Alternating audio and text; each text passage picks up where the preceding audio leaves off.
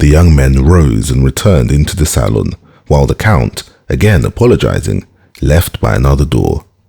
Albert, who was a great smoker and who had considered it no small sacrifice to be deprived of the cigars of the Café de Paris, approached the table and uttered a cry of joy at perceiving some veritable puros.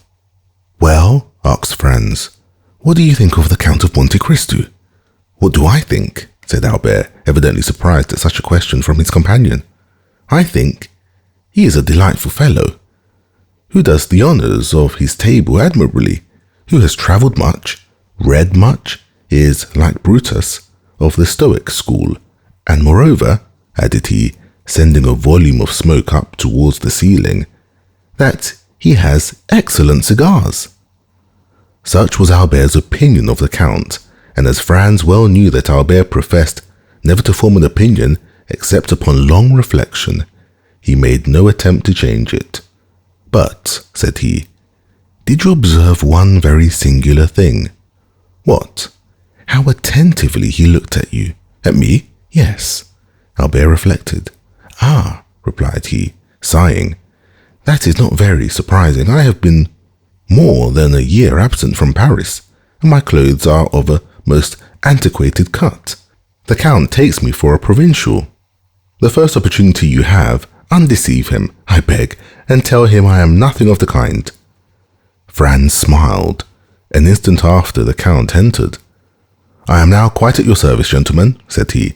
"The carriage is going one way to the Piazza del Popolo, and we will go another, and if you please, by the Corso." "Take some more of these cigars, Monsieur de Morcerf." "With all my heart," returned Albert. "Italian cigars are horrible.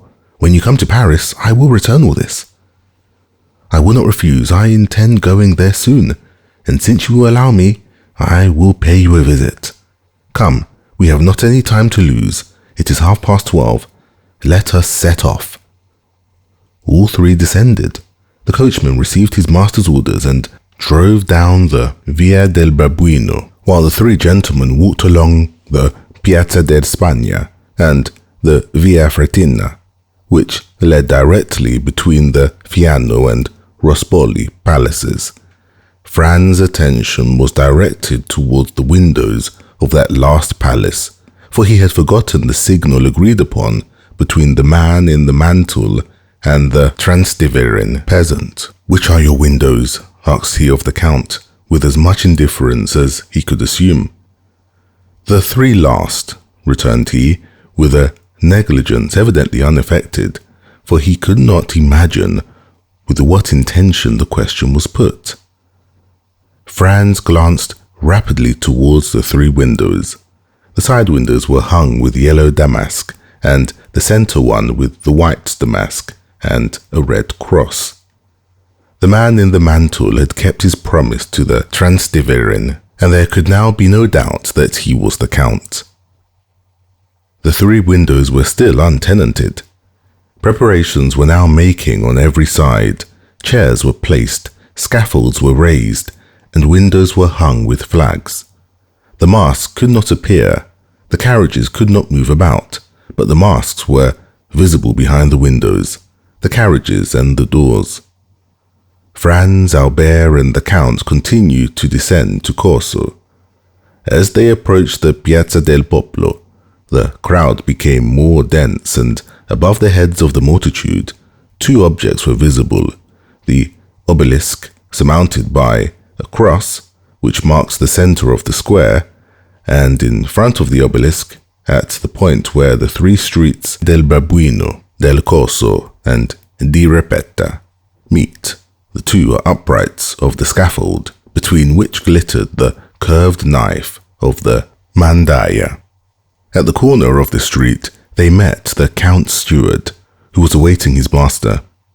The window, let at an exorbitant price, which the Count had doubtless wished to conceal from his guests, was on the second floor of the great palace, situated between the Via del Babuino and the Monte Pincio.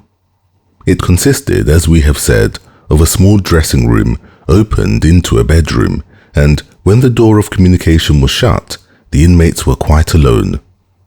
On chairs were laid elegant masquerade costumes of blue and white satin. "As you left the choice of your costumes to me," said the Count to the two friends, "I have had these brought, as they will be the most worn this year, and they are most suitable on account of the confetti, sweetmeats, as they do not show the flour." Franz heard the words of the Count but imperfectly, and he perhaps did not fully appreciate this new attention to their wishes, for he was wholly absorbed by the spectacle that the Piazza del Popolo presented, and by the terrible instrument that was in the centre. It was the first time Franz had ever seen a guillotine. We say guillotine because the Roman mandaia is formed on almost the same model as the French instrument. The knife, which is shaped like a crescent that cuts with a convex side, falls from a lesser height, and that is all the difference. Two men seated on the movable plank on which the victim is laid were eating their breakfasts while waiting for the criminal. Their repast consisted apparently of bread and sausages. One of them lifted the plank, took out a flask of wine, drank some, and then passed it to his companion. These two men were the executioner's assistants. At this sight, Franz felt the perspiration start forth upon his brow. The prisoners, transported the previous evening from the Carcere Nuove to the little church of Santa Maria del Popolo, had passed the night, each accompanied by two priests in a chapel closed by a grating, before which were two sentinels, who were relieved at intervals. A double line of carbineers, placed on each side of the door of the church, reached to the scaffold and formed a circle around it, leaving a path about 10 feet wide and around the guillotine a space of nearly 100 feet. All the rest of the square was paved with heads. Many women held their infants on their shoulders, and thus the children had the best view. The Monte Pincio seemed a vast amphitheatre filled with spectators. The balconies of the two churches at the corner of the Via del Babuino and the Via di Ripetta were crammed. The steps even seemed a parti-coloured sea that was impelled towards the portico. Every niche in the wall held its living statue. What the Count said was true. The most curious spectacle in life is that of death. And yet, instead of the silence and the solemnity demanded by the occasion, laughter and jests arose from the crowd. It was evident that the execution was, in the eyes of the people, only the commencement of the carnival. Suddenly the tumult ceased as if by magic, and the doors of the church opened. A brotherhood of penitents, clothed from head to foot in robes of grey sackcloth, with holes for the eyes, and holding in their hands lighted tapers, appeared first. The chiefs marched at the head. Behind the penitents came a man of vast stature and proportions. He was naked, with the exception of cloth drawers, at the left side of which hung a large knife in a sheath, and he bore on his right shoulder a heavy iron sledgehammer. This man was the executioner. He had, moreover, sandals bound on his feet by cords. Behind the executioner came, in the order in which they were to die, first Peppino and then Andrea. Each was accompanied by two priests. Neither had his eyes bandaged. Peppino walked with a firm step, doubtless aware of what awaited him. Andrea was supported by two priests. Each of them, from time to time, kissed the crucifix a confessor held out to them. At this sight alone, Franz felt his legs tremble under him. He looked at Albert. He was as white as a shirt, and mechanically cast away his cigar, although he had not half smoked it. The Count alone seemed unmoved, nay, more, a slight colour seemed striving to rise in his pale cheeks. His nostrils dilated like those of a wild beast that scents its prey, and his lips, half opened, disclosed his white teeth, small and sharp like those of a jackal. and yet his features wore an expression of smiling tenderness, such as Franz had never before witnessed in them. His black eyes especially were full of kindness and pity. However, the two culprits advanced, and as they approached, their faces became visible. Peppino was a handsome young man of 4 or 5 and 20, bronzed by the sun. He carried his head erect and seemed on the watch to see which side his liberator would appear. Andrea was short and fat, his visage marked with brutal cruelty. Head fell on his shoulder, his legs bent beneath him, and his movements were apparently automatic and unconscious. "I thought," said Franz to the Count, "that you told me there would be but one execution." "I told you true," replied he coldly. "And yet there are 2 culprits." "Yes, but only one of these 2 is about to die. The other has many years to live." "If the pardon is to come, there is no time to lose." "And see, here it is," said the Count. At the moment when Peppino reached the foot of the mandaia, a priest arrived in some haste, forced his way through the soldiers, and, advancing to the chief of the Brotherhood, gave him a folded paper. The piercing eye of Peppino had noticed all. The chief took the paper, unfolded it, and, raising his hand, "Heaven be praised, and His Holiness also," said he in a loud voice. "Here is a pardon for one of the prisoners." "A pardon!" cried the people with one voice. "A pardon!" At this, Andrea raised his head. "Pardon for whom?" cried he. Peppino remained breathless. "A pardon for Peppino, called Roccapiori," said the principal friar, and he passed the paper to the officer commanding the carbineers, who read and returned it to him. "For Peppino," cried Andrea, who seemed roused from the torpor in which he had been plunged. "Why for him and not for me? We ought to die together. I was promised he should die with me. You have no right to put me to death alone. I will not die alone. I will not." And he broke from the priest, struggling and raving like a wild beast, and striving desperately to break the cords that bound his hands. The executioner made a sign, and his 2 assistants leaped from the scaffold and seized him. "What is going on?" asked Franz of the Count, for, as all the talk was in the Roman dialect, he had not perfectly understood it. "Do you not see," returned the Count, "that this human creature who is about to die is furious that his fellow sufferer does not perish with him?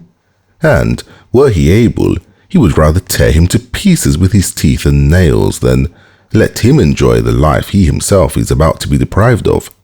"Oh, man, race of crocodiles," cried the Count, extending his clenched hands towards the crowd. "How well do I recognize you there, and that at all times you are worthy of yourselves." Meanwhile, Andrea and the 2 executioners were struggling on the ground, and he kept exclaiming, "He ought to die. He shall die. I will not die alone." "Look, look," cried the Count, seizing the young men's hands. "Look, for on my soul it is curious. Here is a man who has resigned himself to his fate, who was going to the scaffold to die, like a coward, it is true, but he was about to die without resistance. Do you know what gave him strength? Do you know what consoled him? It was that another partook of his punishment, that another partook of his anguish, that another was to die before him. Lead 2 sheep to the bushes, 2 oxen to the slaughterhouse, and make one of them understand that his companion will not die. The sheep will bleat for pleasure, the ox will bellow with joy. But man, whom God created in his own image, man upon whom God has laid his sole commandment, to love his neighbor, man to whom God has given a voice to express his thoughts. What is his first cry when he hears his fellow man is saved? A blasphemy. Honor to man, this masterpiece of nature, the king of the creation." And the Count burst into a laugh, a terrible laugh, that showed he must have suffered horribly to be able thus to laugh. However, the struggle still continued. and it was dreadful to witness. The two assistants carried Andrea up the scaffold. The people all took part against Andrea, and 20,000 voices cried, "Put him to death! Put him to death!" Franz sprang back, but the Count seized his arm and held him before the window.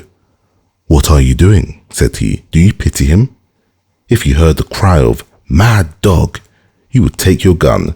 You would unhesitatingly shoot the poor beast, who, after all, was only guilty of having been bitten by another dog. And yet you pity a man who, without being bitten by one of his race, has yet murdered his benefactor, and whom, now unable to kill anyone because his hands are bound, wishes to see his companion in captivity perish. No, look. The recommendation was needless. Franz was fascinated by the horrible spectacle. The two assistants had borne Andrea to the scaffold, and there, in spite of his struggles, his bites and his cries, had forced him to his knees. During this time, the executioner had raised his mace and signed to them to get out of the way. The criminal strove to rise, but ere he had time, the mace fell on his left temple. A dull and heavy sound was heard, and the man dropped like an ox on his face, and then turned over on his back. The executioner let fall his mace, drew his knife, and with one stroke opened his throat, and mounting on his stomach, stamped violently on it with his feet. At every stroke, a jet of blood sprang from the wound. This time Franz could contain himself no longer, but sank, half fainting, into a seat. Albert, with his eyes closed, was standing grasping the window curtains. The Count was erect and triumphant, like the avenging angel. The Carnival at Rome. When Franz recovered his senses, he saw Albert drinking a glass of water, of which, to judge from his pallor, he stood in great need. Meanwhile, the Count was assuming his masquerade costume. He glanced mechanically towards the piazza. The scene was wholly changed. Scaffolders, executioners, victims, all had disappeared. Only the people remained, full of noise and excitement. The bell of Monte, which only sounds on the Pope's decease, and the opening of the carnival, was ringing a joyous peal. "Well," asked he of the Count, "what has then happened?" "Nothing," replied the Count. "Only, as you see, the carnival has commenced. Make haste and dress yourself." "In fact," said Franz, "this horrible scene has passed away like a dream." "It is but a dream, a nightmare that has disturbed you." "Yes, that I have suffered. But the culprit?" "That is a dream also, only he has remained asleep, while you have awakened, and who knows which of you is the most fortunate. But Peppino, what has become of him?" "Peppino is a lad of sense who, unlike most men, who are happy in proportion as they are noticed, was delighted to see that the general attention was directed toward his companion. He profited by this distraction to slip away among the crowd, without even thanking the worthy priests who accompanied him. Decidedly, man is an ungrateful and egotistical animal. But dress yourself. See, Monsieur de Morcerf sets you the example." Albert was drawing on the satin pantaloon over his black trousers and varnished boots. "Well, Albert," said Franz, "do you feel much inclined to join the revels? Come, answer frankly." "Ma foi, no," returned Albert, "but I am really glad to have seen such a sight, and I understand what the Count said, that when you have once habituated yourself to a similar spectacle, it is the only one that causes you any emotion." "Without reflecting that this is the only moment in which you can study character," said the Count, "on the steps of the scaffold, death tears off the mask that has been worn through life, and the real visage is disclosed. It must be allowed that Andrea was not very handsome, the hideous scoundrel. Come, dress yourselves, gentlemen, dress yourselves." Franz felt it would be ridiculous not to follow his two companions' example. He assumed his costume and fastened on the mask that scarcely equaled the pallor of his own face. Their toilette finished, they descended. The carriage awaited them at their door, filled with sweetmeats and bouquets. They fell into the line of carriages. It is difficult to form an idea of the perfect change that had taken place. Instead of the spectacle of a gloomy and a silent death, the Piazza del Popolo presented a spectacle of gay and noisy mirth and revelry. A crowd of masks flowed in from all sides, emerging from the doors, descending from the windows.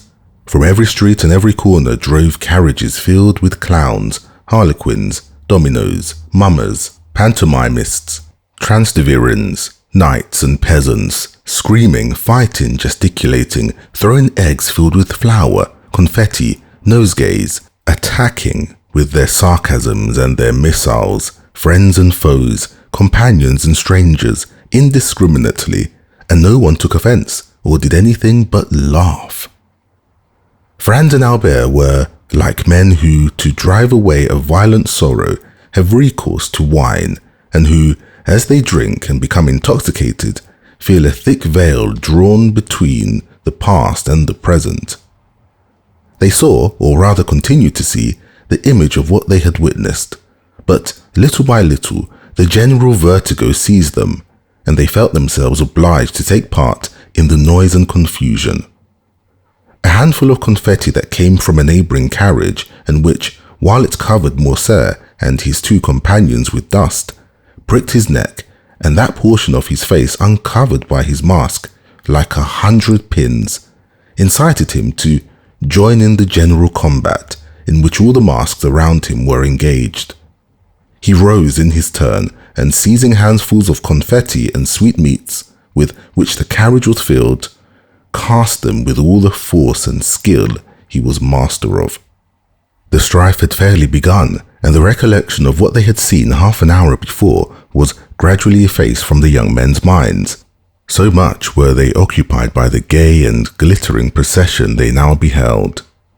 As for the Count of Monte Cristo, he had never for an instant shown any appearance of having been moved. Imagine the large and splendid Corso, bordered from one end to the other with lofty palaces, with their balconies hung with carpets, and their windows with flags. At these balconies are 300,000 spectators, Romans, Italians, strangers from all parts of the world, the united aristocracy of birth, wealth, and genius. Lovely women, yielding to the influence of the scene, bend over their balconies or lean from their windows and shower down confetti which are returned by bouquets. The air seems darkened with all the falling confetti and flying flowers. In the streets, the lively crowd is dressed in the most fantastic costumes. Gigantic cabbages walk gravely about. Buffaloes' heads bellow from men's shoulders. Dogs walk on their hind legs. In the midst of all this, a mask is lifted, and, as in Callot's Temptation of St. Anthony, a lovely face is exhibited, which we would fain follow, but from which we are separated by troops of fiends. This will give a faint idea of the carnival at Rome.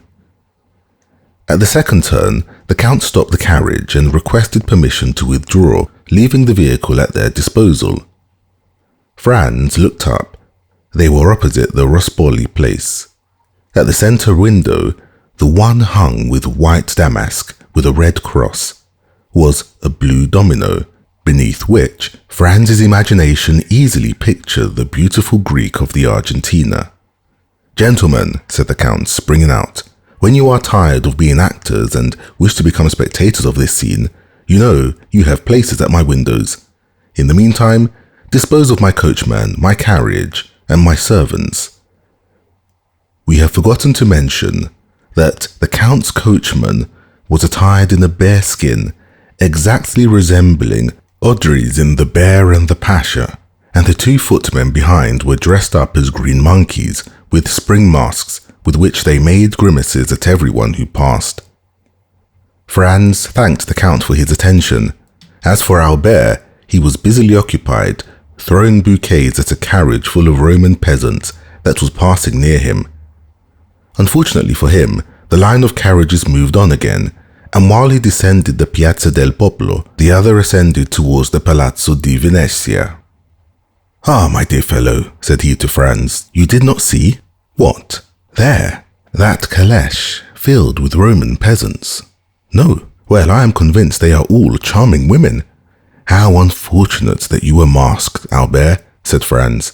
Here was an opportunity of making up for past disappointments. "Oh," replied he, half laughing, half serious, "I hope the carnival will not pass without some amends in one shape or the other." But in spite of Albert's hope, the day passed unmarked by any incident, excepting 2 or 3 encounters with the carriage full of Roman peasants. At one of these encounters, accidentally or purposely, Albert's mask fell off. He instantly rose and cast the remainder of the bouquets into the carriage.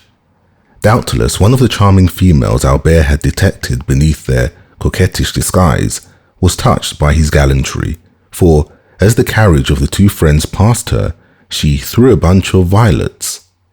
Albert seized it, and, as Franz had no reason to suppose it was meant for him, he suffered Albert to retain it. Albert placed it in his buttonhole, and the carriage went triumphantly on. "Well," said Franz to him, "there is the beginning of an adventure. Laugh, if you please, I really think so. So I will not abandon this bouquet." "Pardieu," returned Franz, laughing, "in token of your ingratitude." The jest, however, soon appeared to become earnest, for when Albert and Franz again encountered the carriage with the contadini, the one who had thrown the violets to Albert clapped her hands when she beheld them in his buttonhole. "Bravo, bravo," said Franz. "Things go wonderfully. Shall I leave you? Perhaps you would prefer being alone?" "No," replied he, "I will not be caught like a fool at a first disclosure, by a rendezvous under the clock, as they say at the opera balls. If the fair peasant wishes to carry matters any further, we shall find her, or rather, she will find us tomorrow. Then she will give me some sign or other, and I shall know what I have to do." "On my word," said Franz, "you are as wise as Nestor and prudent as Ulysses, and your fair Circe must be very skillful or very powerful if she succeeds in changing you into a beast of any kind." Albert was right. The fair unknown had resolved, doubtless, to carry the intrigue no farther, for although the young men had made several more turns, they did not again see the caleche, which had turned up on one of the neighbouring streets. Then they returned to the Rospoli Palace, but the Count and the blue domino had also disappeared. The 2 windows, hung with yellow damask, were still occupied by the persons whom the Count had invited. At this moment, the same bell that had proclaimed the beginning of the mascherata sounded the retreat. The file on the Corso broke the line, and in a second all the carriages had disappeared. Franz and Albert were opposite the Via delle Murate. The coachman, without saying a word, drove up it, passed along the Piazza di Spagna and the Rospoli Palace, and stopped at the door of the hotel. Signor Pastrini came to the door to receive his guests. Franz hastened to inquire after the Count, and to express regret that he had not returned in sufficient time, but Pastrini reassured him by saying that the Count of Monte Cristo had ordered a second carriage for himself, and that it had gone at 4 o'clock to fetch him from the Rospoli Palace. The Count had, moreover, charged him to offer the 2 friends the key of his box at the Argentina. Franz questioned Albert as to his intentions, but Albert had great projects to put into execution before going to the theatre, and, instead of making any answer, he inquired if Signor Pastrini could procure him a tailor. "A tailor?" said the host. "And for what?" "To make us between now and tomorrow 2 Roman peasant costumes," returned Albert. The host shook his head. "To make you 2 costumes between now and tomorrow? I ask your excellency's pardon, but this is quite a French demand. For the next week you will not find a single tailor who would consent to sew 6 buttons on a waistcoat if you paid them £1 apiece for each button." "Then I must give up the idea?" No, we have them ready-made. Leave all to me, and tomorrow, when you awake, you shall find a collection of costumes with which you will be satisfied." "My dear Albert," said Franz, "leave all to our host. He has already proved himself full of resources.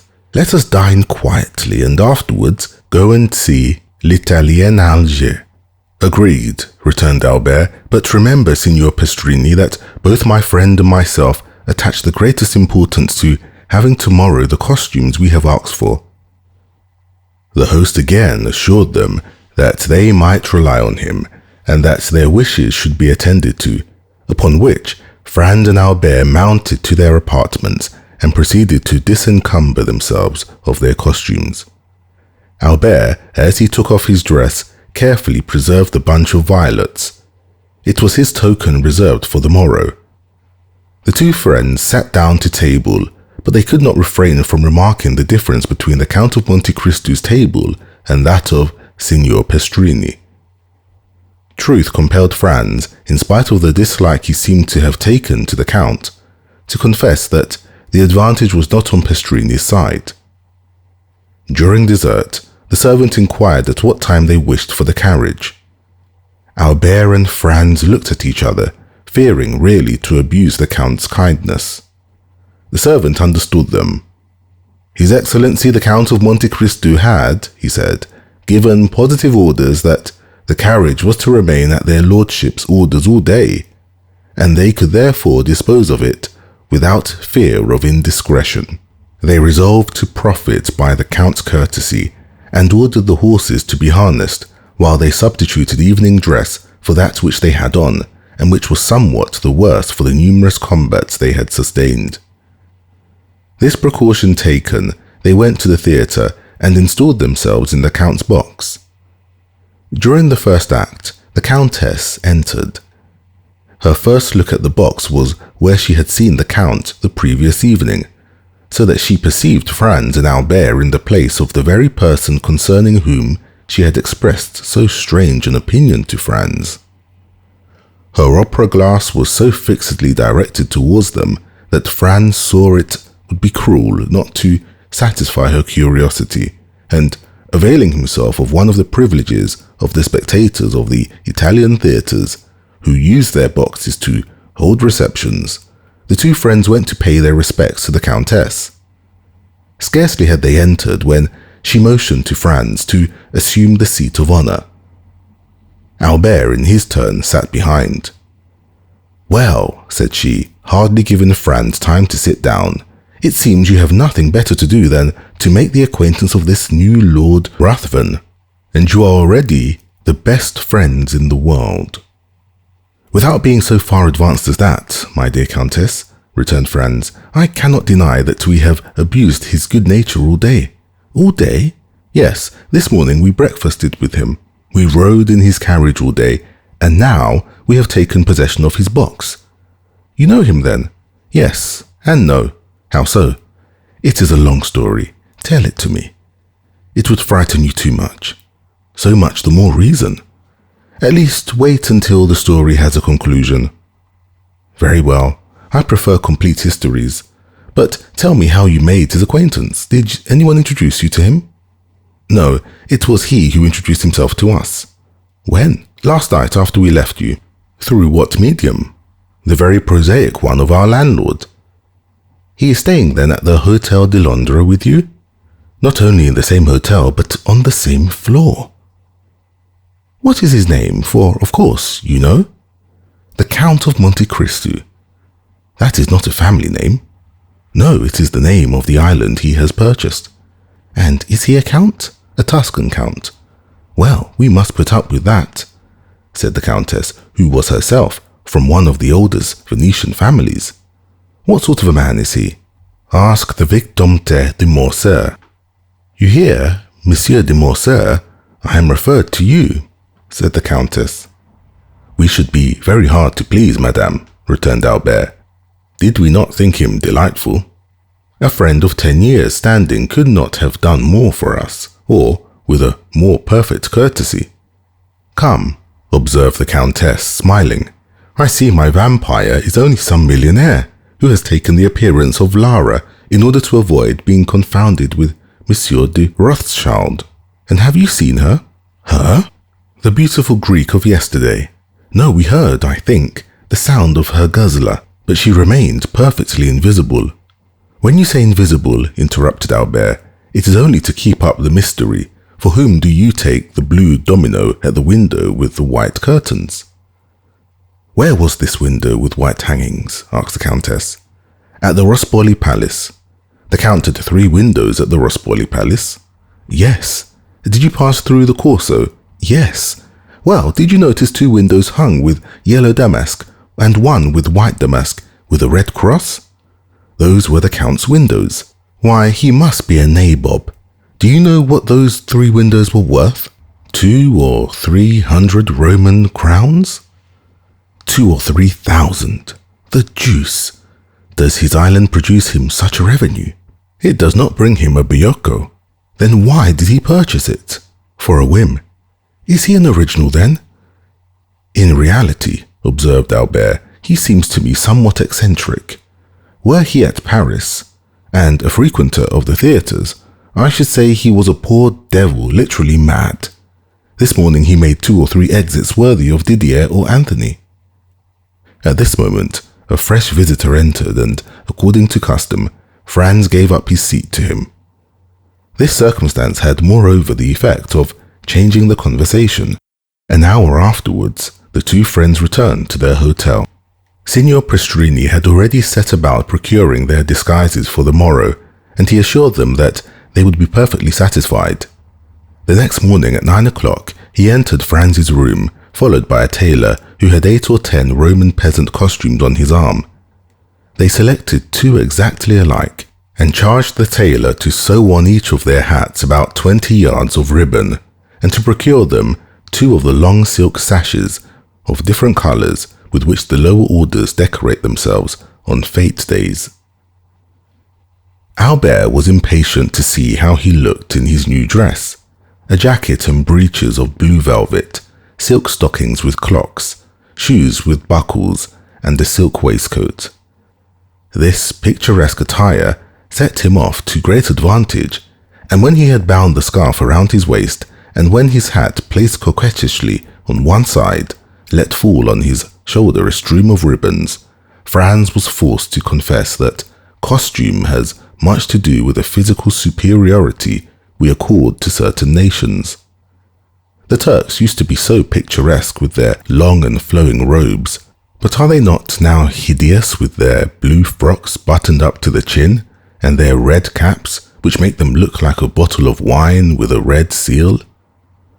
Franz complimented Albert, who looked at himself in the glass with an unequivocal smile of satisfaction. They were thus engaged when the Count of Monte Cristo entered.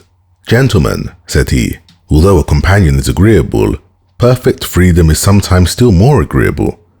I come to say that today, and for the remainder of the carnival, I leave the carriage entirely at your disposal. The host will tell you I have 3 or 4 more, so that you will not inconvenience me in any way. Make use of it, I pray you, for your pleasure or your business." The young men wished to decline, but they could find no good reason for refusing an offer which was so agreeable to them.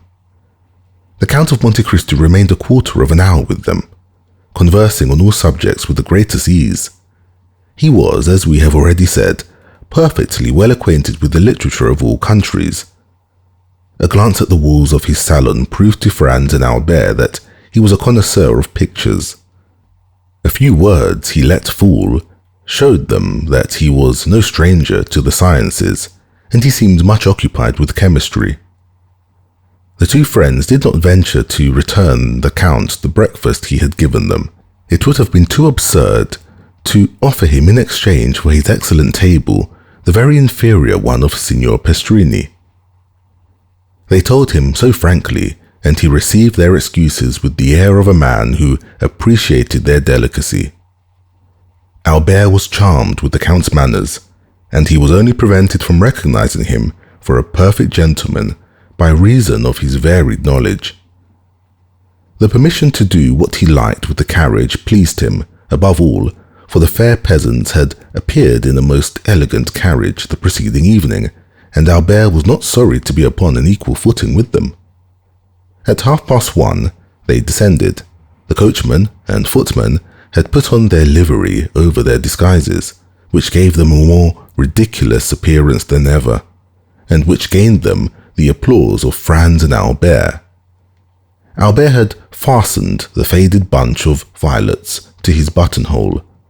At the first sound of the bell, they hastened to the Corso by the Via Vittoria. At the second turn, a bunch of fresh violets thrown from a carriage filled with harlequins indicated to Albert that, like himself and his friend, the peasants had changed their costume also, and whether it was the result of chance or whether a similar feeling had possessed them both, while he had donned their costume, they had assumed his. Albert placed the fresh bouquet in his buttonhole. He kept the faded one in his hand, and when he again met the calash, he raised it to his lips, an action which seemed greatly to amuse not only the fair lady who had thrown it, but her joyous companions also. The day was as gay as the preceding one, perhaps even more animated and noisy. The Count appeared for an instant at his window, but when they again passed, he had disappeared. It is almost needless to say that the flirtation between Albert and the fair peasant continued all day. In the evening, on his return, Franz found a letter from the embassy informing him that he would have the honor of being received by His Holiness the next day.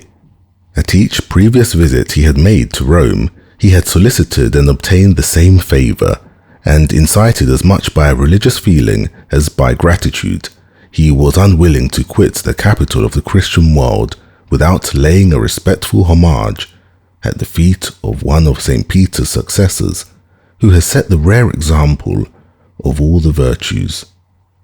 He did not think of the carnival, for in spite of his condescension and touching kindness, one cannot incline oneself without awe before the venerable and noble old man called Gregory XVI. On his return from the Vatican, Franz carefully avoided the Corso.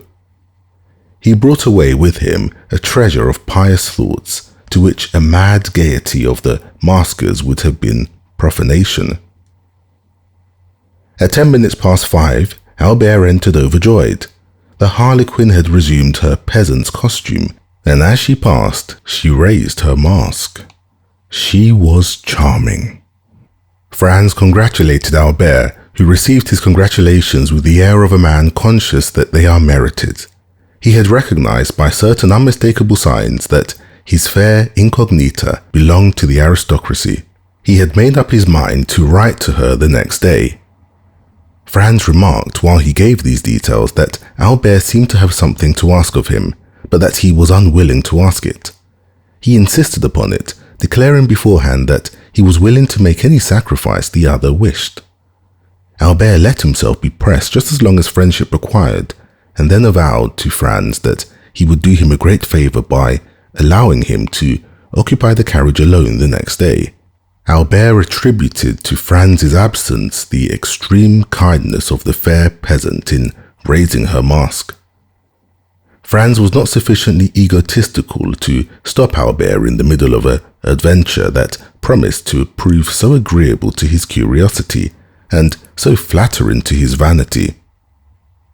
He felt assured that the perfect indiscretion of his friend would duly inform him of all that had happened, and as during 3 years that he had travelled all over Italy, a similar piece of good fortune had never fallen to his share, Franz was by no means sorry to learn how to act on such an occasion. He therefore promised Albert that he would content himself the morrow with witnessing the carnival from the windows of the Rospoli Palace. The next morning he saw Albert pass and repass, holding an enormous bouquet, which he doubtless meant to make the bearer of his amorous epistle. This belief was changed into certainty when Franz saw the bouquet, conspicuous by a circle of white camellias, in the hand of a charming harlequin dressed in rose-coloured satin. The evening was no longer joy but delirium. Albert doubted nothing but that the fair unknown would reply in the same manner. Franz anticipated his wishes by saying that the noise fatigued him and that he should pass the next day in writing and looking over his journal. Albert was not deceived, for the next evening Franz saw him enter triumphantly, shaking the folded paper which he held by one corner. "Well," said he, "was I mistaken? She has answered you?" cried Franz. "Read." The word was pronounced in a manner impossible to describe.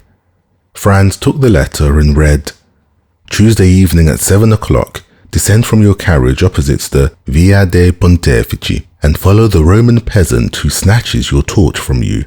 When you arrive at the first step of the church of San Giacomo, be sure to fasten a knot of rose-colored ribbons to the shoulder of your harlequin costume, in order that you may be recognized. Until then you will not see me. Constancy and discretion." "Well," asked he, when Franz had finished, "what do you think of that?" "I think that the adventure is assuming a very agreeable appearance."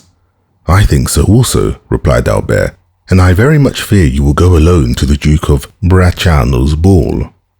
Franz and Albert had received that morning an invitation from the celebrated Roman banker. "Take care, Albert," said Franz. "All the nobility of Rome will be present, and if your fair incognita belong to the higher class of society, she must go there." "Whether she goes there or not, my opinion is still the same," returned Albert. "You have read the letter? Yes. You know how imperfectly the women of the Mezzocitto are educated in Italy? This is the name of the lower class." "Yes." "Well, read the letter again, look at the writing, and find, if you can, any blemish in the language or orthography." The writing was, in reality, charming, and the orthography irreproachable. "You are born to good fortune," said Franz, as he returned the letter. "Laugh as much as you will," replied Albert. "I am in love." "You alarm me," cried Franz. "I see that I shall not only go alone to the Duke of Bracciano's, but also return to Florence alone." "If my unknown be as amiable as she is beautiful," said Albert, "I shall fix myself at Rome for 6 weeks at least. I adore Rome, and I have always had a great taste for archaeology. Come, 2 or 3 more such adventures, and I do not despair of seeing you a member of the Academy." Doubtless Albert was about to discuss seriously his right to the academic chair when they were informed that dinner was ready. Albert's love had not taken away his appetite. He hastened with Franz to seat himself, free to recommence the discussion after dinner. After dinner, the Count of Monte Cristo was announced. They had not seen him for 2 days. Signor Pastrini informed them that business had called him to Civitavecchia. He had started the previous evening and had only returned an hour since. He was charming. Whether he kept a watch over himself or whether by accident he did not sound the acrimonious chords that, in other circumstances, had been touched, he was tonight like everybody else. The man was an enigma to Franz. The Count must feel sure that Franz recognized him, and yet he had not let fall a single word indicating any previous acquaintance between them. On his side, however great Franz's desire was to allude to their former interview, the fear of being disagreeable to the man who had loaded him and his friend with kindness prevented him from mentioning it. The Count had learned that the 2 friends had sent to secure a box at the Argentina theatre and were told they were all let. In consequence, he brought them a key of his own, at least such was the apparent motive of his visit. Franz and Albert made some difficulty, alleging their fear of depriving him of it, but the Count replied that as he was going to the Pali Theatre, the box at Argentina Theatre would be lost if they did not profit by it. This assurance determined the 2 friends to accept it. Franz had by degrees become accustomed to the Count's pallor, which had so forcibly struck him at their first meeting. He could not refrain from admiring the severe beauty of his features, the only defect, or rather, the principal quality of which was the pallor. Truly a Byronic hero. Franz could not, we will not say see him, but even think of him without imagining his stern head upon Manfred's shoulders, or beneath Lara's helmet. His forehead was marked with the line that indicates the constant presence of bitter thoughts. He had the fiery eyes that seemed to penetrate to the very soul, and the haughty and disdainful upper lip that gives to the words it utters a peculiar character that impresses them on the minds of those to whom they are addressed. The Count was no longer young. He was at least 40, and yet it was easy to understand that he was formed to rule the young men with whom he associated at present. And to complete his resemblance with the fantastic heroes of the English poet, the Count seemed to have the power of fascination. Albert was constantly expiating on their good fortune of meeting such a man. Franz was less enthusiastic, but the Count exercised over him also the ascendancy a strong mind always acquires over a mind less domineering. He thought several times of the project the Count had of visiting Paris, and he had no doubt but that, with his eccentric character, his characteristic face, and his colossal fortune, he would produce a great effect there. And yet he did not wish to be at Paris when the Count was there. The evening passed as evenings mostly pass at Italian theatres, that is, not in listening to the music, but in paying visits and conversing.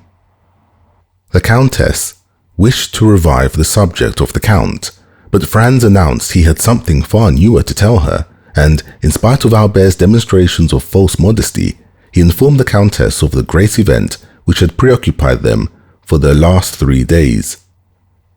As similar intrigues are not uncommon in Italy, if we may credit travellers, the Countess did not manifest the least incredulity, but congratulated Albert on his success. They promised, upon separating, to meet at the Duke of Bracciano's ball, to which all Rome was invited. The heroine of the bouquet kept her word. She gave Albert no sign of her existence the morrow or the day after. At length Tuesday came, the last and most tumultuous day of the carnival. On Tuesday the theatres open at 10 o'clock in the morning, as Lent begins after 8 at night. On Tuesday all those who, through want of money, time, or enthusiasm, have not been to see the carnival before, mingle in the gaiety, and contribute to the noise and excitement. From 2 o'clock till 5, Franz and Albert followed in the fete, exchanging handfuls of confetti with the other carriages and the pedestrians who crowded amongst the horses' feet and the carriage wheels without a single accident, a single dispute, or a single fight. The fetes are veritable pleasure days to the Italians. The author of this history, who has resided 5 or 6 years in Italy, does not recollect to have ever seen a ceremony interrupted by one of those events so common in other countries. Albert was triumphant in his harlequin costume. A knot of rose-coloured ribbons fell from his shoulder almost to the ground. In order that there might be no confusion, Franz wore his peasant's costume. As the day advanced, the tumult became greater. There was not on the pavement, in the carriages, at the windows, a single tongue that was silent, a single arm that did not move. It was a human storm, made up of a thunder of cries and the hail of sweetmeats, flowers, eggs, oranges, and nosegays. At 3 o'clock the sound of fireworks let off on the Piazza del Popolo and the Piazza di Venezia, heard with difficulty amid the din and confusion, announced that the races were about to begin. The races, like Macaulay, are one of the episodes peculiar to the last days of the carnival. At the sound of the fireworks, the carriages instantly broke ranks and retired by the adjacent streets. All these evolutions are executed with the inconceivable address and marvellous rapidity, without the police interfering in the matter. The pedestrians ranged themselves against the walls, then the trampling of horses and the clashing of steel were heard. A detachment of carbineers, 15 abreast, galloped up the Corso in order to clear it for the Barberi. When the detachment arrived at the Piazza di Venezia, a second volley of fireworks was discharged to announce that the street was clear. Almost instantly, in the midst of a tremendous and general outcry, 7 or 8 horses, excited by the shouts of 300,000 spectators, passed by like lightning. Then the castle of St. Angelo fired 3 cannons to indicate that number 3 had won. Immediately, without any other signal, the carriages moved on, flowing on towards the Corso, down all the streets like torrents pent up for a while, which again flow into the parent river, and the immense stream again continued its course between its 2 granite banks. A new source of noise and movement was added to the crowd. The sellers of the moccoletti entered on the scene.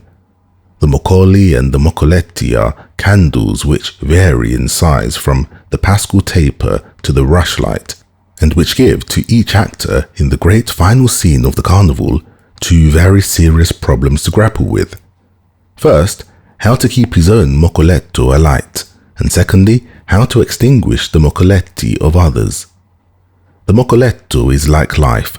Man has found but one means of transmitting it, and that one comes from God. But he has discovered 1,000 means of taking it away, and the devil has somewhat aided him. The moccoletto is kindled by approaching it to a light, but who can describe the 1,000 means of extinguishing the moccoletto?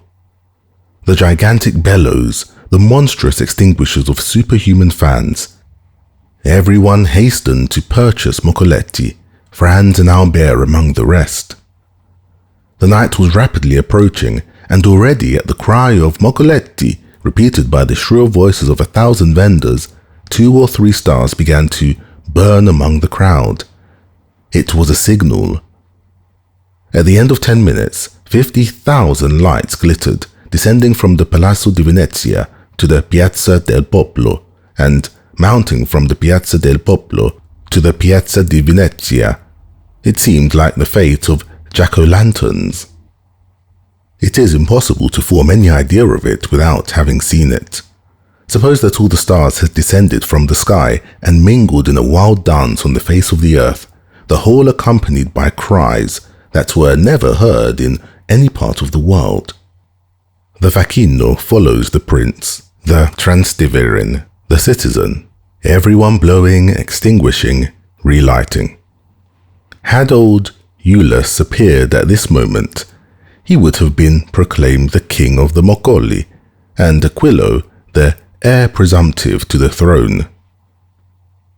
This battle of folly and flame continued for 2 hours. The Corso was light as day. The features of the spectators on the 3rd and 4th stories were visible. Every 5 minutes Albert took out his watch. At length it pointed to 7. The 2 friends were on the Via dei Pontifici. Albert sprang out, bearing his moccoletto in his hand. 2 or 3 masks strove to knock his moccoletto out of his hand, but Albert, a first-rate pugilist, sent them rolling in the street, one after the other, and continued his course towards the church of San Giacomo. The steps were crowded with masks, who strove to snatch each other's torches. Franz followed Albert with his eyes and saw him mount the first step. Instantly, a mask wearing the well-known costume of a peasant woman snatched his moccoletto from him without his offering any resistance. Franz was too far off to hear what they said, but without doubt, nothing hostile passed, for he saw Albert disappear arm in arm with the peasant girl. He watched them pass through the crowd for some time, but at length he lost sight of them in the Via Macello. Suddenly, the bell that gives the signal for the end of the carnival sounded, and at the same instant all the moccoletti were extinguished as if by enchantment. It seemed as though one immense blast of the wind had extinguished everyone. Franz found himself in utter darkness. No sound was audible save that of the carriages that were carrying the maskers home. Nothing was visible save a few lights that burnt behind the windows. The carnival was over. The Catacombs of Saint Sebastian. In his whole life, perhaps, Franz had never before experienced so sudden an impression, so rapid a transition from gaiety to sadness, as in this moment.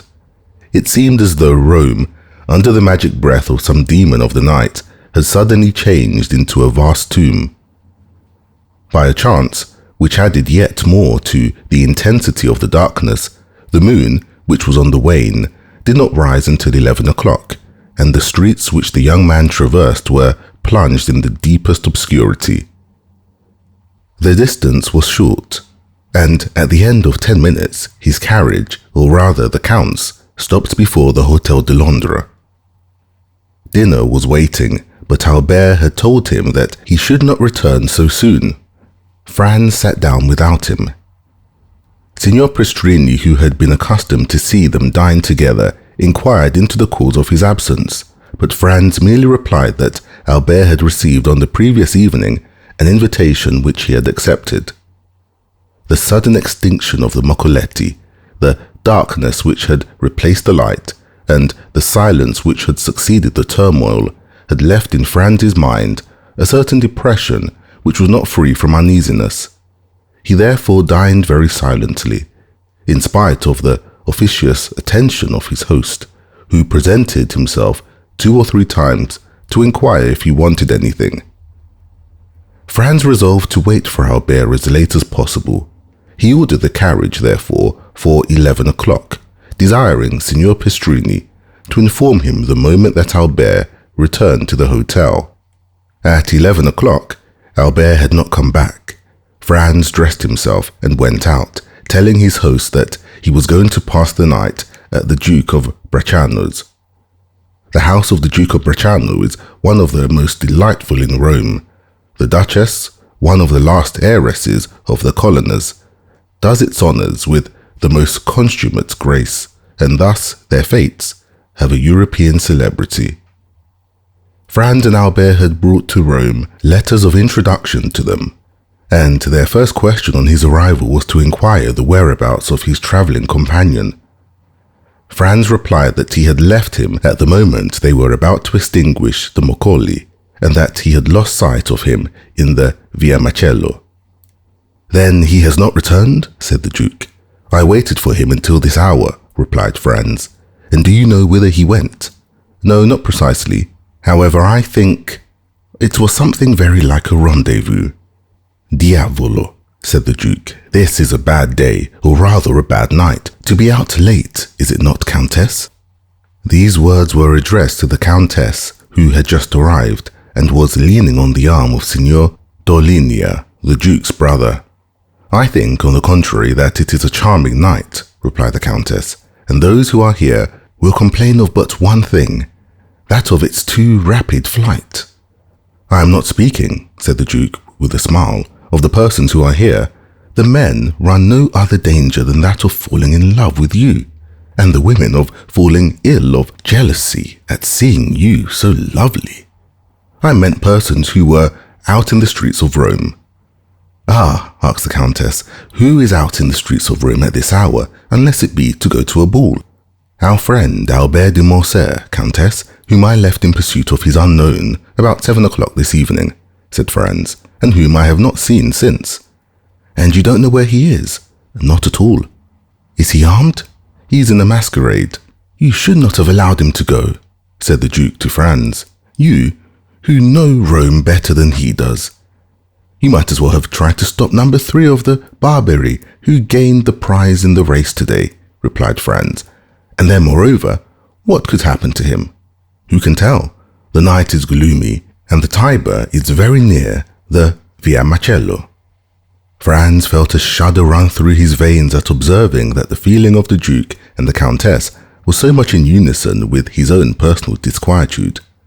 "I informed them at the hotel that I had the honour of passing the night here, Duke," said Franz, "and desired them to come and inform me of his return." "Ah," replied the Duke, "here, I think, is one of my servants who is seeking you." The Duke was not mistaken. When he saw Franz, the servant came up to him. "Your Excellency," he said, "the master of the Hotel de Londres has sent to let you know that a man is waiting for you with a letter from the Viscount of Morcerf." "A letter from the Viscount?" exclaimed Franz. "Yes. And who is the man? I do not know. Why did he not bring it to me here? The messenger did not say. And where is the messenger? He went away directly when he saw me enter the ballroom to find you." "Oh, said the Countess to Franz. Go with all speed. Poor young man, perhaps some accident has happened to him. I will hasten, replied Franz. Shall we see you again to give us any information? Inquired the Countess.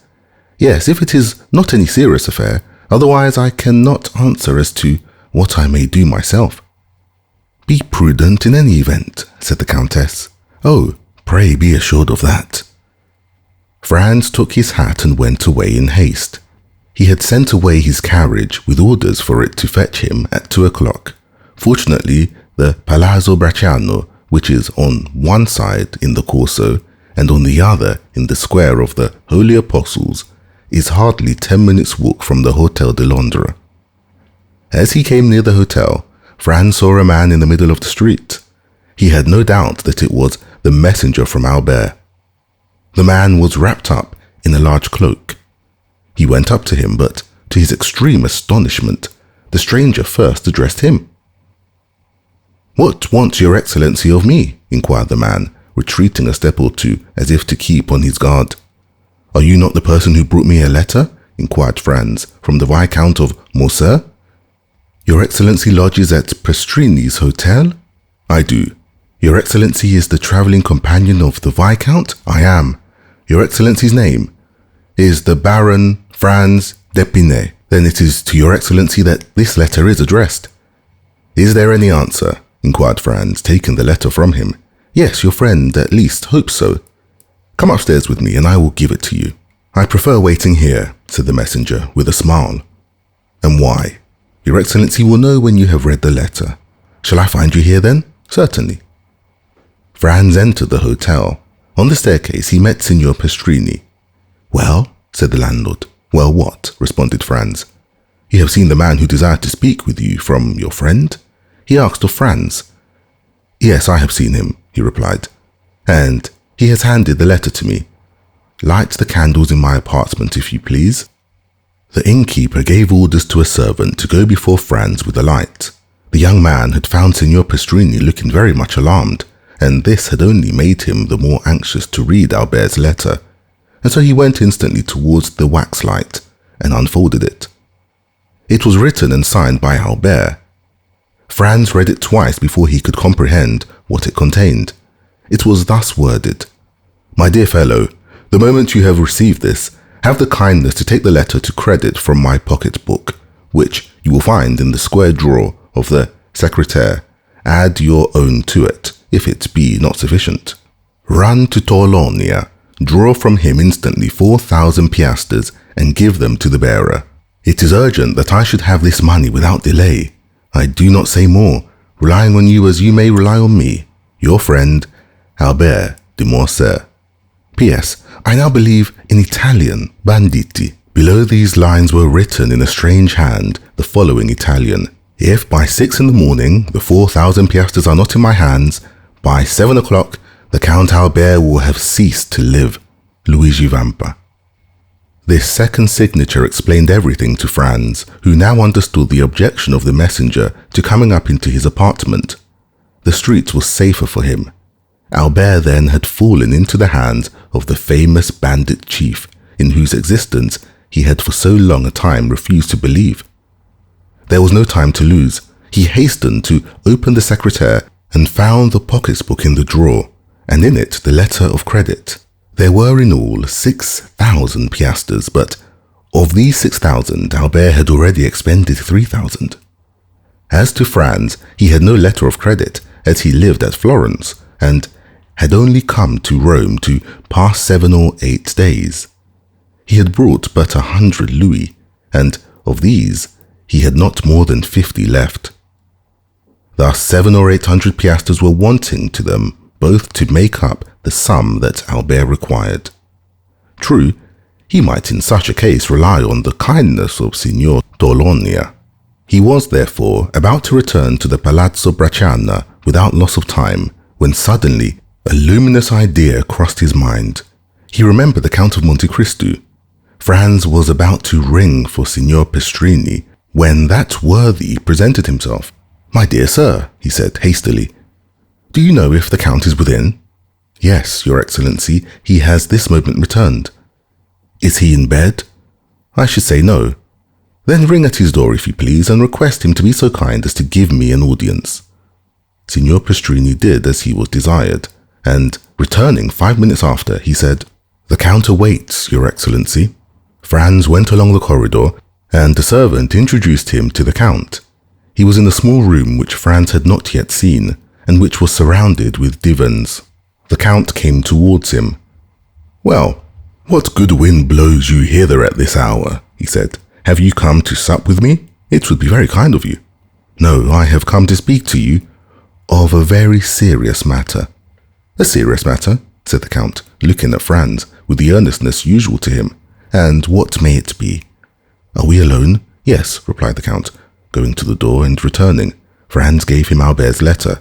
"Read that," he said. The Count read it. "Well, well," said he. "Did you see the postscript?" "I did indeed." "What do you think of that?" inquired Franz. "Have you the money he demands?" "Yes, all but 800 piastres." The Count went into his secretaire, opened it, and, pulling out a drawer filled with gold, said to Franz, "I hope you will not offend me by applying to anyone but myself." "You see, on the contrary, I come to you first and instantly," replied Franz. "And I thank you. Have what you will." And he made a sign to Franz to take what he pleased. "Is it absolutely necessary, then, to send the money to Luigi Vampa?" asked the young man, looking fixedly in his turn at the Count. "Judge for yourself," replied he. "The postscript is explicit." "I think that if you would take the trouble of reflecting, you could find a way of simplifying the negotiation," said Franz. "How so?" returned the Count, with surprise. "If we were to go together to Luigi Vampa, I am sure he would not refuse you Albert's freedom." "What influence can I possibly have over a bandit? Have you not just rendered him a service that can never be forgotten?" "What is that?" "Have you not saved Peppino's life?" "Well, well," said the Count, "who told you that?" "No matter, I know it." The Count knit his brows and remained silent an instant. "And if I went to seek Vampa, would you accompany me? If my society would not be disagreeable?" "Be it so. It is a lovely night, and a walk about Rome would do us both good. Shall I take any arms? For what purpose? Any money?" "It is useless. Where is the man who brought the letter?" "In the street." "He awaits the answer?" "Yes." "I must learn where we are going. I will summon him hither." "It is useless. He would not come up." "To your apartments, perhaps, but he will not make any difficulty at entering mine." The Count went to the window of the apartment that looked onto the street and whistled in a peculiar manner. The man in the mantle quitted the wall and advanced into the middle of the street. "Salite," said the Count, in the same tone in which he would have given an order to his servant. The messenger obeyed without the least hesitation, but rather with alacrity, and, mounting the steps at a bound, entered the hotel. 5 seconds afterwards, he was at the door of the room. "Ah, it is you, Peppino," said the Count. But Peppino, instead of answering, threw himself on his knees, seized the Count's hands, and covered it with kisses. "Ah," said the Count, "you have then not forgotten that I saved your life. That is strange, for it is a week ago." "No, Excellency, I shall never forget it," returned Peppino, with an accent of profound gratitude. "Never?" "That is a long time, but it is something that you believe so. Rise and answer." Peppino glanced anxiously at Franz. "Oh, you may speak before His Excellency," said he. "He is one of my friends." "You allow me to give you this title?" continued the Count in French. "It is necessary to excite this man's confidence." "You can speak before me," said Franz. "I am a friend of the Count's." "Good," returned Peppino. "I am ready to answer any questions your Excellency may address to me. How did the Viscount Albert fall into Luigi's hands?" "Excellency, the Frenchman's carriage passed several times, the one in which was Teresa, the chief's mistress. Yes. The Frenchman threw her a bouquet. Teresa returned it. All this with the consent of the chief, who was in the carriage." "What?" cried Franz. "Was Luigi Vampa in the carriage with the Roman peasants?" "It was he who drove, disguised as the coachman," replied Peppino. "Well?" said the Count. "Well then, the Frenchman took off his mask. Teresa, with the chief's consent, did the same. The Frenchman asked for a rendezvous. Teresa gave him one, only, instead of Teresa, it was Beppo, who was on the steps of the church of San Giacomo. "What?" exclaimed Franz. "The peasant girl who snatched his moccoletto from him?" "Was a lad of 15, replied Peppino.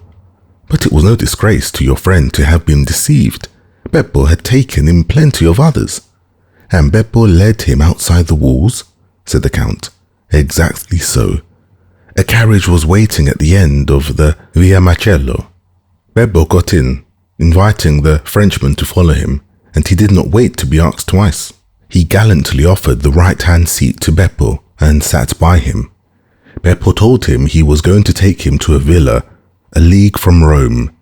The Frenchman assured him he would follow him to the end of the world.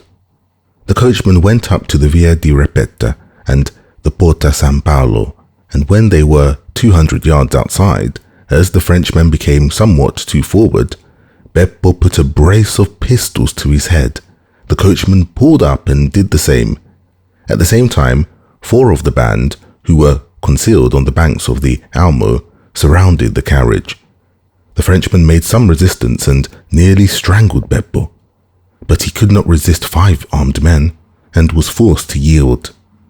They made him get out, walk along the banks of the river, and then brought him to Teresa and Luigi, who was waiting for him in the catacombs of Saint Sebastian. "Well," said the Count, turning towards Franz, "it seems to me that this is a very likely story. What do you say to it?" "Why, that I should think it very amusing," replied Franz. "If it had happened to anyone but poor Albert. And in truth, if you had not found me here," said the Count, "it might have proved a gallant adventure, which would have cost your dear friend. But now, be assured, his alarm will be the only serious consequence." "And shall we go and find him?" inquired Franz. "Oh, decidedly, sir. He is in a very picturesque place. Do you know the catacombs of Saint Sebastian?" "I was never in them, but I have often resolved to visit them." "Well, here is an opportunity made to your hand, and it would be very difficult to contrive one better. Have you a carriage?" "No." "That is of no consequence. I always have one ready, day and night." "Always ready?" "Yes.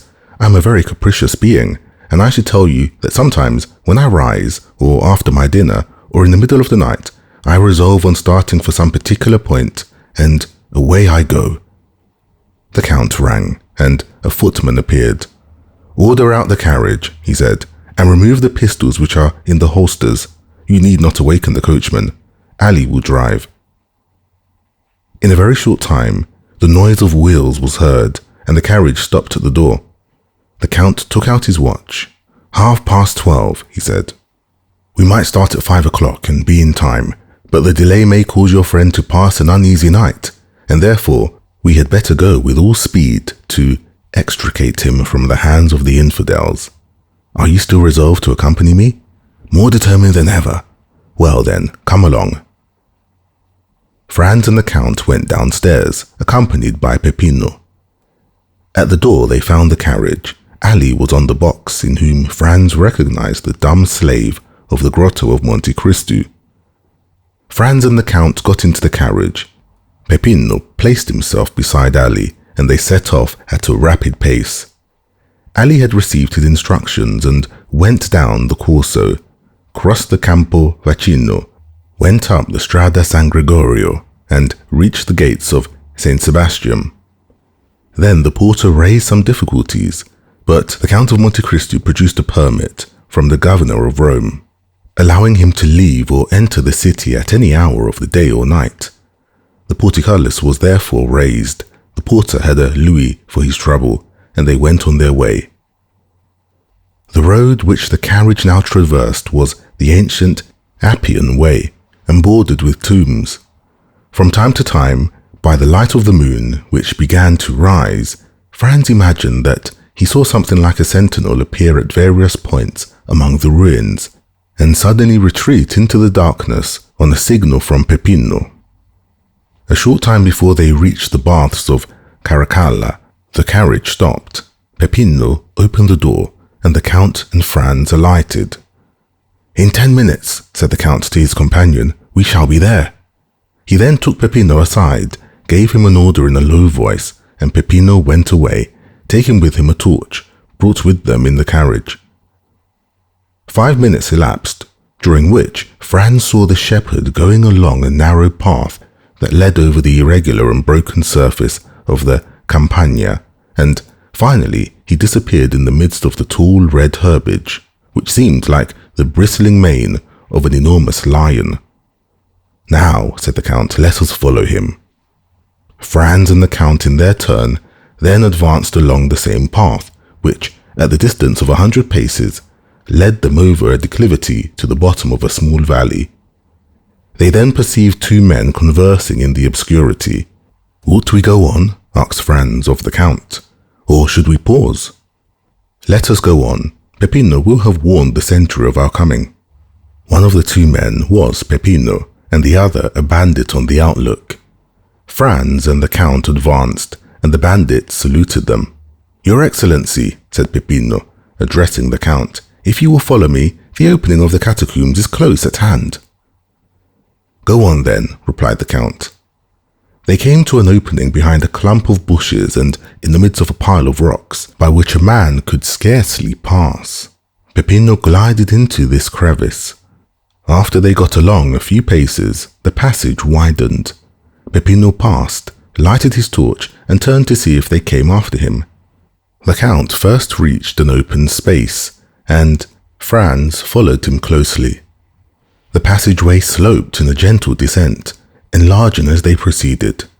Still, Franz and the Count were compelled to advance in a stooping posture, and were scarcely able to proceed abreast of one another.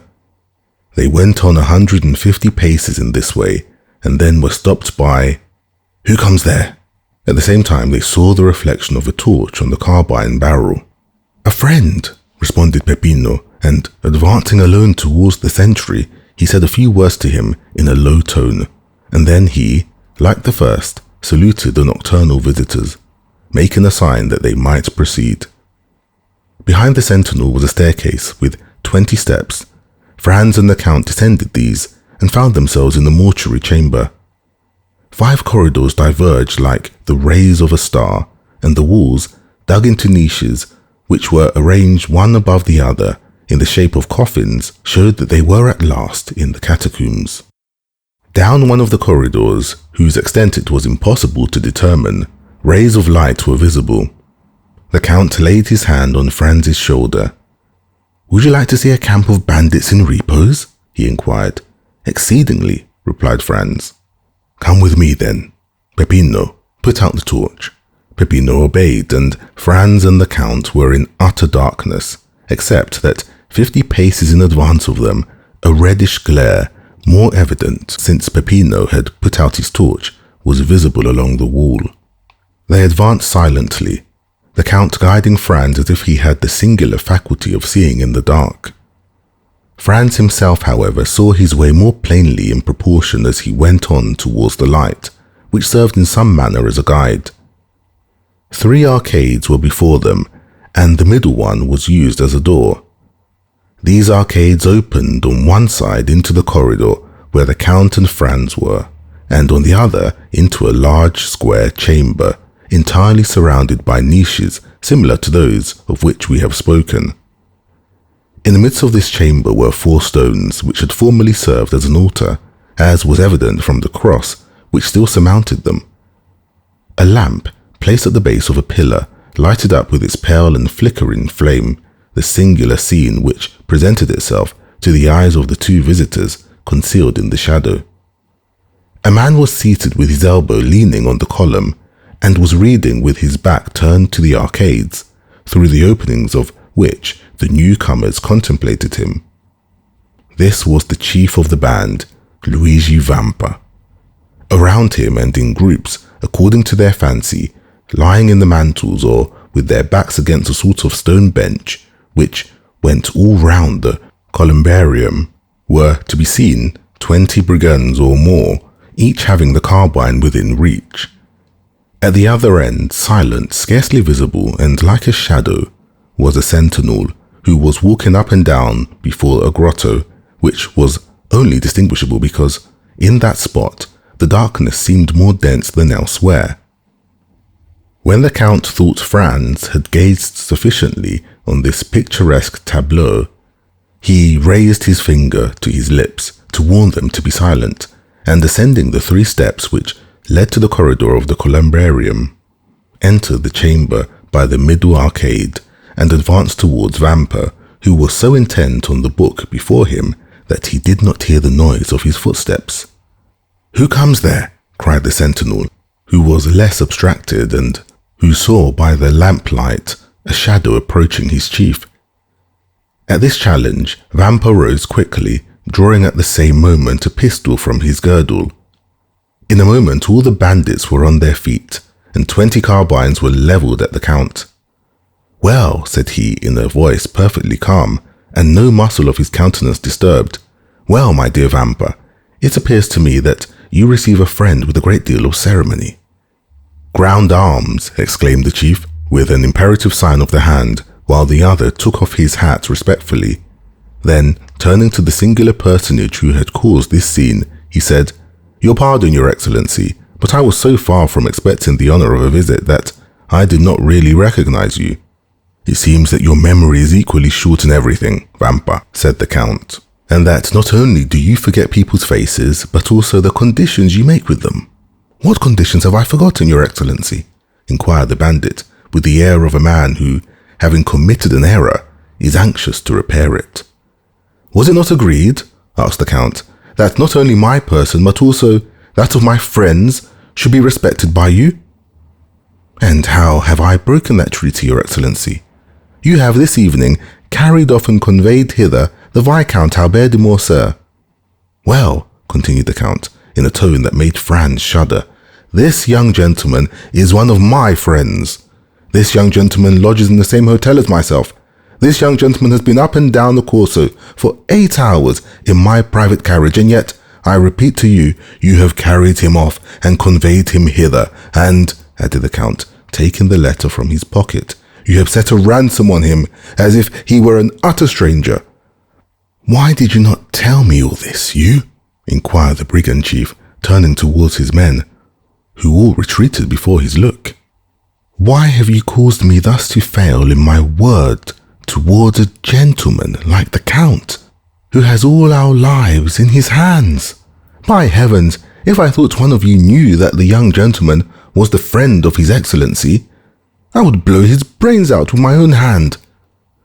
"Well," said the Count, turning towards Franz, "I told you there was some mistake in this." "Are you not alone?" asked Vampa with uneasiness.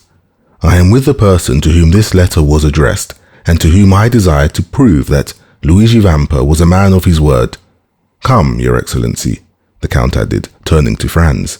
"Here is Luigi Vampa, who will himself express to you his deep regret at the mistake he has committed."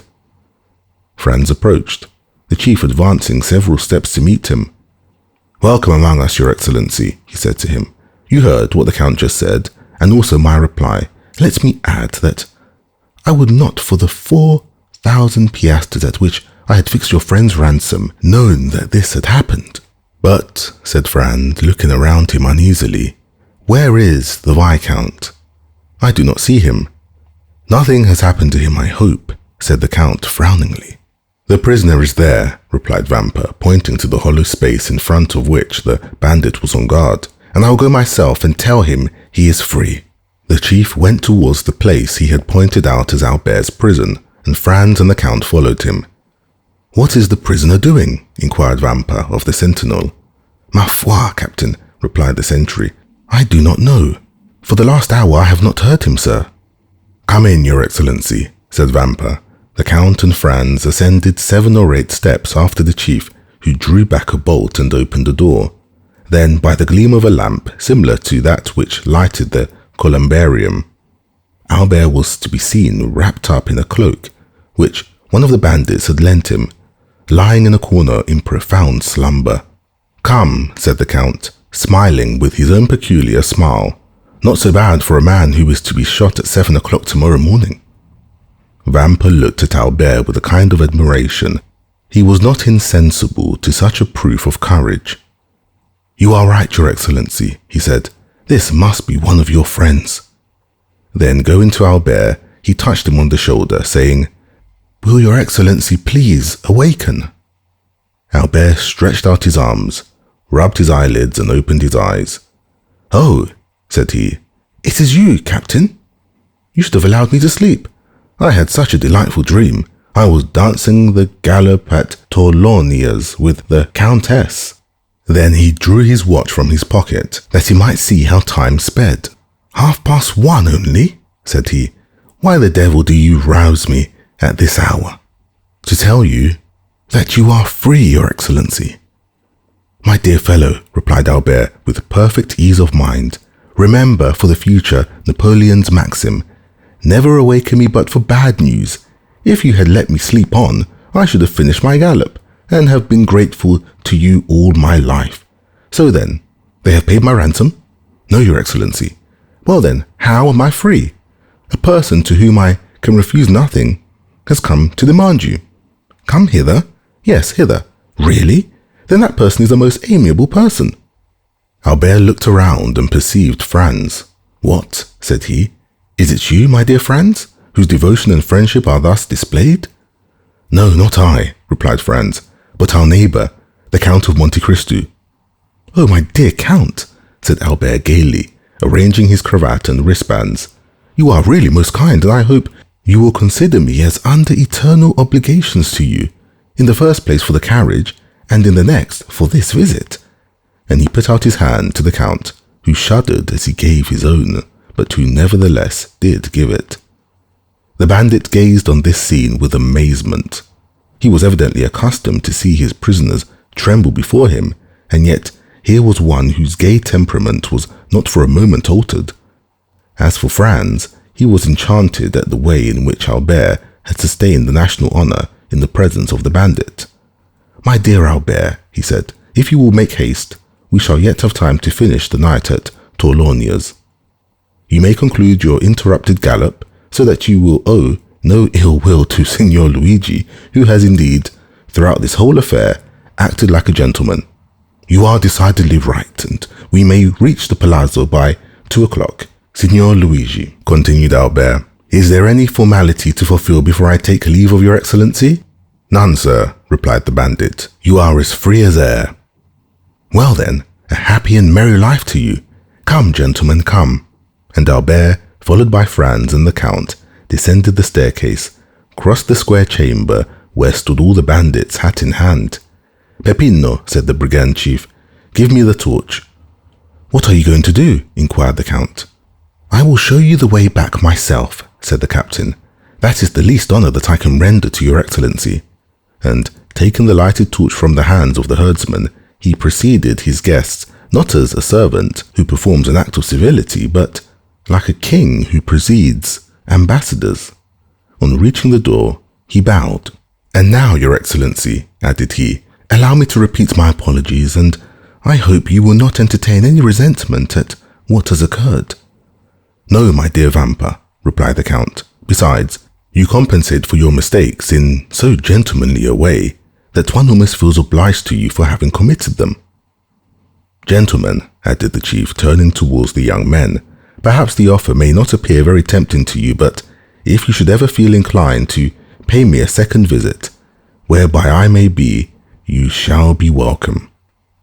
Franz and Albert bowed. The Count went out first, then Albert. Franz paused for a moment. "Has your excellency anything to ask me?" said Vampa with a smile. "Yes, I have," replied Franz. "I am curious to know what work you were perusing with so much attention as we entered." "Caesar's Commentaries," said the bandit. "It is my favourite work." "Well, are you coming?" asked Albert. "Yes," replied Franz. "Here I am." And he, in his turn, left the caves. They advanced to the plain. "Ah, your pardon," said Albert, turning round. "Will you allow me, Captain?" And he lighted his cigar at Vampa's torch. "Now, my dear Count," he said, "let us on with all the speed we may. I am enormously anxious to finish my night at the Duke of Bresciano's." They found the carriage where they had left it. The Count said a word in Arabic to Ali, and the horses went on at great speed. It was just 2 o'clock, by Albert's watch, when the two friends entered into the dancing room.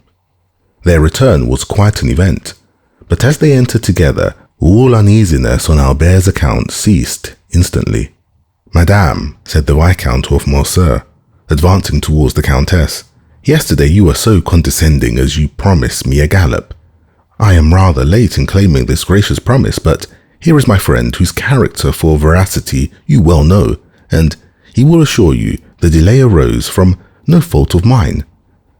And as at this moment the orchestra gave the signal for the waltz, Albert put his arm round the waist of the Countess and disappeared with her in the whirl of dancers. In the meanwhile, Franz was considering the singular shudder that had passed over the Count of Monte Cristo at the moment when he had been, in some sort, forced to give his hand to Albert. The rendezvous. The first words that Albert uttered to his friend on the following morning contained a request that Franz would accompany him on a visit to the Count. True, the young man had warmly and energetically thanked the Count on the previous evening, but services such as he had rendered could never be too often acknowledged.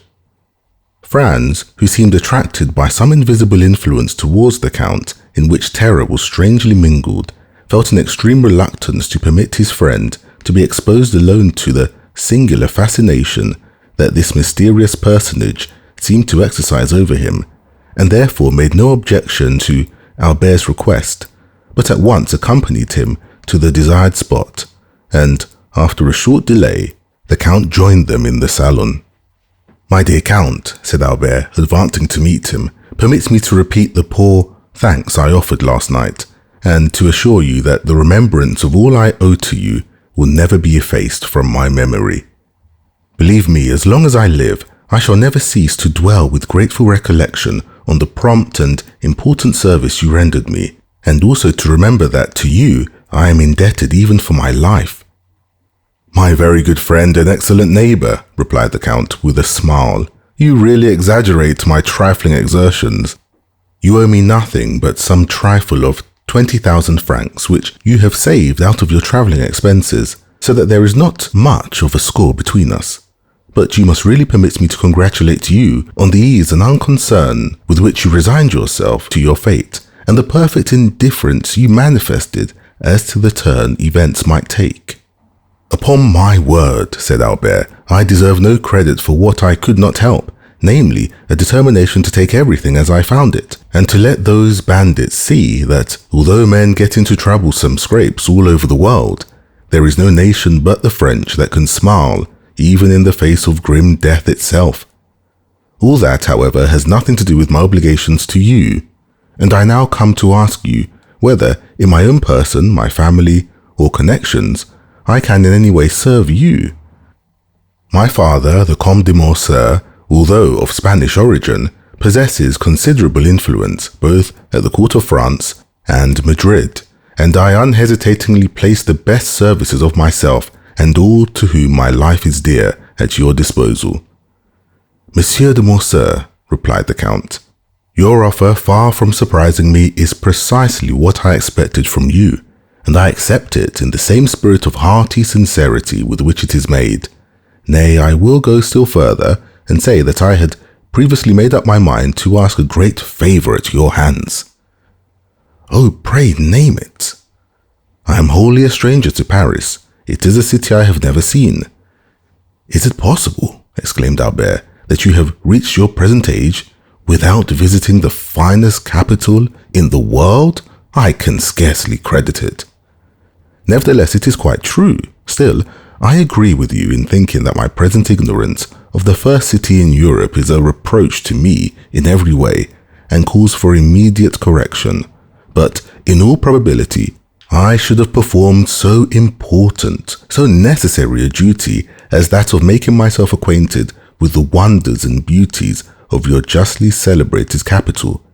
Had I known any person who would have introduced me into the fashionable world, but unfortunately, I possessed no acquaintance there, and of necessity was compelled to abandon the idea." "So distinguished an individual as yourself," cried Albert, "could scarcely have required an introduction." "You are most kind, but as regards myself, I can find no merit I possess, save that, as a millionaire, I might have become a partner in the speculations of Monsieur Aguado and Monsieur Rothschild. But as my motive in travelling to your capital would not have been for the pleasure of dabbling in stocks, I stayed away till some favourable chance should present itself of carrying my wish into execution.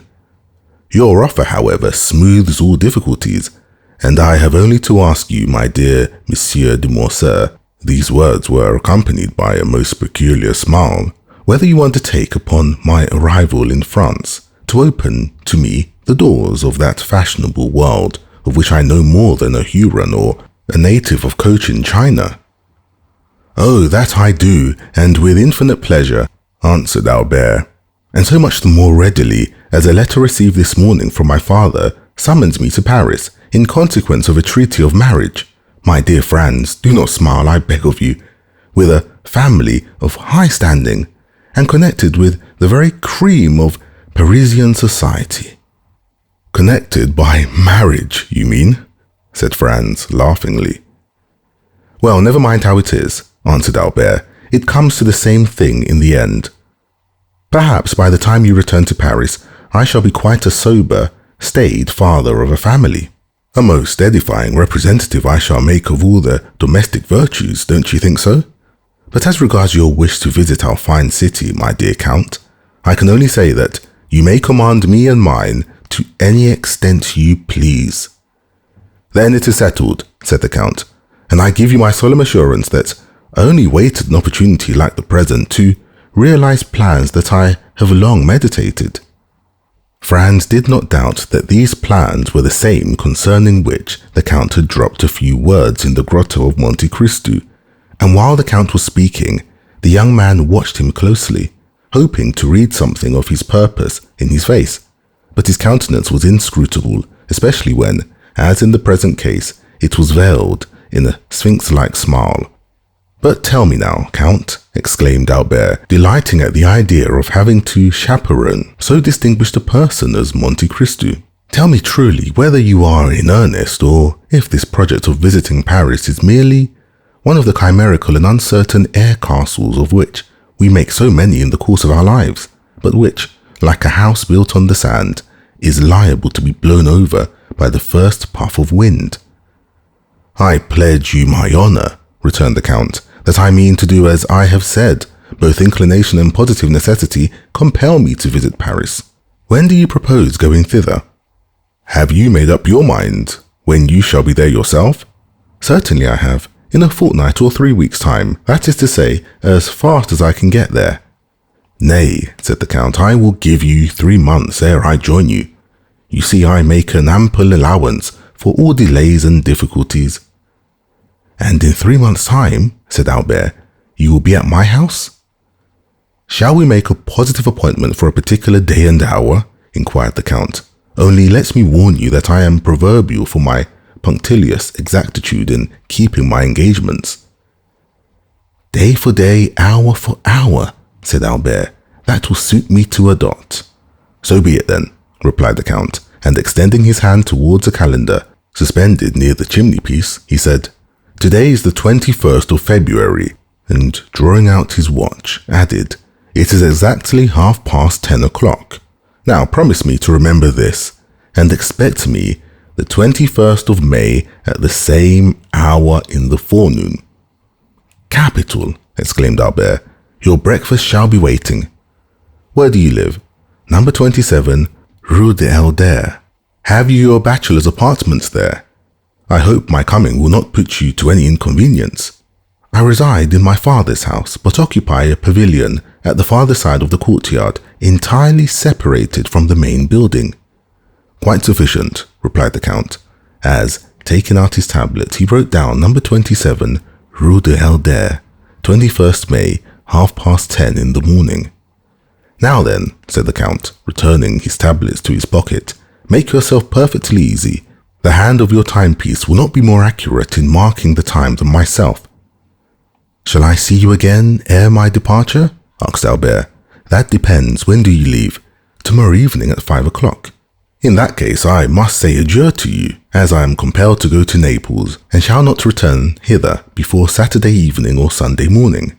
And you, Baron, pursued the Count, addressing Franz, do you also depart tomorrow? Yes. For France? No, for Venice. I shall remain in Italy for another year or two.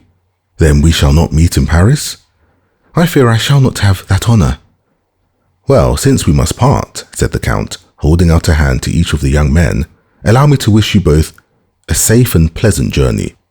It was the first time the hand of Franz had come in contact with that of the mysterious individual before him, and unconsciously he shuddered at its touch, for it felt cold and icy as that of a corpse. Let us understand each other, said Albert. It is agreed, is it not, that you are to be at number 7 in Rue de Helder on the 21st of May at 10:30 in the morning, and your word of honour passed for your punctuality. The 21st of May at 10:30 in the morning, Rue de Helder, number 27, replied the Count. The young men then rose and, bowing to the Count, quitted the room. What is the matter? Asked Albert of Franz, when they had returned to their own apartments. You seem more than commonly thoughtful. I will confess to you, Albert, replied Franz. The Count is a very singular person, and the appointment you have made to meet him in Paris fills me with 1,000 apprehensions. My dear fellow, exclaimed Albert, what can possibly be in that to excite uneasiness? Why, you must have lost your senses. Whether I am in my senses or not, answered Franz, that is the way I feel. Listen to me, Franz, said Albert. I am glad that the occasion has presented itself for saying this to you, for I have noticed how cold you are in your bearing towards the Count, while he, on the other hand, has always been courtesy itself to us. Have you anything particular against him? Possibly. Did you ever meet him previously to coming hither? I have. And where? Will you promise me not to repeat a single word of what I'm about to tell you? I promise. Upon your honour. Upon my honour. Then listen to me. Franz then related to his friend the history of his excursion to the island of Monte Cristo, and of his finding a party of smugglers there, and the 2 Corsican bandits with them. He dwelt with considerable force and energy on the almost magical hospitality he had received from the Count, and the magnificence of his entertainment in the grotto of the 1,001 Nights. He recounted with circumstantial exactitude all the particulars of the supper, the hashish, the statues, the dream, and how, at his awakening, there remained no proof or trace of all these events, save the small yacht, seen in the distant horizon, driving under full sail toward Porto Vecchio. Then he detailed the conversation overheard by him at the Colosseum between the Count and Vampa, in which the Count had promised to obtain the release of the bandits Peppino, an engagement which, as our readers are aware, he most faithfully fulfilled. At last he arrived at the adventure of the preceding night, and the embarrassment in which he found himself placed by not having sufficient cash by 600 or 700 piastres to make up the sum required, and finally of his application to the Count and the picturesque and satisfactory result that followed. Albert listened with the most profound attention. Well, said he, when Franz had concluded, what do you find to object to in all you have related? The Count is fond of travelling, and being rich possesses a vessel of his own. Go but to Portsmouth or Southampton, and you will find the harbours crowded with the yachts belonging to such of the English as can afford the expense, and have the same liking for this amusement. Now, by way of having a resting place during his excursions, avoiding the wretched cookery, which has been trying its best to poison me during the last 4 months, while you have manfully resisted its effects for as many years, and obtaining a bed on which it is possible to slumber, Monte Cristo has furnished for himself a temporary abode where you first found him, but to prevent the possibility of the Tuscan government taking a fancy to his enchanted palace, and thereby depriving him of the advantages naturally expected from so large an outlay of capital, he has wisely enough purchased the island and taken its name. Just ask yourself, my good fellow, whether there are not many persons of our acquaintance who assume the names of lands and properties they never in their lives were masters of. But, said Franz, the Corsican bandits that were among the crew of his vessel? Why really, the thing seems to me simple enough. Nobody knows better than yourself that the bandits of Corsica are not rogues or thieves, but purely and simply fugitives, driven by some sinister motive from their native town or village, and that their fellowship involves no disgrace or stigma. For my own part, I protest that I should ever go to Corsica. My first visit, ere even I presented myself to the mayor or prefect, should be to the bandits of Columba, if I could only manage to find them, for on my conscience, they are a race of men I admire greatly. Still, persisted Franz, I suppose you will allow that such men as Vampa and his band are regular villains, who have no other motive than plunder when they seize your person. How do you explain the influence the Count evidently possessed over those ruffians? My good friend, as in all probability I owe my present safety to that influence, it would ill become me to search too closely into its source. Therefore, instead of condemning him for his intimacy with outlaws, you must give me leave to excuse any little irregularity there may be in such a connection, not altogether for preserving my life, for my own idea was that it never was in much danger, but certainly for saving me 4,000 piastres, which, being translated, means neither more nor less than 24,000 livres, or our money, a sum at which, most assuredly, I should never have been estimated in France, proving most indisputably, added Albert with a laugh, that no prophet is honoured in his own country. Talking of countries, replied Franz, of what country is the Count? What is his native tongue? Whence does he derive his immense fortune? And what were those events of his early life, a life as marvellous as unknown, that have tinctured his succeeding years with so dark and gloomy a misanthropy? Certainly these are questions that, in your place, I should like to have answers. My dear Franz, replied Albert, when upon receipt of my letter you found the necessity of asking the Count's assistance, you promptly went to him, saying, my friend Albert de Morcerf is in danger, help me to deliver him. Was not that nearly what you said? It was. Well then, did he ask you, who is Monsieur Albert de Morcerf? How does he come by his name, his fortune? What are his means of existence? What is his birthplace? Of what country is he a native? Tell me, did he put all these questions to you? I confess he asked me none. No, he merely came and freed me from the hands of Signor Vampa, where I can assure you, in spite of all my outward appearance of ease and unconcern, I did not very particularly care to remain. Now then, Franz, when, for services so promptly and unhesitatingly rendered, he but asks me in return to do for him what is done daily for any Russian prince or Italian nobleman who may pass through Paris merely to introduce him into society, would you have me refuse? My good fellow, you must have lost your senses to think it possible I could act with such cold-blooded policy.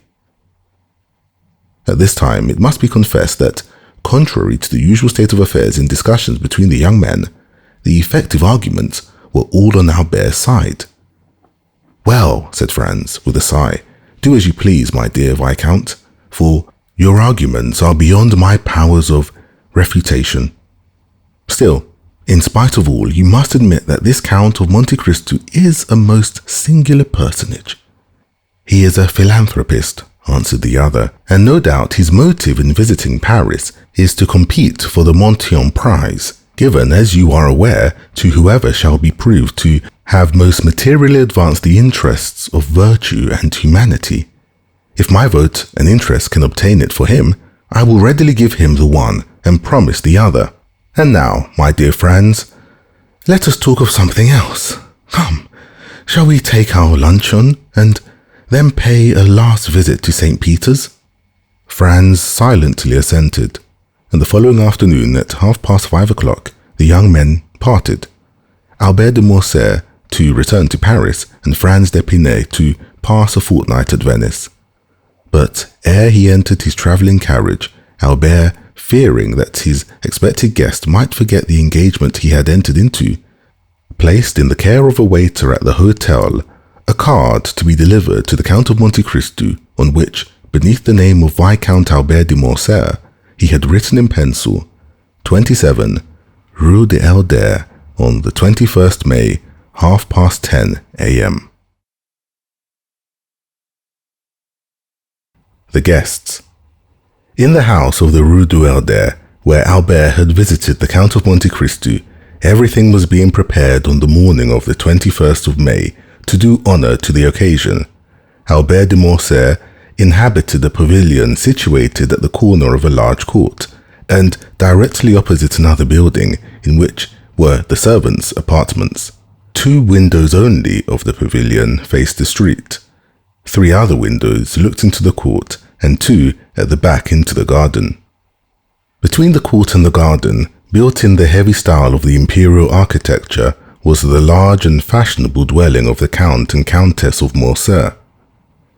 A high wall surrounded the whole of the property, surmounted at intervals by vases filled with flowers and broken in the centre by a large gate of gilded iron, which served as a carriage entrance.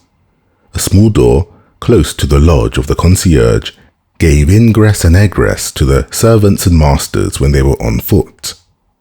It was easy to discover that the delicate care of a mother, unwilling to part from her son, and yet aware that a young man of the Viscount's age required the full exercise of his liberty, had chosen this habitation for Albert.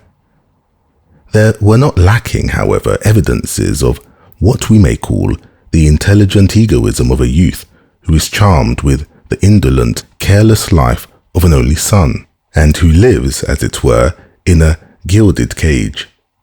By means of the 2 windows looking into the street, Albert could see all that passed. The sight of what is going on is necessary to young men who always want to see the world traverse their horizon, even if that horizon is only a public thoroughfare. Then, should anything appear to merit a more minute examination, Albert de Morcerf could follow up his researches by means of a small gate, similar to that close to the concierge's door, and which merits a particular description.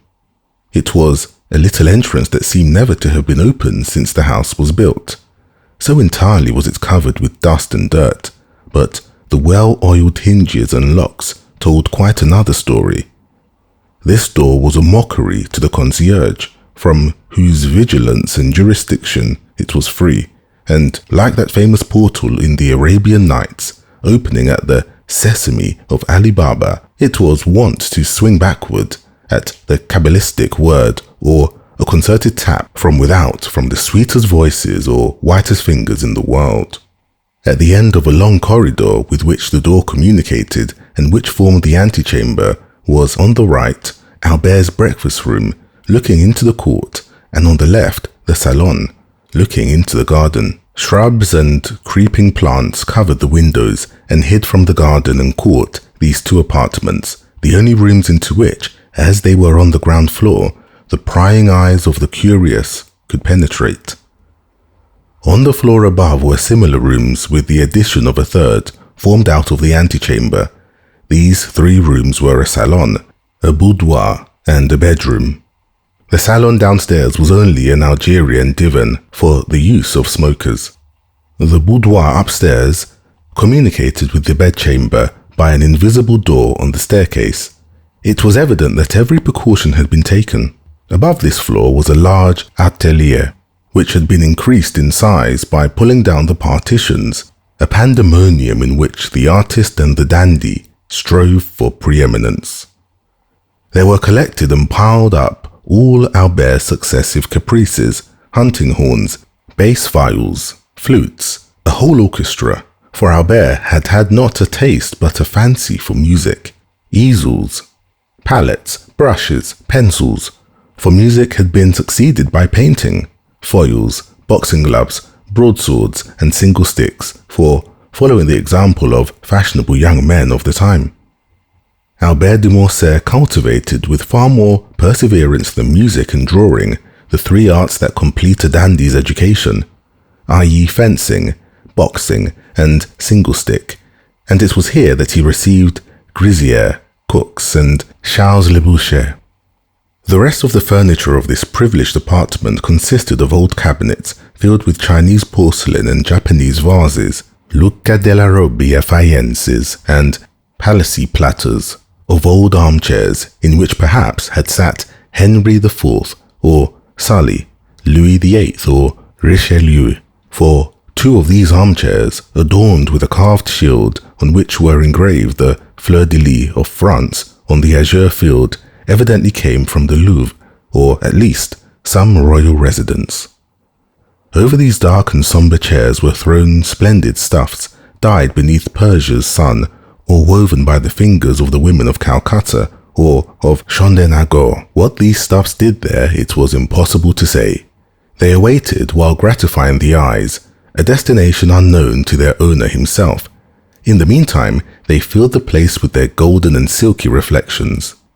In the center of the room was a roller and blanchet, baby grand piano in rosewood, but holding the potentialities of an orchestra in its narrow and sonorous cavity, and groaning beneath the weight of the chef d'oeuvre of Beethoven, Weber, Mozart, Haydn, Grétry, and Porpora. On the walls, over the doors, on the ceiling were swords, daggers, melee cresses, maces, battle axes, gilded, damasked, and inlaid suits of armor, dried plants, minerals, and stuffed birds, their flame-colored wings outspread in motionless flight, and their beaks forever open. This was Albert's favorite lounging place. However, the morning of the appointment, the young man had established himself in a small salon downstairs. There, on a table, surrounded at some distance by a large and luxurious divan, every species of tobacco known, from the yellow tobacco of Petersburg to the black of Sinai, and so on along the scale from Maryland to Puerto Rico to Latakia, was exposed in pots of crackled earthenware of which the Dutch are so fond. Beside them, in boxes of fragrant wood, were ranged according to their size and quality, Purus, Regalias, Havanas, and Manillas, and in an open cabinet, a collection of German pipes of Chibouque, with their amber mouthpieces ornamented with coral, and of nargilés, with their long tubes of Morocco, awaiting the caprice or the sympathy of the smokers. Albert had himself presided at the arrangement, or rather the symmetrical derangement, which after coffee, the guests at a breakfast of modern days love to contemplate through the vapour that escapes from their mouths and descends in long and fanciful wreaths to the ceiling. At 9:45, a valet entered.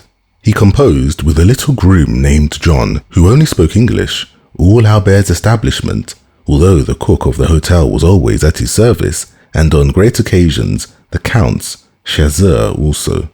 This valet, whose name was Germain, and who enjoyed the entire confidence of his younger master, held in one hand a number of papers, and in the other a packet of letters, which he gave to Albert. Albert glanced carelessly at the different missives, selected two written in a small and delicate hand, and enclosed in scented envelopes, opened them, and perused their contents with some attention. "How did these letters come?" said he. "One by the post, Madame Danglars' footman left the other. Let Madame Danglars know that I accept the place she offers me in her box. Wait. Then, during the day, tell Rosa that when I leave the opera, I will sup with her as she wishes. Take her 6 bottles of different wine, Cyprus, sherry, and Malaga, and a barrel of Ostend oysters. Get them at Borel's, and be sure you say they are for me." "And what o'clock, sir, do you breakfast?" "What time is it now?" 9:45. "Very well. At 10:30. Debray will, perhaps, be obliged to go to the minister, and besides," Albert looked at his tablets, "it is the hour I told the Count, 21st May, at 10:30, and though I do not much rely upon his promise, I wish to be punctual. Is the Countess up yet? If you wish, I will inquire. Yes, ask her for one of her liquor cellarets. Mine is incomplete. And tell her I shall have the honor of seeing her about 3 o'clock, and that I request permission to introduce someone to her." The valet left the room. Albert threw himself on the divan, tore off the cover of 2 or 3 of the papers, looked at the theatre announcements, made a face seeing they gave an opera and not a ballet, hunted vainly amongst the advertisements for a new tooth powder of which he had heard, and threw down one after the other the 3 leading papers of Paris, muttering, "These papers become more and more stupid every day." A moment after, a carriage stopped before the door, and the servant announced Monsieur Lucien Debray, a tall young man with light hair, clear grey eyes and thin and compressed lips, dressed in a blue coat with beautifully carved gold buttons, a white neckcloth, and a tortoise-shell eyeglass suspended by a silken thread, and which, by an effort of the superciliary and zygomatic muscles he fixed in his eye, entered with a half-official air, without smiling or speaking.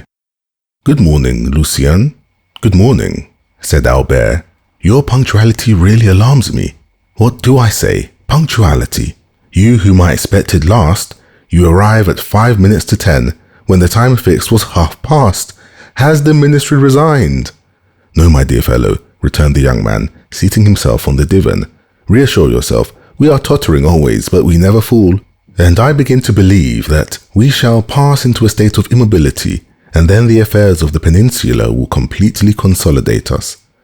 "Ah, true, you drive Don Carlos out of Spain." No, my dear fellow, do not confound our plans. We take him to the other side of the French frontier, and offer him hospitality at Bourges." "At Bourges?" "Yes, he has not much to complain of. Bourges is the capital of Charles VII. Do you not know that all Paris knew it yesterday, and the day before it had already transpired on the Bourse? And Monsieur Danglars, I do not know by what means that man contrives to obtain intelligence as soon as we do, made 1 million. And you another order, for I see you have a blue ribbon at your buttonhole." "Yes, they sent me the order of Charles III, returned Debray, carelessly. "Come, do not affect indifference, but confess you were pleased to have it." "Oh, it is very well as a finish to the toilette. It looks very neat on a black coat buttoned up, and makes you resemble the Prince of Wales or the Duke of Highstadt. It is for that reason you see me so early. Because you have the order of Charles III and you wish to announce the good news to me?" "No, because I passed the night writing letters, 25 dispatches. I returned home at daybreak and strove to sleep, but my head ached and I got up to have a ride for an hour at the Bois de Boulogne. Ennui and hunger attacked me at once, 2 enemies who rarely accompany each other and who are yet leagued against me, a sort of Carlo-Republican alliance. I then recollected you gave a breakfast this morning, and here I am. I am hungry, feed me. I am bored, amuse me." "It is my duty as your host," returned Albert, ringing the bell, while Lucien turned over, with his golden-mounted cane, the papers that lay on the table. "Germain, a glass of sherry and a biscuit. In the meantime, my dear Lucien, here are cigars, contraband, of course, try them. And persuade the minister to sell us such instead of poisoning us with cabbage leaves. Pest! I will do nothing of the kind. The moment they come from government, you would find them execrable. Besides, that does not concern the home but the financial department. Address yourself to Monsieur Human, section of the indirect contributions, Corridor A, number 26. "On my word," said Albert, "you astonish me by the extent of your knowledge. Take a cigar." "Really, my dear Albert," replied Lucien, lighting a manila at a rose-coloured taper that burnt in a beautifully enamelled stand. "How happy you are to have nothing to do. You do not know your own good fortune." "And what would you do, my dear diplomatist," replied Morcerf, with a slight degree of irony in his voice, "if you did nothing?" "What, private secretary to a minister, plunged at once into European cabals and Parisian intrigues, having kings and, better still, queens to protect, parties to unite, election to direct, making more use of your cabinet with your pen and your telegraph than Napoleon did of his battlefields with his sword and his victories, possessing 25,000 francs a year, besides your place, a horse, for which Chateau Renaud offered you 400 louis, and which you would not part with. A tailor who never disappoints you with the opera, the jockey club, and other diversions. Can you not amuse yourself? Well, I will amuse you. How? By introducing to you a new acquaintance. A man or a woman? A man. I know so many men already, but you do not know this man. Where does he come from? The end of the world? Farther still, perhaps. The deuce. I hope he does not bring our breakfast with him. Oh no, our breakfast comes from my father's kitchen. Are you hungry? Humiliating as such a confession is, I am, but I dined at Monsieur de Villefort's, and lawyers always give you very bad dinners. You would think they felt some remorse. Did you ever remark that? Ah, depreciate other persons' dinners. You ministers give such splendid ones. Yes, but we do not invite people of fashion. If we were not forced to entertain a parcel of country boobies because they think and vote with us, we should never dream of dining at home, I assure you. Well, take another glass of sherry and another biscuit. Willingly. Your Spanish wine is excellent. You see, we were quite right to pacify that country. Yes, but Don Carlos? Well, Don Carlos will drink Bordeaux, and in 10 years we will marry his son to the little queen. You will then obtain the golden fleece if you are still in the ministry. I think, Albert, you have adopted a system of feeding me on smoke this morning. Well, you must allow it is the best thing for the stomach. But I hear Bouchon in the next room, and can you dispute together? And that will pass away the time. About what? About the papers. My dear friend, said Lucien, with an air of sovereign contempt, do I ever read the papers? Then you will dispute the more. Monsieur Bouchon, announced the servant. Come in, said Albert, rising and advancing to meet the young man. Here is Debray, who detests you without reading you, so he says. He is quite right, returned Bouchon, for I criticized him without knowing what he does. Good day, Commander. Ah, you know that already, said the private secretary, smiling and shaking hands with him. Pardieu, and what do they say of it in the world? In which world? We have so many worlds in the year of grace, 1838. In the entire political world of which you are one of the leaders. They say that it is quite fair, and that, sowing so much red, you ought to reap a little blue. Come, that is not bad, said Lucien. Why do you not join our party, my dear Bouchon? With your talents, you would make your fortune in 3 or 4 years. I only await one thing before following your advice, that is, a minister who will hold office for 6 months. My dear Albert, one word, for I must give poor Lucien a respite. Do we breakfast or dine? I must go to the chamber, for our life is not an idle one. You only breakfast. I await 2 persons, and the instant they arrive, we shall sit down to table. Breakfast. And what sort of persons do you expect to breakfast? Said Bouchon.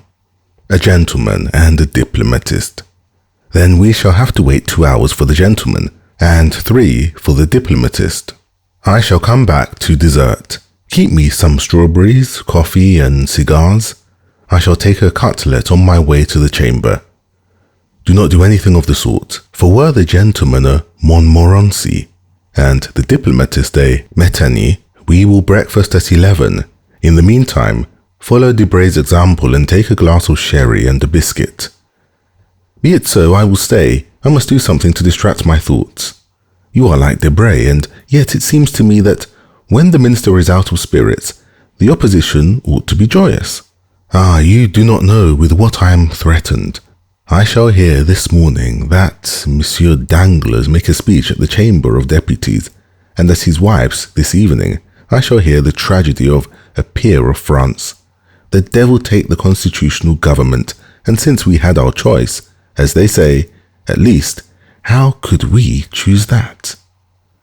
I understand you must lay in a stock of hilarity. Do not run down Monsieur Danglars' speeches, said Debray. He votes for you, for he belongs to the opposition. Pardieu, that is exactly the worst of all. I am waiting until you send him to speak at the Luxembourg, to laugh at my ease. My dear friend, said Albert to Bouchon, it is plain that the affairs of Spain are settled, for you are most desperately out of humour this morning. Recollect that Parisian gossip has spoken of a marriage between myself and Mademoiselle Eugénie d'Angles. I cannot in conscience, therefore, let you run down the speeches of a man who will one day say to me, Vicomte, you know, I give my daughter 2 millions. This marriage will never take place, said Beauchamp. The king has made him a baron and can make him a peer, but he cannot make him a gentleman, and the Count of Morcerf is too aristocratic to consent for the paltry sum of 2 million francs to a misalliance. The Viscount of Morcerf can only wed a marchioness. But 2 million francs make a nice little sum, replied Morcerf. It is the social capital of a theatre on the boulevard or a railroad from the Jardin des Plantes to La Râpée. Never mind what he says, Morcerf, said Debray. Do you marry her? You marry a money-bag label, it is true. Well, but what does that matter? It is better to have a blazon less and a figure more on it. You have 7 martlets on your arms. Give 3 to your wife, and you will still have 4. That is 1 more than Monsieur de Guy had, who so nearly became King of France, and whose cousin was Emperor of Germany. On my word, I think you are right, Lucien, said Albert absently. To be sure, besides, every millionaire is as noble as he can be. Do not say that, Debray, returned Beauchamp, laughing, for here is Chateau Renaud, who, to cure you of your mania for paradoxes, will pass the sword of Renaud de Montauban, his ancestor, through your body. He will sully it then, returned Lucien, for I am low, very low. Oh heavens, cried Beauchamp, the minister quotes Béranger. What shall we come to next? Monsieur de Chateau Renaud, Monsieur Maximilien Morel, said the servant, announcing 2 fresh guests. Now then, to breakfast, said Beauchamp, for if I remember, you told me you only expected 2 persons, Albert. Morel, muttered Albert. Morel, who is he? But before he had finished, Monsieur de Chateau Renaud, a handsome young man of 30, gentleman all over, that is, with the figure of a Guiche and the wit of a Mortemart, took Albert's hand.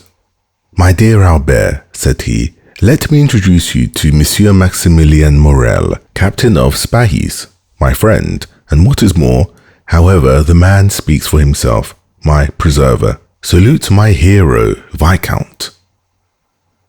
And he stepped on one side to give place to a young man of refined and dignified bearing, with a large and open brow, piercing eyes and black moustache, whom our readers have already seen at Marseille, under circumstances sufficiently dramatic not to be forgotten.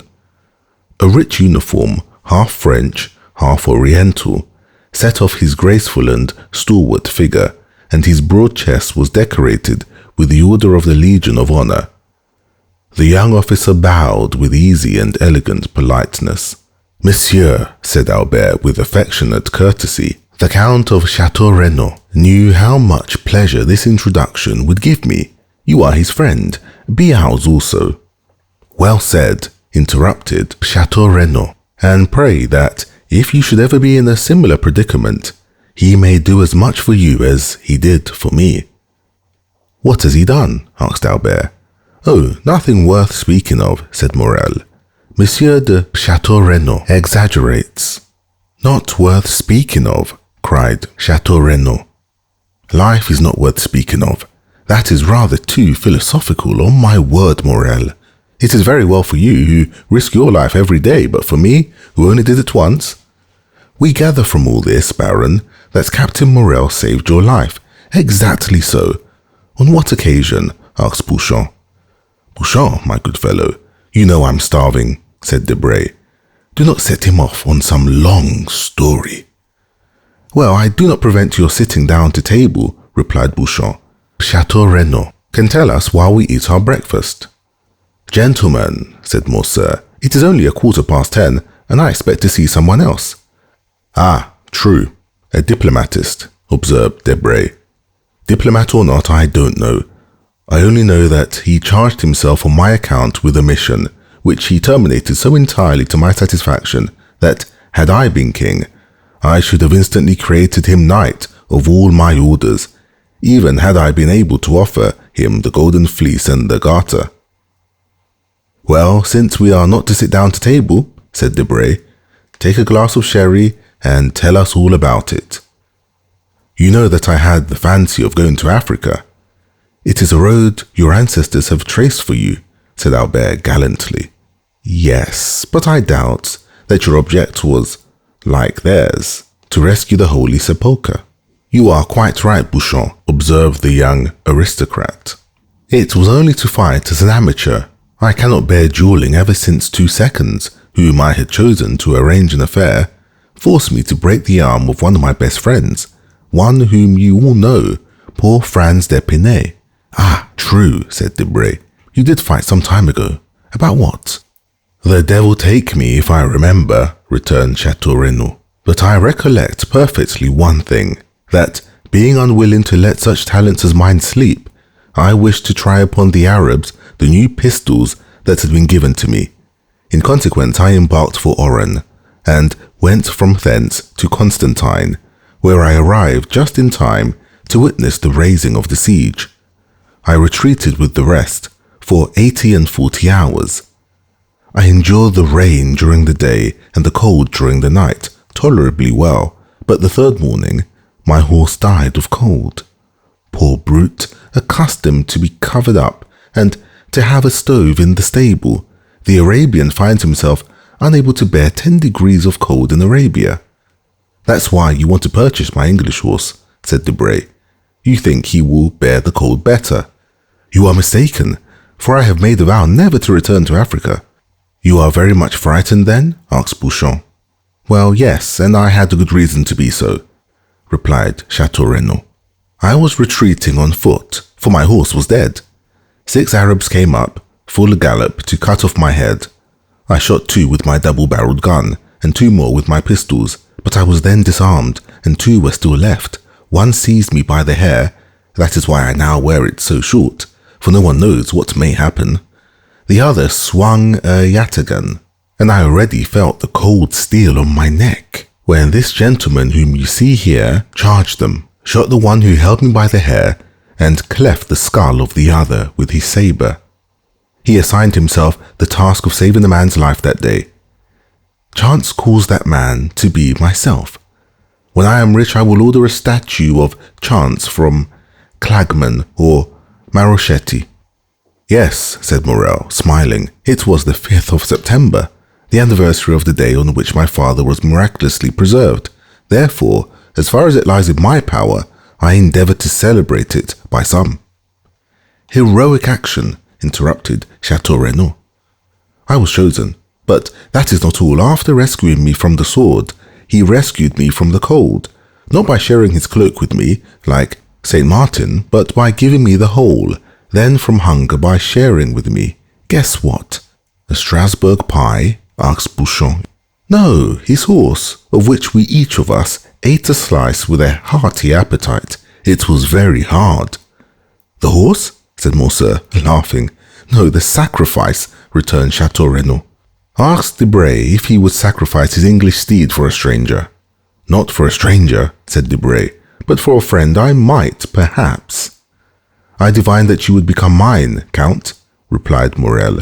"Besides, as I had the honor to tell you, heroism or not, sacrifice or not, that day I owed an offering to bad fortune in recompense for the favors good fortune had on other days granted to us."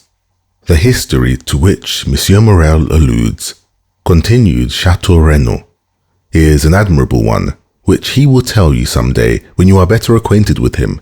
Today, let us fill our stomachs and not our memories. What time do you breakfast, Albert?" "At 10:30. "Precisely?" asked Debray, taking out his watch. "Oh, if you will give me 5 minutes' grace," replied Morcerf, "for I also expect a preserver." "Of whom?" "Of myself," cried Morcerf. "Parbleu, do you think I cannot be saved as well as anyone else, and that there are only Arabs who cut off heads? Our breakfast is a philanthropic one, and we shall have at table, at least, I hope so, 2 benefactors of humanity." "What shall we do?" said Debray. "We have only 1 Monte on prize." "Well, it will be given to someone who has done nothing to deserve it," said Bouchon. "That is the way the Academy mostly escapes from the dilemma." "And where does he come from?" asked Debray. "You have already answered the question once. but so vaguely that I venture to put it a second time. Really, said Albert, I do not know. When I invited him 3 months ago, he was then at Rome, but since that time, who knows where he may have gone. And you think him capable of being exact? Demanded Debray. I think him capable of everything. Well, with the 5 minutes grace, we have only 10 left. I will profit by them to tell you something about my guest. I beg pardon, interrupted Bouchon. Are there many materials for an article in what you are going to tell us? Yes, and for a most curious one. Go on then, for I see I shall not get to their chamber this morning, and I must make up for it. I was at Rome during the last carnival. We know that, said Bouchon. Yes, but what you do not know is that I was carried off by bandits. There are no bandits, cried Debray. Yes, there are, and most hideous, or rather most admirable ones, for I found them ugly enough to frighten me. Come, my dear Albert, said Debray, confess that your cook is behindhand, that the oysters have not arrived from Ostend or Marennes, and that, like Madame de Maintenon, you are going to replace the dish by a story. Say so at once, and we are sufficiently well bred to excuse you, and to listen to your history, fabulous as it promises to be. And I say to you, fabulous as it may seem, I tell it as a true one from beginning to end. The brigands had carried me off and conducted me to a gloomy spot called the Catacombs of Saint Sebastian. I know it, said Chateau Renaud. I narrowly escaped catching a fever there. And I did more than that, replied Morcerf, for I caught one.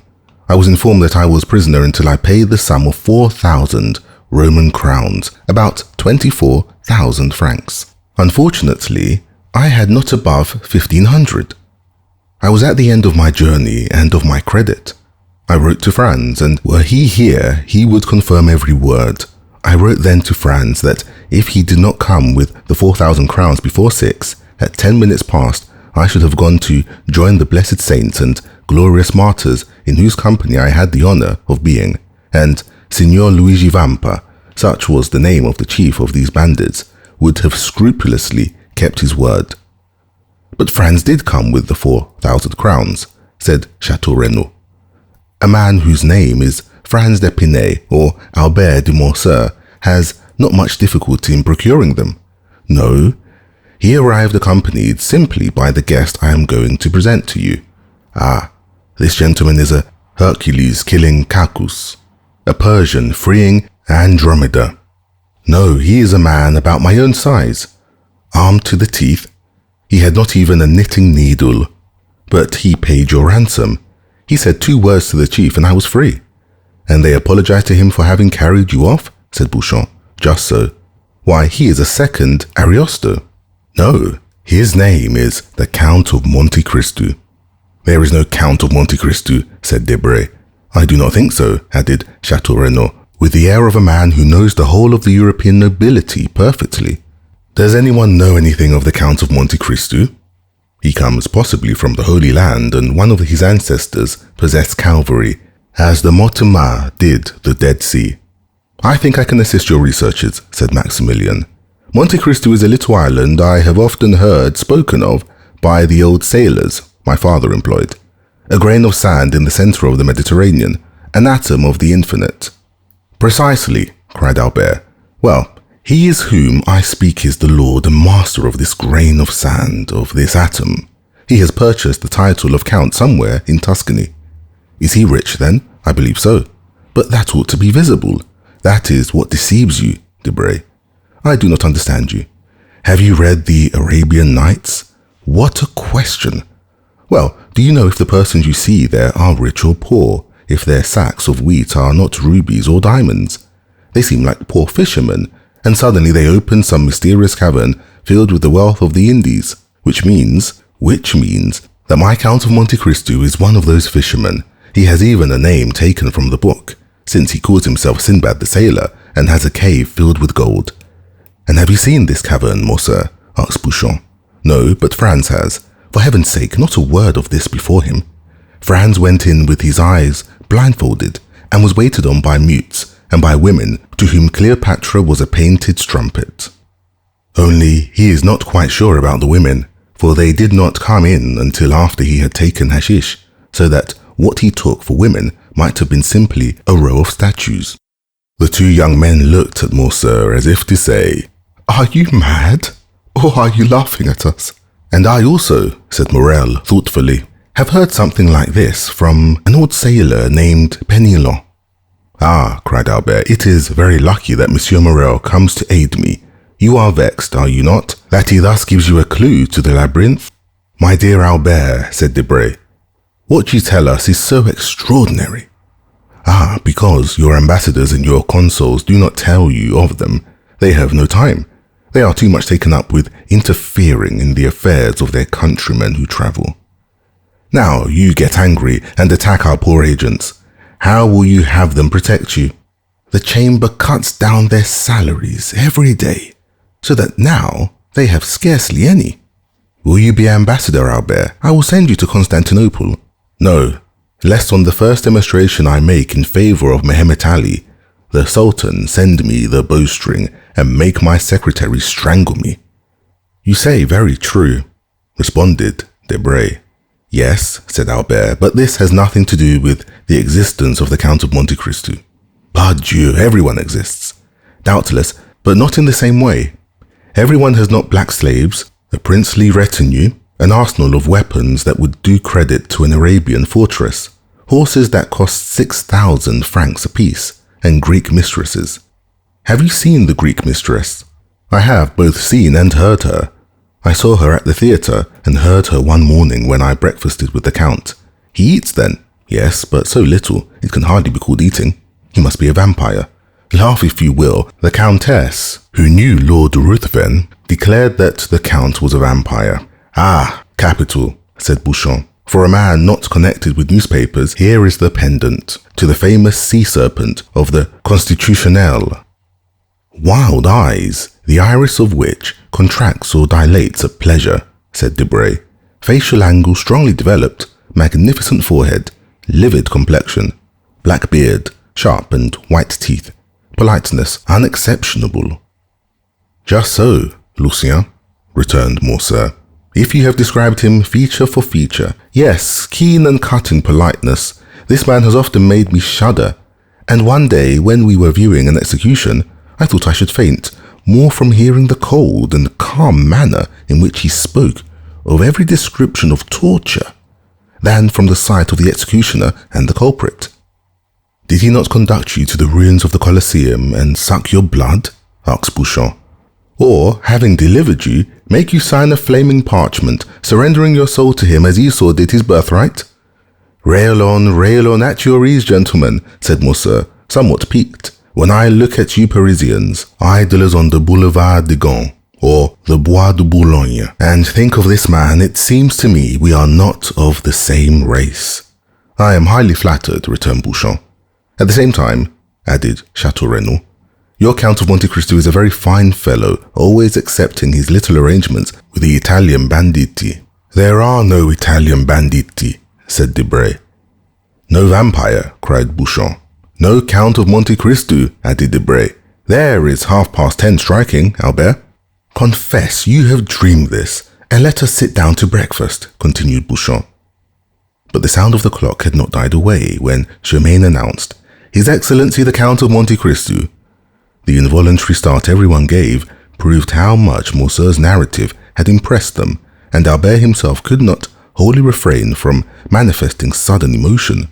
He had not heard a carriage stop in the street or steps in the antechamber. The door had itself opened noiselessly. The Count appeared, dressed with the greatest simplicity, but the most fastidious dandy could have found nothing to cavil at in his toilette. Every article of dress, hat, coat, gloves, and boots was from the first makers. He seemed scarcely 35, but what struck everybody was his extreme resemblance of the portrait Debray had drawn. The Count advanced, smiling, into the centre of the room and approached Albert, who hastened towards him, holding out his hand in a ceremonial manner.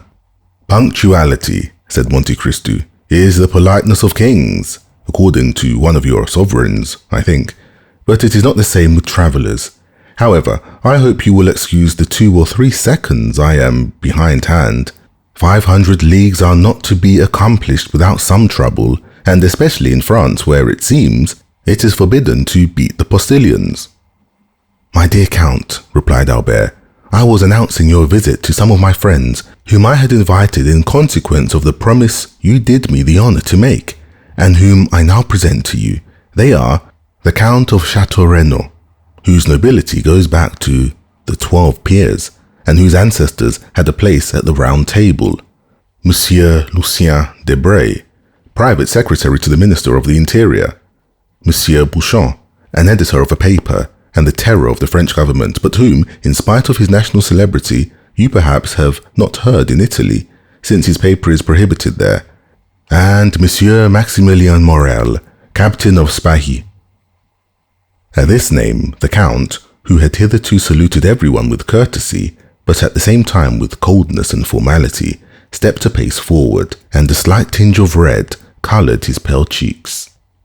"You wear the uniform of the new French conquerors, monsieur," said he. "It is a handsome uniform."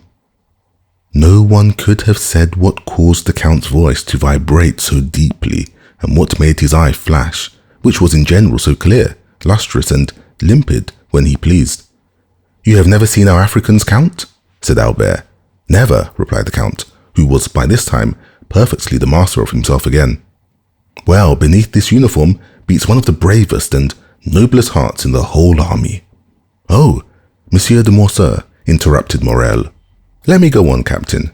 And we have just heard," continued Albert, "of a new deed of his, and so heroic a one that although I have seen him today for the first time, I request you to allow me to introduce him as my friend." At these words, it was still possible to observe in Monte Cristo the concentrated look, changing colour, and slight trembling of the eyelid that show emotion. "Ah, you have a noble heart," said the Count, "so much the better." This exclamation, which corresponded to the Count's own thought rather than to what Albert was saying, surprised everybody, and especially Morel, who looked at Monte Cristo with wonder. But at the same time, the intonation was so soft that, however strange the speech might seem, it was impossible to be offended at it. "Why should he doubt it?" said Bouchon to Chateau Renaud. "In reality," replied the latter, who, with his aristocratic glance and his knowledge of the world, had penetrated at once all that was penetrable in Monte Cristo, "Albert has not deceived us, for the Count is a most singular being. What you say, Morel? Ma foi, he has an open look about him that pleases me, in spite of the singular remark he has made about me." "Gentlemen," said Albert, "Germain informs me that breakfast is ready. My dear Count, allow me to show you the way." They passed silently into the breakfast room, and everyone took his place. "Gentlemen," said the Count, seating himself, "permit me to make a confession which must form my excuse for any improprieties I may commit. I am a stranger, and a stranger to such a degree that this is the first time I have ever been at Paris. The French way of living is utterly unknown to me, and up to this present time I have followed the Eastern customs, which are entirely contrast to the Parisian. I beg you, therefore, to excuse if you find anything in me too Turkish, too Italian, or too Arabian. Now then, let us breakfast." "With what an air he says all this," muttered Bouchon. "Decidedly he is a great man in his own country," added Debray. "A great man in every country, Monsieur Debray," said Chateau Renaud. The Count was, it may be remembered, a most temperate guest. Albert remarked this, expressing his fears lest, at the outset, the Parisian mode of life should displease the traveller in the most essential point. "My dear Count," said he, "I fear one thing, and that is, that the fare of the Rue du Helder is not so much to your taste as that of the Piazza d'Espagna. I ought to have consulted you on the point, and have had some dishes prepared expressly." "Did you know me better," returned the Count, smiling, "you would not give one thought to such a thing for a traveller like myself, who has successfully lived in macaroni at Naples, polenta at Milan, olla podrida at Valencia, pilau at Constantinople, curry in India, and swallows' nests in China. I eat everywhere, and of everything, Only I eat but little, and today that you reproach me with my want of appetite is my day of appetite. For I have not eaten since yesterday morning." "What?" cried all the guests. "You have not eaten for 24 hours?" "No," replied the Count. "I was forced to go out of my road to obtain some information near Nîmes, so that I was somewhat late, and therefore I did not choose to stop." "And you ate in your carriage?" asked Morcerf. "No, I slept, as I generally do when I am weary without having the courage to amuse myself, or when I am hungry without feeling inclined to eat." "But you can sleep when you please, monsieur," said Morrel. "Yes, you have a recipe for it, an infallible one." "That would be invaluable to us in Africa, who have not always any food to eat and rarely anything to drink." "Yes," said Monte Cristo, "but unfortunately, a recipe excellent for a man like myself would be very dangerous applied to an army, which might not awaken when it was needed." "May we inquire what is the recipe?" asked Debray. "Oh yes," returned Monte Cristo, "I make no secret of it. It is a mixture of excellent opium, which I fetched myself from Canton in order to have it pure, and the best hashish which grows in the east, that is, between the Tigris and the Euphrates. These two ingredients are mixed in equal proportions and formed into pills. 10 minutes after one is taken, the effect is produced. Ask Baron Franz d'Épinay. I think he tasted them one day." "Yes," replied Morcerf. "He said something about it to me." "But," said Beauchamp, who, as became a journalist, was very incredulous, "you always carry this drug about you? Always?" "Would it be an indiscretion to ask to see those precious pills?" continued Beauchamp, hoping to take him at a disadvantage. "No, monsieur," returned the Count, and he drew from his pocket a marvelous casket formed out of a single emerald and closed by a golden lid, which unscrewed and gave passage to a small greenish-coloured pellet about the size of a pea. This ball had an acrid and penetrating odour. There were 4 or 5 more in the emerald, which would contain about a dozen. The casket passed around the table, but it was more to examine the admirable emerald than to see the pills that it passed from hand to hand. "And is it your cook who prepares these pills?" asked Beauchamp. "Oh no, monsieur," replied Monte Cristo. "I do not thus betray my enjoyments to the vulgar. I am a tolerable chemist, and prepare my pills myself." "This is a magnificent emerald, and the largest I have ever seen," said Chateau Renaud, "although my mother has some remarkable family jewels." "I had 3 similar ones," returned Monte Cristo. "I gave one to the Sultan, who mounted it in his sabre, another to our Holy Father the Pope, who had it set in his tiara opposite to one nearly as large, though not so fine, given by the Emperor Napoleon to his predecessor, Pius VII. I kept the 3rd for myself, and I had it hollowed out, which reduced its value, but rendered it more commodious for the purpose I intended." Everyone looked at Monte Cristo with astonishment. He spoke with so much simplicity that it was evident that he spoke the truth or that he was mad. However, the sight of the emerald made them naturally incline to the former belief. "And what did these 2 sovereigns give you in exchange for these magnificent presents?" asked Debray. "The Sultan, the liberty of a woman," replied the Count.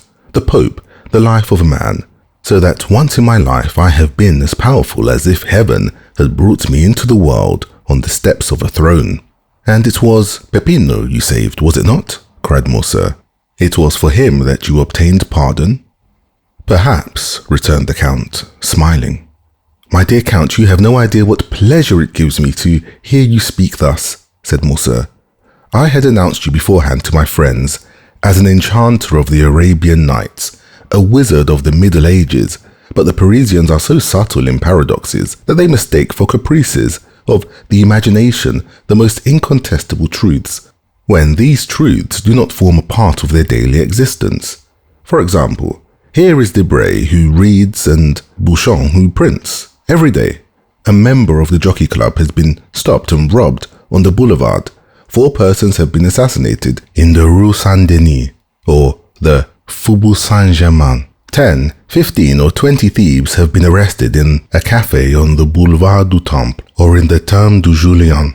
And yet these same men deny the existence of the bandits in the Maremma, the Campagna di Romana, or the Pontine Marshes. Tell them yourselves that I was taken by bandits and that without your generous intercession, I should now have been sleeping in the catacombs of Saint Sebastian, instead of receiving them in my humble abode in the Rue de Elder. Ah, said Monte Cristo, you promised me never to mention that circumstance. It was not I who made that promise, cried Morcerf. It must have been someone else whom you have rescued in the same manner, or whom you have forgotten. Pray speak of it, for I shall not only, I trust, relate the little I do know, but also a great deal I do not know. It seems to me, returned the Count, smiling, that you played a sufficiently important part to know as well as myself what happened. Well, you promise me if I tell all I know to relate in your turn all that I do not know? That is but fair, replied Monte Cristo. Well, said Morcerf, for 3 days I believed myself the object of the attentions of a mask, whom I took for a descendant of Tullia or Poppaea, while I was simply the object of the attentions of the contadina, and I say contadina to avoid saying peasant girl. What I know is that, like a fool, a greater fool than he whom I spoke just now, I mistook for this peasant girl a young bandit of 15 or 16, with a beardless chin and slim waist, and who, just as I was about to imprint a chaste salute on his lips, placed a pistol to my head and, aided by 7 or 8 others, led or rather dragged me to the catacombs of Saint Sebastian, where I found a highly educated brigand chief perusing Caesar's commentaries, and who designed to leave off reading to inform me that unless the next morning, before 6 o'clock, 4,000 piastres were paid into his account at his banker's, at 6:15, I should have ceased to exist. The letter is still to be seen, for it is in Franz d'Epinay's possession, signed by me and with a postscript of Monsieur Luigi Vampa. This is all I know, but I know not, Count, how you contrived to inspire so much respect in the bandits of Rome, who ordinarily have so little respect for anything. I assure you, Franz and I were lost in admiration. Nothing more simple, returned the Count. I had known the famous Vampa for more than 10 years, when he was quite a child, and only a shepherd.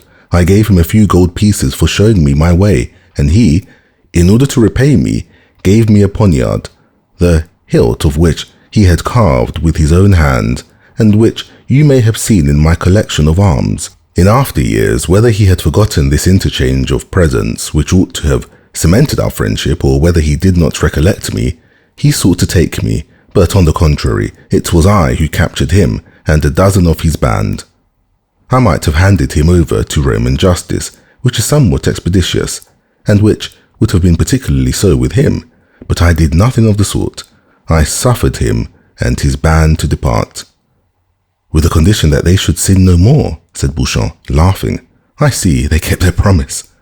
No, monsieur, returned Monte Cristo, upon the simple condition that they should respect myself and my friends. Perhaps what I am about to say may seem strange to you, who are socialists and vaunt humanity and your duty to your neighbor, but I never seek to protect a society which does not protect me, and which I will even say generally occupies itself about me only to injure me, and thus by giving them a low place in my esteem and preserving a neutrality towards them, it is society and my neighbor who are indebted to me. Bravo, cried Chateau Renaud. You are the first man I ever met sufficiently courageous to preach egotism. Bravo, Count, bravo. It is frank at least, said Morrel, but I am sure that the Count does not regret having once deviated from the principles he has so boldly avowed. How have I deviated from those principles, monsieur? Asked Monte Cristo, who could not help looking at Morrel with so much intensity that 2 or 3 times the young man had been unable to sustain that clear and piercing glance. Why, it seems to me, replied Morrel, that in delivering Monsieur de Morcerf, whom you did not know, you did good to your neighbor and to society. Of which he is the brightest ornament, said Beauchamp, drinking off a glass of champagne. My dear Count, cried Morcerf, you are at fault. You, one of the most formidable logicians I know, and you must see it clearly prove that, instead of being an egoist, you are a philanthropist. Ah, you call yourself Oriental, Levantine, Maltese, Indian, Chinese. Your family name is Monte Cristo. Sinbad the Sailor is your baptismal appellation, and yet the first day you set foot in Paris, you instinctively display the greatest virtue, or rather the chief defect, of us eccentric Parisians. That is, you assume the vices you have not, and conceal the virtues you possess. My dear Vicomte, returned Monte Cristo, I do not see, in all I have done, anything that merits either from you or these gentlemen the pretended eulogies I have received. You were no stranger to me, for I knew you from the time I gave up 2 rooms to you, invited you to breakfast with me, lent you one of my carriages, witnessed the carnival in your company, and saw with you from a window in the Piazza del Popolo the execution that affected you so much that you nearly fainted. I will appeal to any of these gentlemen. Could I leave my guest in the hands of a hideous bandit, as you term him?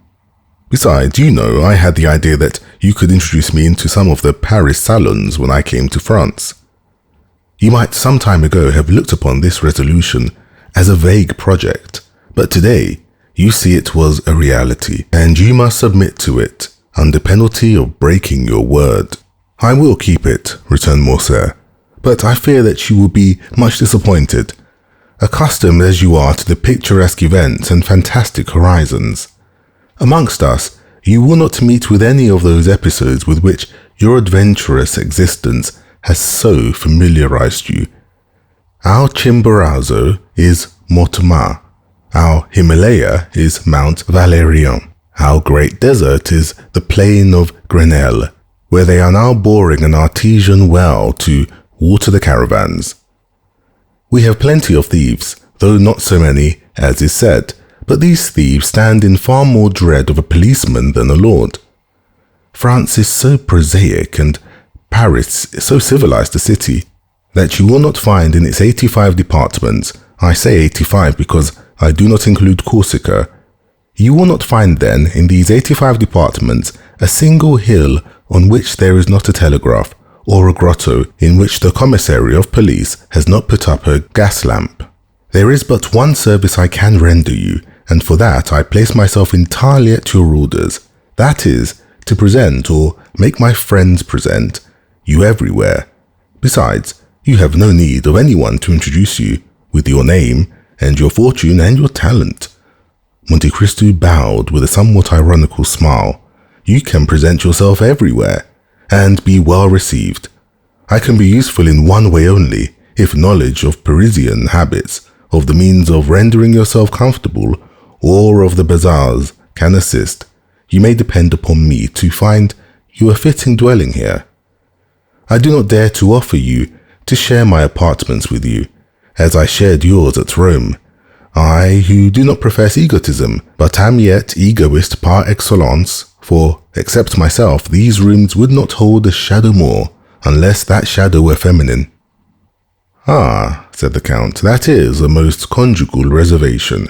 I recollect that at Rome you said something of a projected marriage.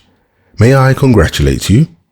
The affair is still in projection, and he who says in projection means already decided, said Debray. No, replied Morcerf, my father is most anxious about it, and I hope, ere long, to introduce you, if not to my wife, at least to my betrothed, Mademoiselle Eugénie Danglars. Eugénie Danglars, said Monte Cristo. Tell me, is not her father Baron Danglars? Yes, returned Morcerf, a baron of a new creation. What matter, said Monte Cristo, if he has rendered the state services which merit this distinction? Enormous ones, answered Beauchamp. Although in reality a liberal, he negotiated a loan of 6 million for Charles X in 1829, who made him a baron and chevalier of the Legion of Honor, so that he wears the ribbon, not as you would think, in his waistcoat pocket, but at his buttonhole. Ah, interrupted Morcerf, laughing. Beauchamp, keep that for the corsair, or the charivari, but spare my future father-in-law before me. Then, turning to Monte Cristo, you just now spoke his name as if you knew the Baron. I do not know him, returned Monte Cristo, but I shall probably soon make his acquaintance. for I have a credit opened with him by the house of Richard and Blount of London, Austin and Escalise of Vienna, and Thompson and French at Rome. As he pronounced the two last names, the Count glanced at Maximilien Morel. If the stranger expected to procure an effect on Morel, he was not mistaken. Maximilien started as if he had been electrified. "Thomas and French," said he. "Do you know this house, monsieur?" "They are my bankers in the capital of the Christian world," returned the Count quietly. "Can my influence with them be of any service to you?" "Oh, Count, you could assist me perhaps in researches which have been, up to the present, fruitless. This house, in past years, did ours a great service and has, I know not for what reason, always denied having rendered us this service." "I shall be at your orders," said Monte Cristo, bowing. "But," continued Morcerf, "apropos of danglers, we have strangely wandered from the subject. We were speaking of a suitable habitation for the Count of Monte Cristo. Come, gentlemen, let us all propose some place. Where shall we lodge this new guest in our great capital?" "Faubourg Saint-Germain," said Chateau Renaud. "The Count will find there a charming hotel with a court and garden." "Ah, Chateau Renaud," returned Debray, "you only know your dull and gloomy Faubourg Saint-Germain. Do not pay attention to him, Count. Live in the Chaussée d'Antin. That's the real center of Paris." "Boulevard de l'Opéra," said Bouchon. "The second floor, a house with a balcony. The Count will have his cushions of silver cloth brought there, and as he smokes his chibouk, see all Paris pass before him." "You have no idea then, Morel?" asked Chateau Renaud. "You do not propose anything?" "Oh yes," returned the young man, smiling. "On the contrary, I have one, but I expected the Count would be tempted by one of the brilliant proposals made him. Yet, as he has not replied to any of them, I will venture to offer him a suite of apartments in a charming hotel in the Pompadour style that my sister has inhabited for a year in the Rue Meslay." "You have a sister?" asked the Count. "Yes, monsieur, a most excellent sister. Married? Nearly 9 years. Happy?" asked the Count again. "As happy as it is permitted to a human creature to be," replied Maximilien. "She married the man she loved, who remained faithful to us in our fallen fortunes, Emmanuel Herbeau." Monte Cristo smiled imperceptibly. "I live there during my leave of absence," continued Maximilien, "and I shall be, together with my brother-in-law Emmanuel, at the disposition of the Count whenever he thinks fit to honor us." "1 minute," cried Albert, without giving Monte Cristo the time to reply. "Take care, you are going to immure a traveller, Sinbad the Sailor, a man who comes to see Paris. You are going to make a patriarch of him." "Oh no," said Morel, "my sister is 25, my brother-in-law is 30. They are gay, young, and happy. Besides, the Count will be in his own house, and only see them when he thinks fit to do so." "Thanks, monsieur," said Monte Cristo. "I shall content myself with being presented to your sister and her husband, if you will do me the honor to introduce me. But I cannot accept the offer of any one of these gentlemen, since my habitation is already prepared." "What?" cried Morcerf. "Are you, then, going to a hotel? That will be very dull for you." "Was I so badly lodged at Rome?" said Monte Cristo, smiling. "Parbleu! At Rome you spent 50,000 piastres in furnishing your apartment, but I presume that you are not disposed to spend a similar sum every day." "It is not that which deterred me," replied Monte Cristo, "but as I determined to have a house to myself, I sent on my valet de chambre, and he ought by this time to have bought the house and furnished it." "But you have then a valet de chambre who knows Paris?" said Bouchon.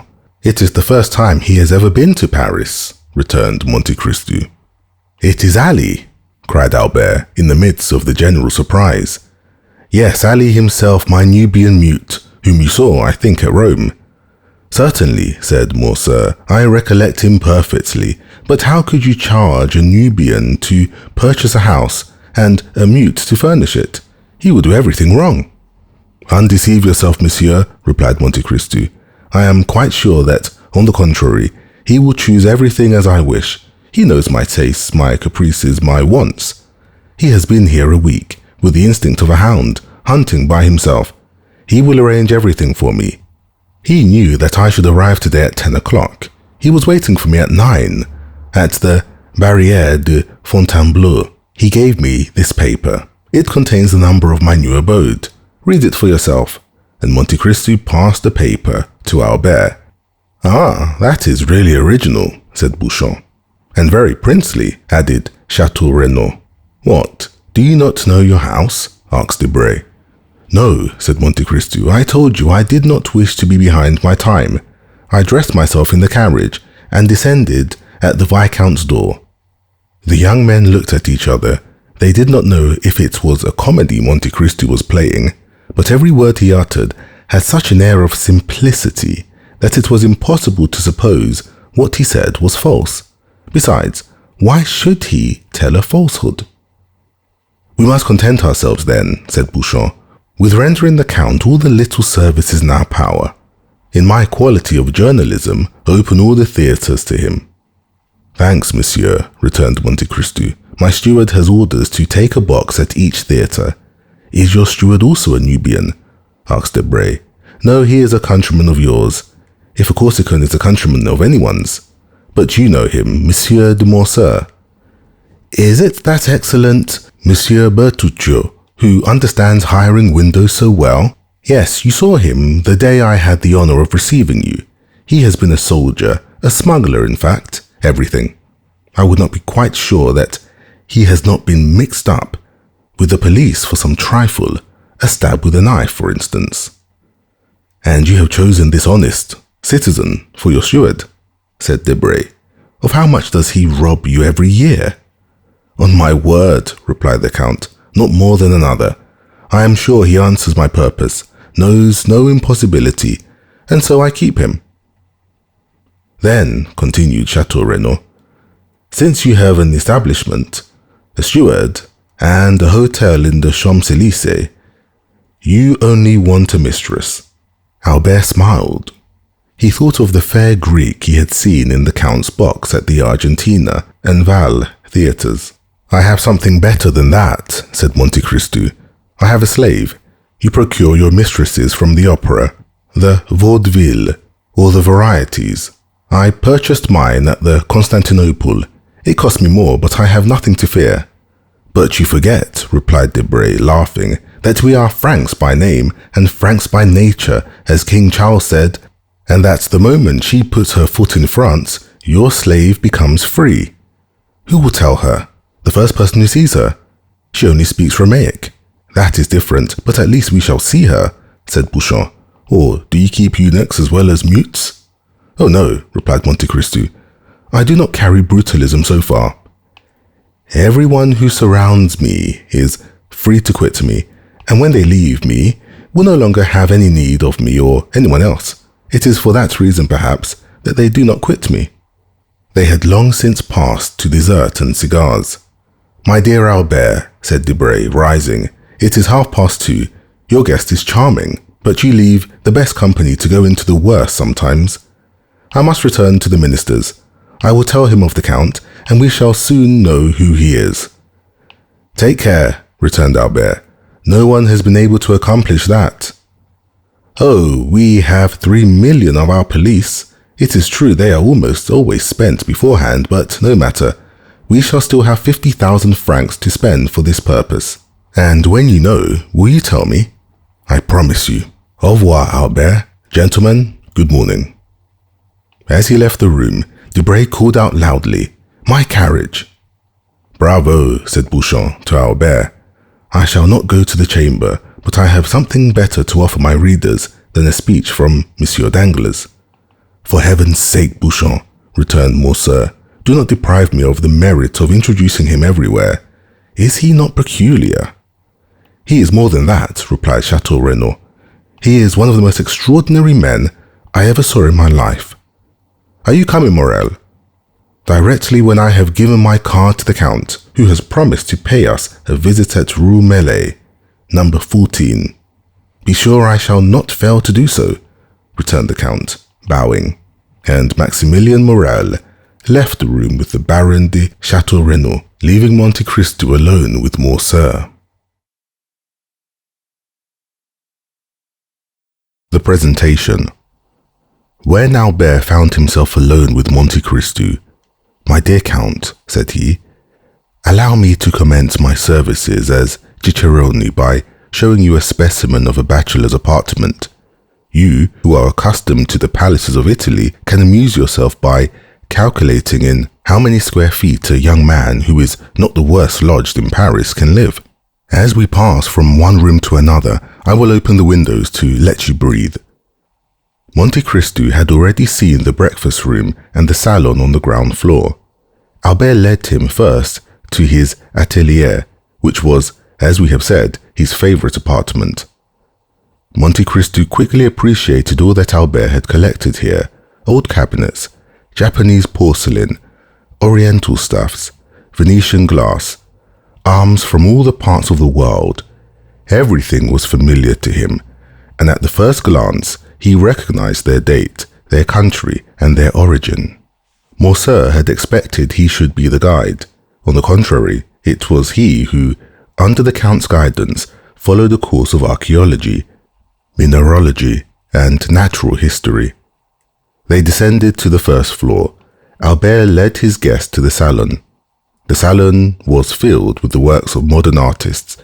There were landscapes by Dupuy, with their long reeds and tall trees, their lowing oxen and marvelous skies, Delacroix's Arabian cavaliers with their long white burnouses, their shining belts, their damasked arms, their horses who tore each other with their white teeth, while their riders contended fiercely with their maces, Aquarelle of Boulanger, representing Notre Dame de Paris with that vigor that makes the artist the rival of the poet.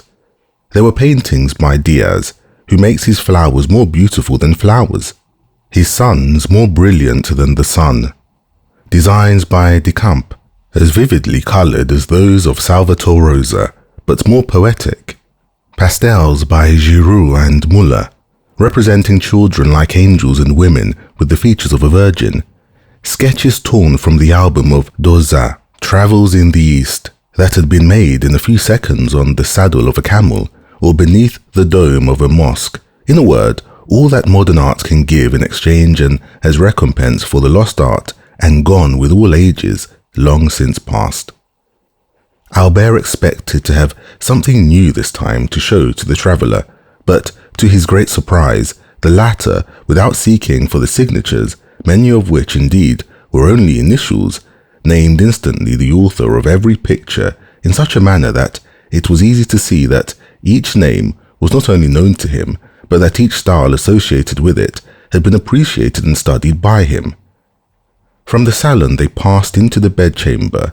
It was a model of taste and simple elegance. A single portrait, signed by Leopold Robert, shone in its carved and gilded frame. This portrait attracted the Count of Monte Cristo's attention, for he made 3 rapid steps in the chamber and stopped suddenly before it. It was the portrait of a young woman of 5 or 26, and with a dark complexion and light and lustrous eyes, veiled beneath long lashes. She wore the picturesque costume of the Catalan fisherwoman, a red and black bodice and golden pins in her hair. She was looking at the sea, and her form was outlined on the blue ocean and sky. The light was so faint in the room that Albert did not perceive the pallor that spread itself over the Count's visage, or the nervous heaving of his chest and shoulders. Silence prevailed for an instant, during which Monte Cristo gazed intently on the picture. "You have there a most charming mistress, Viscount," said the Count in a perfectly calm tone, "and this costume, a ball costume doubtless, becomes her admirably." "Ah, monsieur," returned Albert, "I would never forgive you this mistake if you had seen another picture beside this. You do not know my mother. She it is whom you see here. She had her portrait painted thus 6 or 8 years ago. This costume is a fancy one, it appears, and the resemblance is so great that I think I still see my mother the same as she was in 1830. The Countess had this portrait painted during the Count's absence. She doubtless intended giving him an agreeable surprise, but strange to say, this portrait seemed to displease my father, and the value of the picture, which is, as you see, one of the best works of Leopold Robert, could not overcome his dislike to it. It is true, between ourselves, that Monsieur de Morcerf is one of the most assiduous peers at the Luxembourg, a general renowned for theory, but a most mediocre amateur of art. It is different with my mother, who paints exceedingly well, and who, unwilling to part with so valuable a picture, gave it to me to put here, where it would be less likely to displease Monsieur de Morcerf, whose portrait, by Gross, I will also show you. Excuse my talking of family matters, but as I shall have the honour of introducing you to the Count, I tell you this to prevent you making any allusions to this picture. The picture seems to have a malign influence, for my mother rarely comes here without looking at it, and still more rarely does she look at it without weeping. This disagreement is the only one that has ever taken place between the Count and Countess, who are still as much united, although married more than 20 years, as on the first day of their wedding. Monte Cristo glanced rapidly at Albert as if to seek a hidden meaning in his words, but it was evident that the young man uttered them in the simplicity of his heart. Now, said Albert, that you have seen all my treasures, allow me to offer them to you, unworthy as they are. Consider yourself as in your own house, and to put yourself still more at your ease, pray accompany me to the apartments of Monsieur de Morcerf, he whom I wrote from Rome an account of the services you rendered me, and to whom I announced your promised visit, and I may say that both the Count and Countess anxiously desire to thank you in person. You are somewhat blasé, I know, and family scenes have not much effect on Sinbad the Sailor, who has seen so many others. However, accept what I propose to you as an invitation into Parisian life, a life of politeness, visiting, and introductions. Monte Cristo bowed without making any answer. He accepted the offer without enthusiasm and without regret, as one of those conventions of society which every gentleman looks upon as a duty. Albert summoned his servant and ordered him to acquaint Monsieur and Madame de Morcerf of the arrival of the Count of Monte Cristo. Albert followed him with the Count. When they arrived at the antechamber, above the door was visible a shield which, by its rich ornaments and its harmony with the rest of the furniture, indicated the importance the owner attached to this blazon.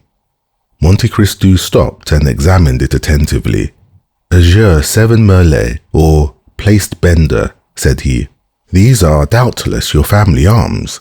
Except the knowledge of blazons that enable me to decipher them, I am very ignorant of heraldry. I account of a fresh creation fabricated in Tuscany by the aid of a commandery of St. Stephen, and who would not have taken the trouble had I not been told that when you travel much it is necessary. Besides, you must have something on the panels of your carriage to escape being searched by the custom house officers. Excuse my putting such a question to you. It is not indiscreet, returned Morcerf with the simplicity of conviction. You have guessed rightly. These are our arms, that is, those of my father, but they are, as you see, joined to another shield, which has jewels, a silver tower, which are my mother's. By her side, I am Spanish, but the family of Morcerf is French, and I have heard one of the oldest of the south of France. Yes, replied Monte Cristo, these blazons prove that. Almost all the armed pilgrims that went to the Holy Land took for their arms either a cross in honor of their mission, or birds of passage in sign of the long voyage they were about to undertake, and which they hoped to accomplish on the wings of faith. One of your ancestors had joined the Crusades, and supposing it to be only that of St. Louis, that makes you mount to the 13th century, which is tolerably ancient. It is possible, said Morcerf. My father has in his study a genealogical tree which will tell you all that, and on which I made commentaries that would have greatly edified Dozier and Jocot. At present I no longer think of it, and yet I must tell you that we are beginning to occupy ourselves greatly with these things under our popular government. Well then, your government would do well to choose from the past something better than the things that I have noticed on your monuments, and which have no heraldic meaning whatever. As for you, Viscount, continued Monte Cristo to Morcerf, you are more fortunate than the government, for your arms are really beautiful and speak to the imagination. Yes, you are at once from Provence and Spain. That explains if the portrait you showed me be like the dark hue I so much admired on the visage of the noble Catalan. It would have required the penetration of Oedipus or the Sphinx to have divined the irony the Count concealed beneath these words, apparently uttered with the greatest politeness.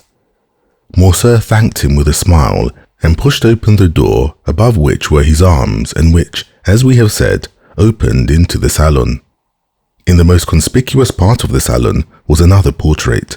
It was that of a man from 5 to 38 in the uniform of a general officer, wearing the double epaulette of heavy bullion that indicates superior rank, the ribbon of the Legion of Honor around his neck, which showed he was a commander, and on the right breast the star of a grand officer of the Order of the Saviour, and on the left that of the Grand Cross of Charles III, which proved that the person represented by the picture had served in the wars of Greece and Spain, or, what was just the same thing as regarded decorations, had fulfilled some diplomatic mission in the two countries. Monte Cristo was engaged in examining this portrait with no less care than he had bestowed upon the other, when another door opened, and he found himself opposite the Count of Morcerf in person. He was a man of 40 to 45 years, but he seemed at least 50, and his black moustache and eyebrows contrasted strangely with the almost white hair, which was cut short in the military fashion. He was dressed in plain clothes and wore at his buttonhole the ribbons of the different orders to which he belonged. He entered with a tolerably dignified step and some little haste. Monte Cristo saw him advance towards him without making a single step. He seemed as if his feet were rooted to the ground and his eyes on the Count of Morcerf. "Father," said the young man, "I have the honor of presenting to you the Count of Monte Cristo, the generous friend whom I had the good fortune to meet in the critical situation of which I have told you." "You are most welcome, monsieur," said the Count of Morcerf, saluting Monte Cristo with a smile, "and monsieur has rendered our house, in preserving its only heir, a service which ensures him our eternal gratitude." As he said these words, the Count of Morcerf pointed to a chair while he seated himself in another opposite the window. Monte Cristo, in taking the seat Morcerf offered him, placed himself in such a manner as to remain concealed in the shadow of the large velvet curtains and read on the careworn and livid features of the Count a whole history of secret griefs written in each wrinkle time had planted there. "The Countess," said Morcerf, "was at her toilette when she was informed of the visit she was about to receive. She will, however, be in the salon in 10 minutes. "It is a great honor to me," returned Monte Cristo, "to be thus, on the first day of my arrival in Paris, brought in contact with a man whose merit equals his reputation, and to whom fortune has for once been equitable. But has she not still, on the plains of Mitija, or in the mountains of Atlas, a marshal's staff to offer you?" "Oh," replied Morcerf, reddening slightly, "I have left the service, monsieur. May it appear at the Restoration. I served through the first campaign under the orders of Marshal Bourmont. I could therefore expect a higher rank, and who knows what might have happened had the elder branch remained on the throne. But the Revolution of July was, it seems, sufficiently glorious to allow itself to be ungrateful, and it was so for all services that did not date from the imperial period. I tendered my resignation, for when you have gained your epaulettes on the battlefield, you do not know how to maneuver on the slippery ground of the salons. I have hung up my sword and cast myself into politics. I have devoted myself to industry. I study the useful arts. During the 20 years I served, I often wished to do so, but I had not the time. "These are the ideas that render your nation superior to any other," returned Monte Cristo. "A gentleman of high birth, possessor of an ample fortune, you have consented to gain your promotion as an obscure soldier, step by step. This is uncommon. Then become general, peer of France, commander of the Legion of Honor. You consent to again commence a second apprenticeship, without any other hope or any other desire than that of one day becoming useful to your fellow creatures. This indeed is praiseworthy. Nay, more, it is sublime." Albert looked on and listened with astonishment. He was not used to seeing Monte Cristo give vent to such bursts of enthusiasm.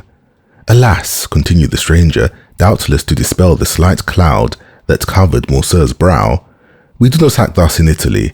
We grow according to our race and our species, and we pursue the same lines and often the same uselessness all our lives."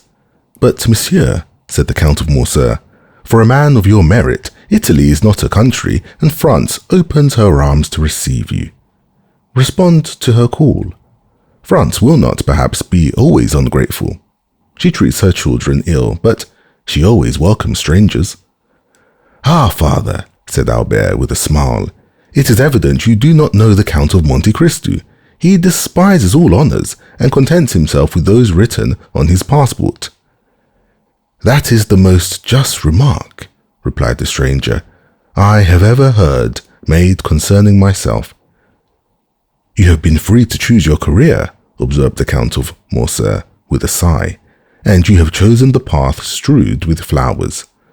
"Precisely, monsieur," replied Monte Cristo, with one of those smiles that a painter could never represent or a physiologist analyze. "If I did not fear to fatigue you," said the general, evidently charmed with the Count's manners, "I would have taken you to the chamber. There is a debate very curious to those who are strangers to our modern senators." "I shall be most grateful, monsieur, if you will, at some future time, renew your offer, but I have been flattered with the hope of being introduced to the Countess, and I will therefore wait." "Ah, here is my mother," cried the Viscount.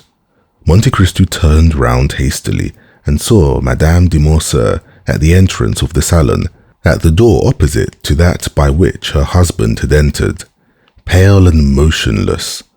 When Monte Cristo turned round, she let fall her arm, which for some unknown reason had been resting on the gilded doorpost.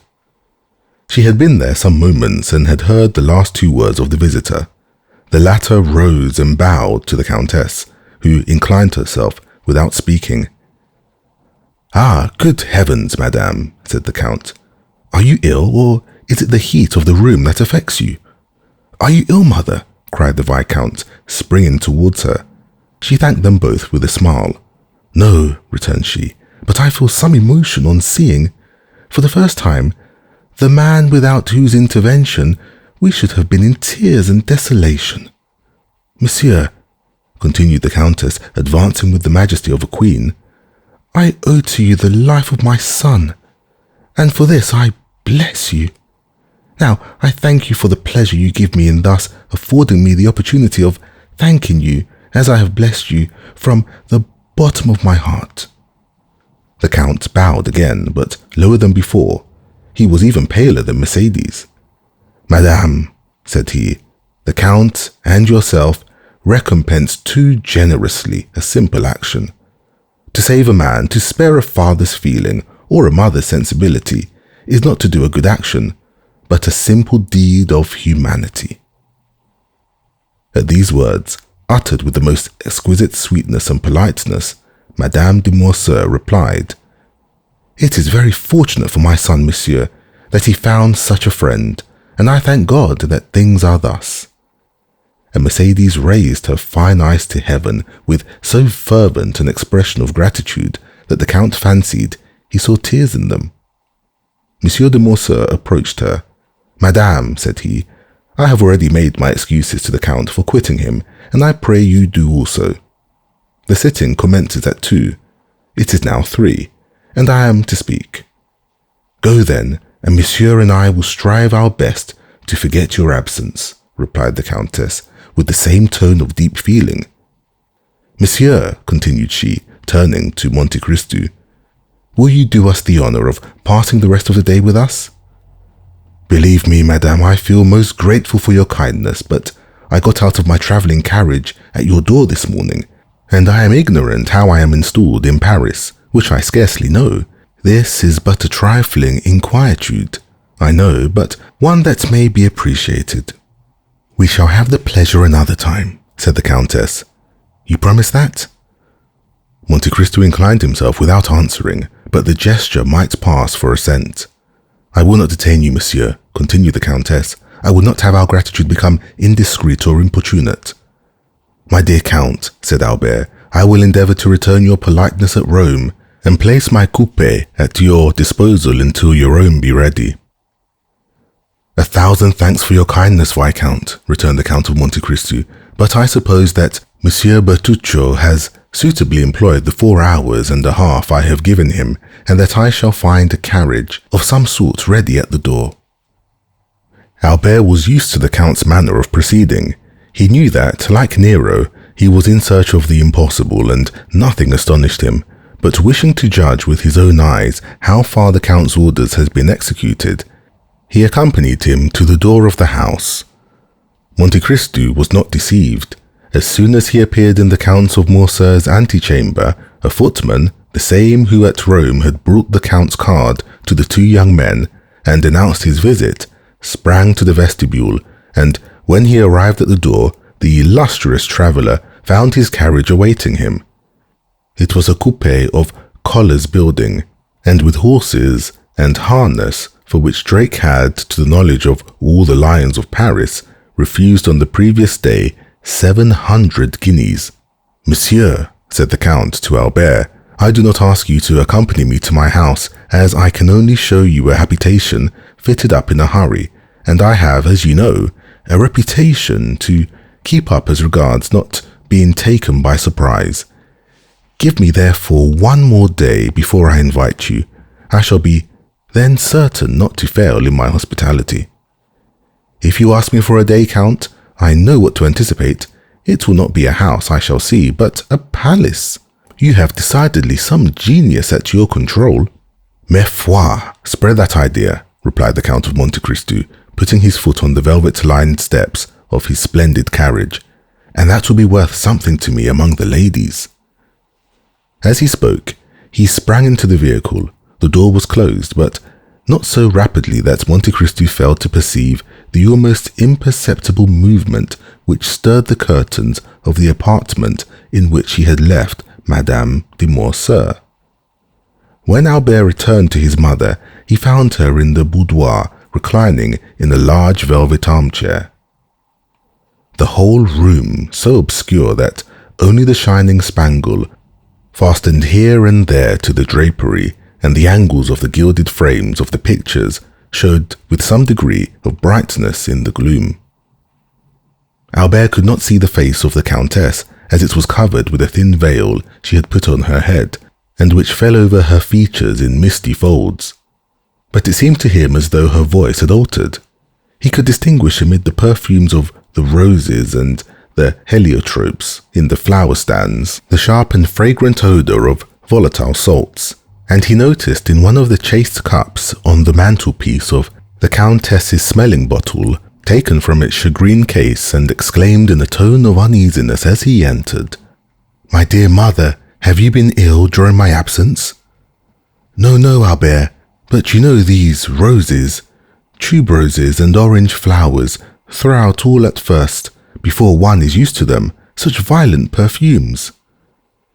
"Then, my dear mother," said Albert, putting his hand to the bell, "they must be taken to the antechamber. You are really ill, and just now were so pale as you came into the room." "Was I pale, Albert?" "Yes, a pallor that suits you admirably, mother, but which did not the less alarm my father and myself." "Did your father speak of it?" inquired Mercedes eagerly. "No, madame, but do you not remember that he spoke of the fact to you?" "Yes, I do remember," replied the Countess. A servant entered, summoned by Albert's ring of the bell. "Take these flowers into the ante-room or dressing-room," said the Viscount. "They make the Countess ill." The footman obeyed his orders. A long pause ensued, which lasted until all the flowers were removed.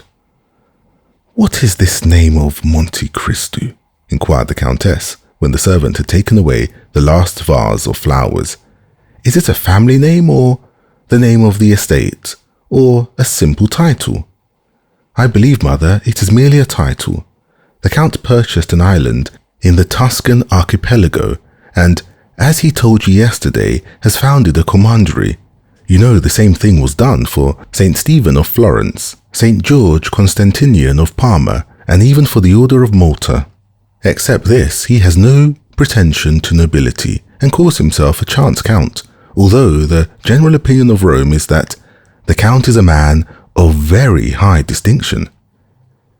"His manners are admirable," said the Countess, "at least as far as I could judge in the few minutes he remained here." "They are perfect, mother, so perfect that they surpass by far all I have known in the leading aristocracy of the three proudest nobilities of Europe, the English, the Spanish, and the German."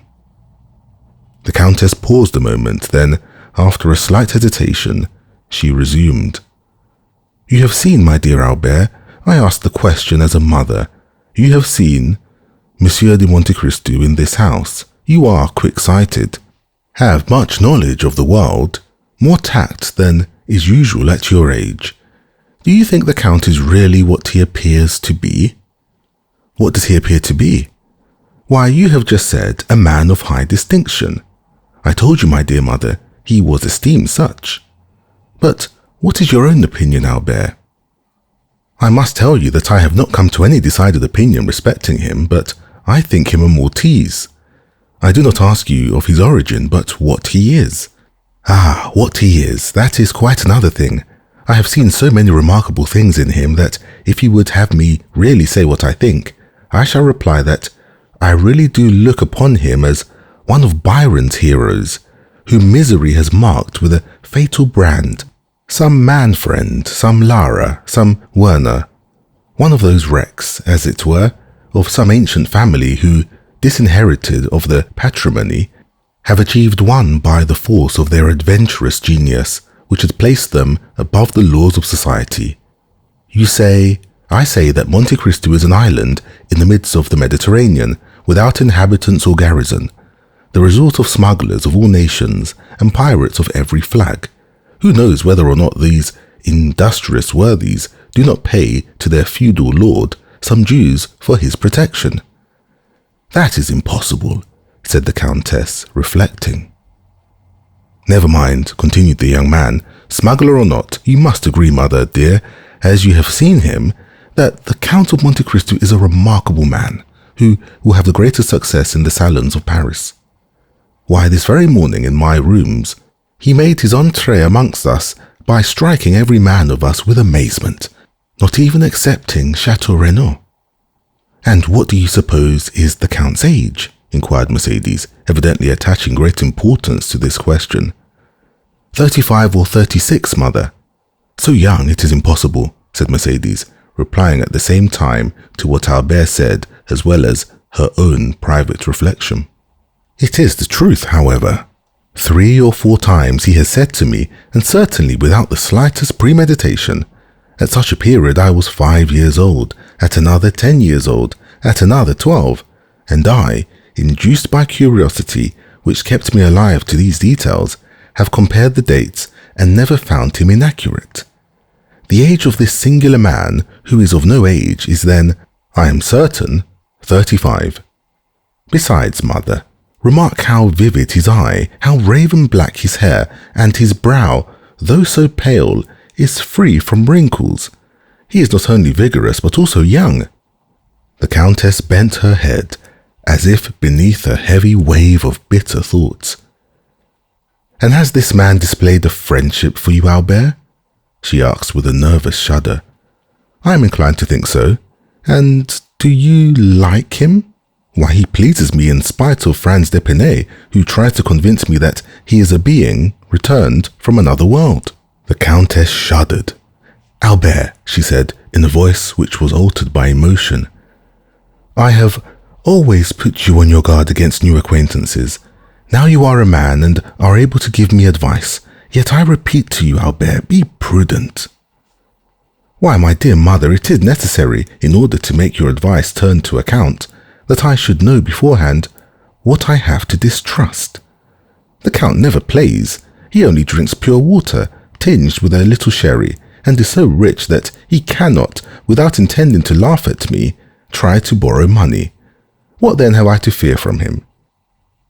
"You are right," said the Countess, "and my fears are weakness, especially when directed against a man who has saved your life. How did your father receive him, Albert? It is necessary that we should be more than complacent to the Count, Monsieur de Morcerf, if, sometimes occupied, his business makes him reflective, and he might, without intending it—" "Nothing could be in better taste than my father's demeanour, madame," said Albert. "Nay, more, he seemed greatly flattered at 2 or 3 compliments which the Count very skilfully and agreeably paid him, with as much ease as if he had known him these 30 years. Each of these little tickling arrows must have pleased my father," added Albert with a laugh, "and thus they parted the best possible friends, and Monsieur de Morcerf even wished to take him to the chamber to hear the speakers." The Countess made no reply. She fell into so deep a reverie that her eyes gradually closed. The young man, standing up before her, gazed upon her with that filial affection which is so tender and endearing with children whose mothers are still young and handsome. Then, after seeing her eyes closed and hearing her breathe gently, he believed she had dropped asleep, and left the apartment on tiptoe, closing the door after him with the utmost precaution. "This devil of a fellow," he muttered, shaking his head. "I said at the time he would create a sensation here, and I measure his effect by an infallible thermometer. My mother has noticed him, and he must therefore, perforce, be remarkable." He went down to the stables, not without some slight annoyance, when he remembered that the Count of Monte Cristo had laid his hands on a turnout which sent his bays down to second place in the opinion of connoisseurs. "Most decidedly," said he, "men are not equal, and I must beg my father to develop this theorem in the Chamber of Peers." Monsieur Bertuccio. Meanwhile, the Count had arrived at his house. It had taken him 6 minutes to perform the distance, but these 6 minutes were sufficient to induce 20 young men who knew the price of the equipage they had been unable to purchase themselves to put their horses in a gallop in order to see the rich foreigner who could afford to give 20,000 francs apiece for his horses. The house Ali had chosen, and which was to serve as a town residence to Monte Cristo, was situated on the right-hand side as you ascend the Champs-Élysées. A thick clump of trees and shrubs rose in the centre and masked a portion of the front.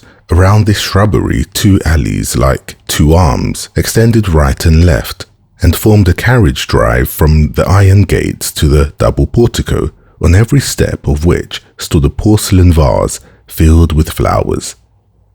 This house, isolated from the rest, had, besides the main entrance, another in the Rue de Ponthieu. Even before the coachman had hailed the concierge, the massy gates rolled on their hinges. They had seen the Count coming, and at Paris, as everywhere else, he was served with the rapidity of lightning. The coachman entered and traversed the half-circle without slackening his speed, and the gates were closed ere the wheels had ceased to sound on the gravel. The carriage stopped at the left side of the portico. 2 men presented themselves at the carriage window. The one was Ali, who, smiling with an expression of the most sincere joy, seemed amply repaid by a mere look from Monte Cristo. The other bowed respectfully and offered his arm to assist the Count in descending. "Thanks, Bertuccio," said the Count, springing lightly up the 3 steps of the portico. "And the notary?" "He is in the small salon, Excellency," returned Bertuccio. "And the cards I ordered to be engraved as soon as you knew the number of the house? Your Excellency, it is done already. I have been myself to the best engraver of the Palais Royal, who did the plate in my presence. The first card struck off was taken, according to your orders, to the Baron Danglars, Rue de la Chaussée d'Antin, number 7. The others are on the mantelpiece of your Excellency's bedroom. Good. What o'clock is it? 4 o'clock. Monte Cristo gave his hat, cane and gloves to the same French footman who had called his carriage at the Count of Morcerf's, and then he passed into a small salon, preceded by Bertuccio, who showed him the way. "These are but indifferent marbles in this antechamber," said Monte Cristo. "I trust all this will soon be taken away." Bertuccio bowed. As the steward had said, the notary awaited him in the small salon. He was a simple-looking lawyer's clerk, elevated to the extraordinary dignity of a provincial scrivener. "You are the notary empowered to sell the country house that I wish to purchase, monsieur?" asked Monte Cristo. "Yes, Count," returned the notary. "Is the deed of sale ready?" "Yes, Count." "Have you brought it?" "Here it is." "Very well. And where is this house that I purchased?" asked the Count carelessly, addressing himself half to Bertuccio, half to the notary. The steward made a gesture that signified, "I don't know." The notary looked at the Count with astonishment. "What?" said he. "Does not the Count know where the house he purchases is situated?" "No," returned the Count. "The Count does not know? How should I know? I have arrived from Cadiz this morning. I have never before been in Paris, and it is the first time I have ever even set foot in France." "Huh, that is different. The house you purchase is at Auteuil." At these words, Bertuccio turned pale. "And where is Auteuil?" asked the Count. "Close by here, monsieur," replied the notary, "a little beyond Passy, a charming situation in the heart of the Bois de Boulogne." "So near as that?" said the Count. "But that is not in the country. What made you choose a house at the gates of Paris, Monsieur Bertuccio?" "I," cried the steward with a strange expression. "His Excellency did not charge me to purchase the house. If His Excellency will recollect, if he will think—" "Ah, true," observed Monte Cristo. "I recollect now. I read the advertisement in one of the papers and was tempted by the false title, a country house." "It is not yet too late," cried Bertuccio eagerly. "And if your Excellency will entrust me with the commission, I will find you a better at Enghien, at Fontenay-aux-Roses, or Bellevue." "Oh no," returned Monte Cristo negligently. "Since I have this, I will keep it." "And you are quite right," said the notary, who feared to lose his fee. "It is a charming place, well supplied with spring water and fine trees, a comfortable habitation, although abandoned for a long time, without reckoning the furniture, which, although old, is yet valuable, now that old things are so much sought after." "I suppose the Count has the tastes of the day?" "To be sure," returned Monte Cristo. "It is very convenient, then." "It is more. It is magnificent." "Let us not lose such an opportunity," returned Monte Cristo. "The deed, if you please, Mr. Notary." And he signed it rapidly, after having first run his eye over that part of the deed in which were specified the situation of the house and the names of the proprietors. "Bertuccio," said he, "give 55,000 francs to monsieur." The steward left the room with a faltering step and returned with a bundle of banknotes, which the notary counted like a man who never gives a receipt for money until after he is sure it is all there. "And now," demanded the Count, "are all the forms complied with?" "All, sir." "Have you the keys?" "They are in the hands of the concierge, who takes care of the house. But here is the order I have given him to install the Count in his new possessions." "Very well." And Monte Cristo made a sign with his hand to the notary, which said, "I have no further need of you. You may go." "But," observed the honest notary, "the Count is, I think, mistaken. It is only 50,000 francs, everything included." "And your fee?" "Is included in this sum." "But have you not come from Auteuil here?" "Yes, certainly." "Well then, it is but fair that you should be paid for your loss of time and trouble," said the Count, and he made a gesture of polite dismissal.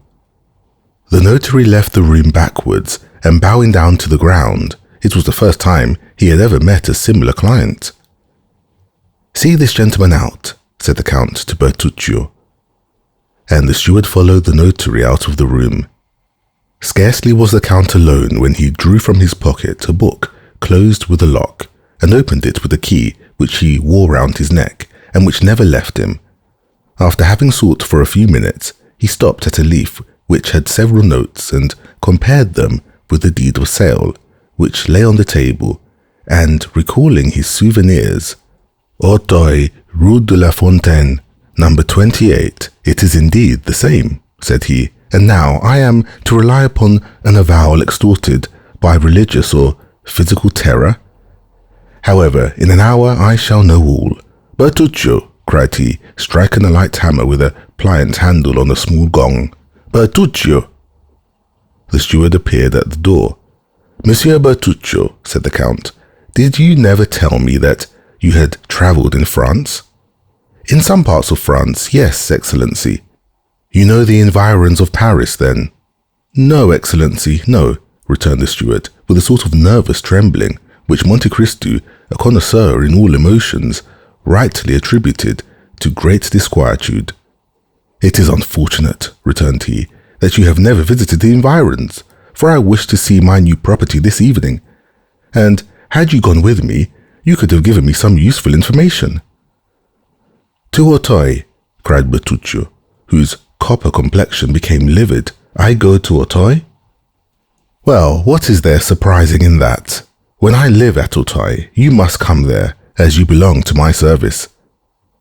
Bertuccio hung down his head before the imperious look of his master, and remained motionless without making any answer. "Why, what has happened to you? Are you going to make me ring a second time for the carriage?"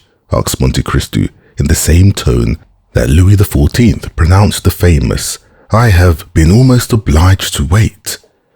Bertuccio made but one bound to the antechamber, and cried in a hoarse voice, "His Excellency's horses!" Monte Cristo wrote 2 or 3 notes, and as he sealed the last, the steward appeared. "Your Excellency's carriage is at the door," said he. "Well, take your hat and gloves," returned Monte Cristo. "Am I to accompany you, Your Excellency?" cried Bertuccio. "Certainly, you must give the orders, for I intend residing at the house." It was unexampled for a servant of the Count's to dare to dispute an order of his, so the steward, without saying a word, followed his master, who got into the carriage and signed to him to follow, which he did, taking his place respectfully on the front seat. The house at Auteuil. Monte Cristo noticed as they descended the staircase that Bertuccio signed himself in the Corsican manner, that is, had formed the sign of the cross in the air with his thumb, and as he seated himself in the carriage, muttered a short prayer. Anyone but a man of exhaustless thirst for knowledge would have had pity on seeing the steward's extraordinary repugnance for the Count's projected drive without the walls, but the Count was too curious to let Bertuccio off from this little journey. In 20 minutes they were at Auteuil. The steward's emotion had continued to augment as they entered the village. Bertuccio, crouched in the corner of the carriage, began to examine with a feverish anxiety every house they passed. "Tell them to stop at Rue de la Fontaine." "Number 28, said the Count, fixing his eyes on the steward, to whom he gave this order. Bertuccio's forehead was covered with perspiration. However, he obeyed, and leaning out of the window, he cried to the coachman, "Rue de la Fontaine, number 28. Number 28 was situated at the extremity of the village. During the drive, the night had set in, and darkness gave the surroundings the artificial appearance of a scene on the stage. The carriage stopped. The footman sprang off the box and opened the door. "Well," said the Count, "you do not get out, Monsieur Bertuccio. You are going to stay in the carriage, then. What are you thinking of this evening?" Bertuccio sprang out and offered his shoulder to the Count, who this time leaned upon it as he descended the 3 steps of the carriage. "Knock," said the Count, "and announce me." Bertuccio knocked, the door opened, and the concierge appeared. "What is it?" asked he. "It is your new master, my good fellow," said the footman, and he held out to the concierge the notary's order. "The house is sold then?" demanded the concierge. "And this gentleman is coming to live here?" "Yes, my friend," returned the Count, "and I will endeavour to give you no cause to regret your old master."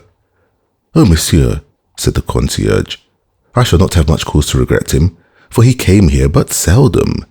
It is 5 years since he was last here, and he did well to sell the house, for it did not bring him in anything at all." "What was the name of your old master?" said Monte Cristo. "The Marquis of Saint-Méran." "Ah, I'm sure he has not sold the house for what he gave for it." "The Marquis of Saint-Méran," returned the Count. "The name is not unknown to me. The Marquis of Saint-Méran." And he appeared to meditate. "An old gentleman," continued the concierge, "a staunch follower of the Bourbons. He had an only daughter who married Monsieur de Villefort, who had been the king's attorney at Nîmes, and afterwards at Versailles." Monte Cristo glanced at Bertuccio, who became whiter than the wall against which he leaned to prevent himself from falling. "And is not this daughter dead?" demanded Monte Cristo. "I fancy I have heard so." "Yes, monsieur, 21 years ago, and since then we have not seen the poor Marquis 3 times. "Thanks," said Monte Cristo, judging from the steward's utter prostration that he could not stretch the cord further without danger of breaking it. "Give me a light." "Shall I accompany you, monsieur?" "No, it is unnecessary. Bertuccio will show me a light." And Monte Cristo accompanied these words by the gift of 2 gold pieces, which produced a torrent of thanks and blessings from the concierge. "Ah, monsieur," said he, after having vainly searched on the mantelpiece and the shelves, "I have not got any candles." "Take one of the carriage lamps, Bertuccio," said the Count, "and show me the apartments." The steward obeyed in silence, but it was easy to see, from the manner in which the hand that held the light trembled, how much it cost him to obey. They went over a tolerably large ground floor. A first floor consisted of a salon, a bathroom, and 2 bedrooms. Near one of the bedrooms they came to a winding staircase that led down the garden. "Ah, here is a private staircase," said the Count. "That is convenient. Light me, Monsieur Bertuccio, and go first. We will see where it leads to." "Monsieur," replied Bertuccio, "it leads to the garden." "And pray, how do you know that?" "It ought to do so at least." "Well, let us be sure of that." Bertuccio sighed and went on first. The stairs did, indeed, lead to the garden. At the outer door, the steward paused. "Go on, Monsieur Bertuccio," said the Count. But he who was addressed stood there, stupefied, bewildered, stunned. His haggard eyes glanced around, as if in search of the traces of some terrible event, and with his clenched hands he seemed striving to shut out horrible recollections. "Well?" insisted the Count. "No, no," cried Bertuccio, setting down the lantern at the angle of the interior wall. "No, monsieur, it is impossible. I can go no farther." "What does this mean?" demanded the irresistible voice of Monte Cristo. "Why, you must see, your excellency," cried the steward, "that this is not natural, that having a house to purchase, you purchase it exactly at Auteuil, and that, purchasing it at Auteuil, this house should be number 28, Rue de la Fontaine. Oh, why did I not tell you all? I am sure you would not have forced me to come. I hoped your house would have been some other one than this, as if there was not another house at Auteuil than that of the assassination." "What?" cried Monte Cristo, stopping suddenly. "What words do you utter? Devil of a man, Corsican that you are, always mysteries or superstitions. Come, take the lantern and let us visit the garden. You are not afraid of ghosts with me, I hope." Bertuccio raised the lantern and obeyed. The door, as it opened, disclosed a gloomy sky in which the moon strove vainly to struggle through a sea of clouds that covered her with billows of vapor, which she illumined for an instant, only to sink into obscurity. The steward wished to turn to the left. "No, no, monsieur," said Monte Cristo. "What is the use of following the alleys? Here is a beautiful lawn. Let us go on straight forwards." Bertuccio wiped the perspiration from his brow, but obeyed. However, he continued to take the left hand. Monte Cristo, on the contrary, took the right hand, arrived near a clump of trees. He stopped. The steward could not restrain himself. "Move, monsieur," Move away. I entreat you. You are exactly in the spot. What spot? Where he fell. My dear Monsieur Bertuccio, said Monte Cristo, laughing, control yourself. We are not at Sartène or at Corte. This is not a Corsican marquee, but an English garden. Badly kept, I own, but still, you must not calumniate it for that. Monsieur, I implore you, do not stay there. I think you are going mad, Bertuccio, said the Count coldly. If that is the case, I warn you, I shall have you put in a lunatic asylum. Alas, Excellency, returned Bertuccio, joining his hands and shaking his head in a manner that would have excited the Count's laughter, had not thoughts of a superior interest occupied him, and rendered him attentive to the least revelation of this timorous conscience. Alas, Excellency, the evil has arrived. Monsieur Bertuccio, said the Count, I am very glad to tell you that while you gesticulate, you wring your hands and roll your eyes like a man possessed by a devil, who will not leave him, and I have always observed that the devil most obstinate to be expelled is a secret. I knew you were Corsican, I knew you were gloomy and always brooding over some old history of the vendetta, and I overlooked that in Italy because in Italy those things are thought nothing of, but in France they are considered in very bad taste. There are gendarmes who occupy themselves with such affairs, judges who condemn, and scaffolds which avenge. Bertuccio clasped his hands, and as in all these evolutions he did not let fall the lantern, the light showed his pale and altered countenance. Monte Cristo examined him with the same look that, at Rome, he had bent upon the execution of Andrea, and then, in a tone that made a shudder pass through the veins of the poor steward, the Abbé Busoni then told me an untruth, he said, when after his journey in France in 1829, he sent you to me with a letter of recommendation in which he enumerated your valuable qualities. Well, I shall write to the Abbé, I shall hold him responsible for his protégé's misconduct, and I shall soon know all about this assassination. Only I warn you that when I reside in a country, I conform to all its code, and I have no wish to put myself within the compass of the French laws for your sake. Oh, do not do that, Excellency. I have always served you faithfully, cried Bertuccio in despair. I have always been an honest man, and as far as lay in my power, I have done good. I do not deny it, returned the Count. But why are you thus agitated? It is a bad sign. A quiet conscience does not occasion such paleness in the cheeks and such fever in the hands of a man. But, Your Excellency, replied Bertuccio, hesitatingly, did not the Abbé Busoni, who heard my confession in the prison at Nîmes, tell you that I had a heavy burden upon my conscience? Yes, but as he said you would make an excellent steward, I concluded you had stolen. That was all. Oh, Your Excellency, returned Bertuccio in deep contempt. Or, as you are a Corsican, that you had been unable to resist the desire of making a stiff, as you call it. Yes, my good master, cried Bertuccio, casting himself at the Count's feet. It was simply vengeance, nothing else. I understand that, but I do not understand what it is that galvanizes you in this manner.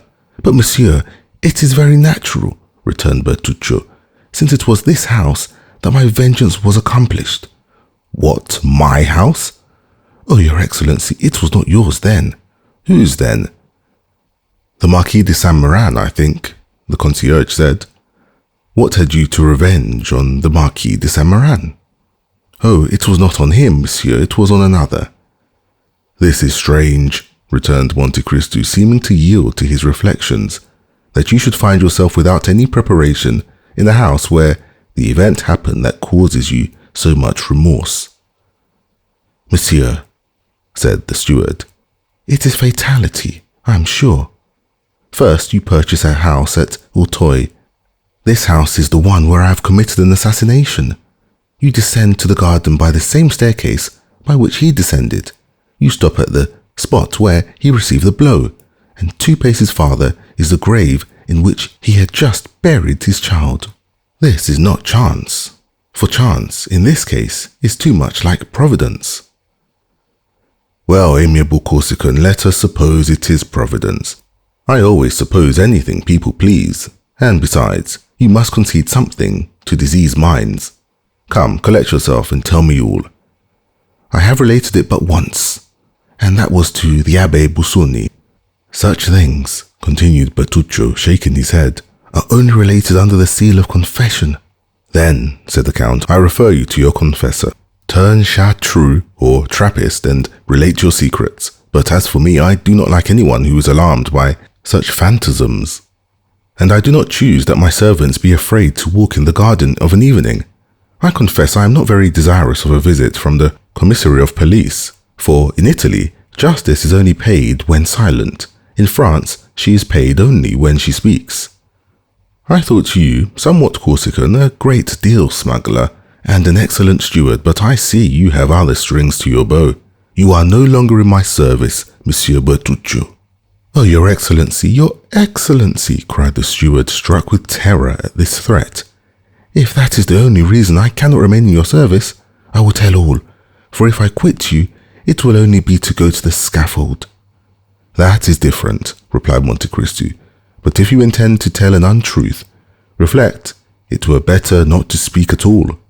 No, monsieur, I swear to you, by my hopes of salvation, I will tell you all, for the Abbé Busoni himself only knew a part of my secret, but I pray you, go away from that plane tree. The moon is just bursting through the clouds, and there, standing where you do, and wrapped in the cloak that conceals your figure, you remind me of Monsieur de Villefort. What? Cried Monte Cristo. It was Monsieur de Villefort? Your Excellency knows him? The former royal at Nîmes? Yes. Who married the Marquis of Saint-Méran's daughter? Yes. Who enjoyed the reputation of being the most severe, the most upright, the most rigid magistrate on the bench? Well, monsieur, said Bertuccio, this man with this spotless reputation, well, was a villain. Ha, cried Monte Cristo, impossible. It is as I tell you. Ah, really, said Monte Cristo. Have you proof of this? I had it, and you have lost it now. How stupid. Yes, but by careful search it might be recovered. Really, returned the Count. Relate it to me, for it begins to interest me. And the Count, humming an air from Lucia, went to sit down on a bench while Bertuccio followed him, collecting his thoughts. Bertuccio remained standing before him. The Vendetta. At what point shall I begin my story, Your Excellency? Asked Bertuccio. Where you please, returned Monte Cristo, since I know nothing at all of it. I thought the Abbé Busoni had told Your Excellency. Some particulars doubtless, but that is 7 or 8 years ago, and I have forgotten them. Then I can speak without fear of tiring Your Excellency. Go on, Bertuccio. You will supply the want of the evening papers. The story begins in 1815. Ah, said Monte Cristo, 1815 is not yesterday. No, monsieur, and yet I recollect all things as clearly as if they had happened but then. I had a brother, an elder brother, who was in the service of the emperor. He had become lieutenant in a regiment composed entirely of Corsicans. This brother was my only friend. We became orphans, I at 5, he at 18. He brought me up as if I had been his son, and in 1814 he married. When the emperor returned from the island of Elba, my brother instantly joined the army, was slightly wounded at Waterloo, and retired with the army beyond the Loire. But that is the history of the 100 days, Monsieur Bertuccio, said the Count. Unless I am mistaken, it has been written already. Excuse me, Excellency, but these details are necessary, and you promised to be patient. Go on, I will keep my word. One day we received a letter. I should tell you that we lived in a little village of Rogliano, at the extremity of Cap Corse. This letter was from my brother. He told us that the army was disbanded, and that he should return by Châteauroux, Clermont-Ferrand, Le Puy, and Nîmes, and if I had any money, he prayed me to leave it for him at Nîmes, with an innkeeper with whom I had dealings. In the smuggling line? Said Monte Cristo. Ah, Your Excellency. Everyone must live. Certainly, go on. I loved my brother tenderly, as I told you, Your Excellency, and I resolved not to send the money, but to take it to him myself. I possessed 1,000 francs. I left 500 with Assunta, my sister-in-law, and with the other 500 I set off for Nîmes. It was easy to do so, and as I had my boat and a lading to take in at sea, everything favoured my project. But after we had taken in our cargo, the wind became contrary, so that we were 4 or 5 days without being able to enter at the Rhône. At last, however, we succeeded and worked up to Arles. I left the boat between Bellegarde and Beaucaire and took the road to Nîmes. We are getting to the story now? Yes, Your Excellency, excuse me, but as you will see, I only tell you what is absolutely necessary. Just at this time, the famous massacres took place in the south of France. These brigands, called Tretaillon, Truffem, and Graffon, publicly assassinated everybody whom they suspected of Bonapartism. You have doubtless heard of these massacres, Your Excellency. Vaguely, I was far from France at that period. Go on. As I entered Nîmes, I literally waded in blood. At every step you encountered dead bodies and bands of murderers who killed, plundered, and burned. At the sight of this slaughter and devastation, I became terrified, not for myself, for I, a simple Corsican fisherman, had nothing to fear. On the contrary, that time was most favourable for us smugglers. But for my brother, a soldier of the Empire, returning from the army of the Loire, with his uniform and his epaulettes, there was everything to apprehend. I hastened to the innkeeper. My misgivings had been but too true. My brother had arrived the previous evening at Nîmes, and at the very door of the house where he was about to demand hospitality, he had been assassinated. I did all in my power to discover the murderers, but no one durst tell me their names. So much were they dreaded. I then thought of that French justice of which I heard so much, and which feared nothing, and I went to the king's attorney. And this king's attorney was named Villefort? Asked Monte Cristo carelessly. Yes, Your Excellency, he came from Marseille, where he had been deputy procurer. His zeal had procured him advancement, and he was said to be one of the first who had informed the government of the departure from the island of Elba. Then, said Monte Cristo, you went with him? Monsieur, I said, my brother was assassinated yesterday in the streets of Nîmes. I know not by whom, but it is your duty to find out.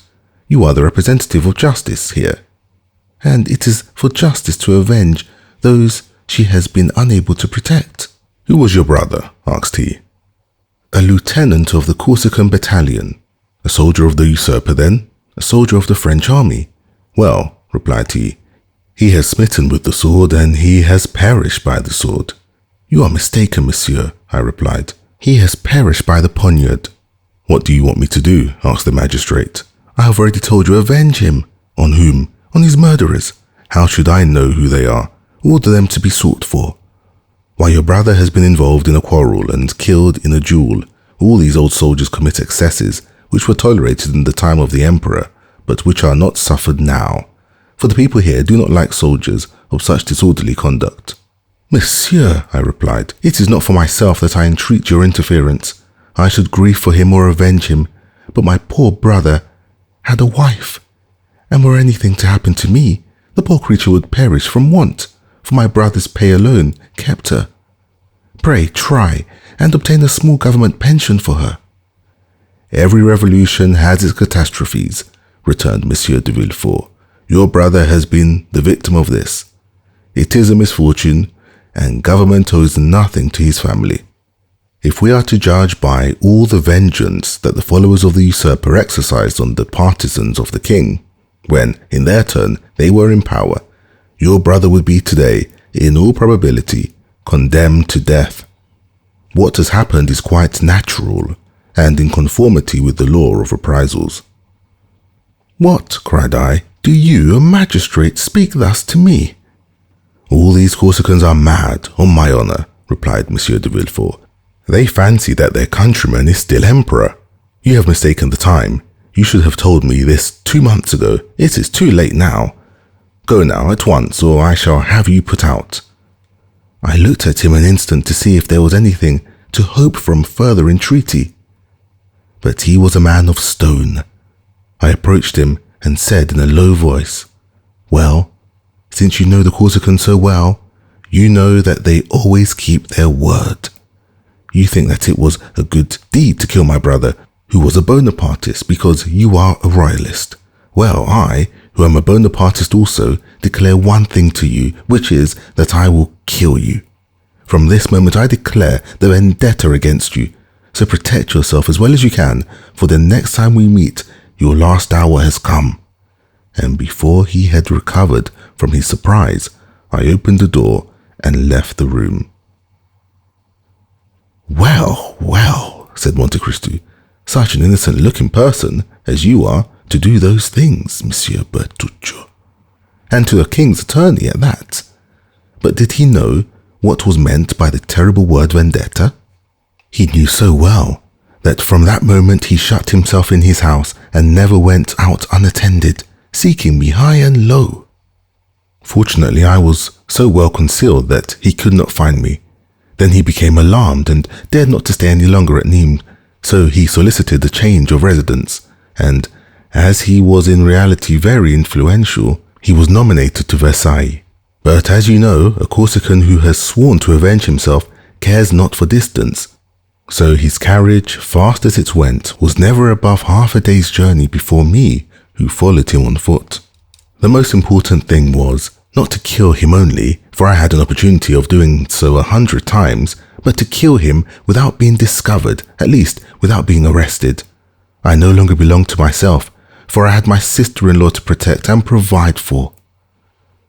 For 3 months I watched Monsieur de Villefort. For 3 months he took not a step out of doors without my following him. At length I discovered that he went mysteriously to Auteuil. I followed him thither, and I saw him enter the house where we now are, only instead of entering by the great door that looks into the street, he came on horseback, or in his carriage, left the one or the other at the little inn, and entered by the gate you see there. Monte Cristo made a sign with his head to show that he could discern in the darkness the door to which Bertuccio alluded. As I had nothing more to do at Versailles, I went to Auteuil and gained all the information I could. If I wished to surprise him, it was evident this was the spot to lie in wait for him. The house belonged, as the concierge informed Your Excellency, to Monsieur de Saint-Méran, Villefort's father-in-law. Monsieur de Saint-Méran lived at Marseille, so that this country house was useless to him, and it was reported to be let to a young widow, known only by the name of the Baroness. One evening, as I was looking over the wall, I saw a young and handsome woman who was walking alone in that garden, which was not overlooked by any windows, and I guessed that she was awaiting Monsieur de Villefort. When she was sufficiently near for me to distinguish her features, I saw she was from 18 to 19, tall and very fair. As she had a loose muslin dress on, and as nothing concealed her figure, I saw she would ere long become a mother. A few moments after, the little door was opened and a man entered. The young woman hastened to meet him. They threw themselves into each other's arms, embraced tenderly, and returned together to the house. The man was Monsieur de Villefort. I fully believed that when he went out in the night, he would be forced to traverse the whole of the garden alone. And, asked the Count, did you ever know the name of this woman? No, Excellency, returned Bertuccio. You will see that I had no time to learn it. Go on.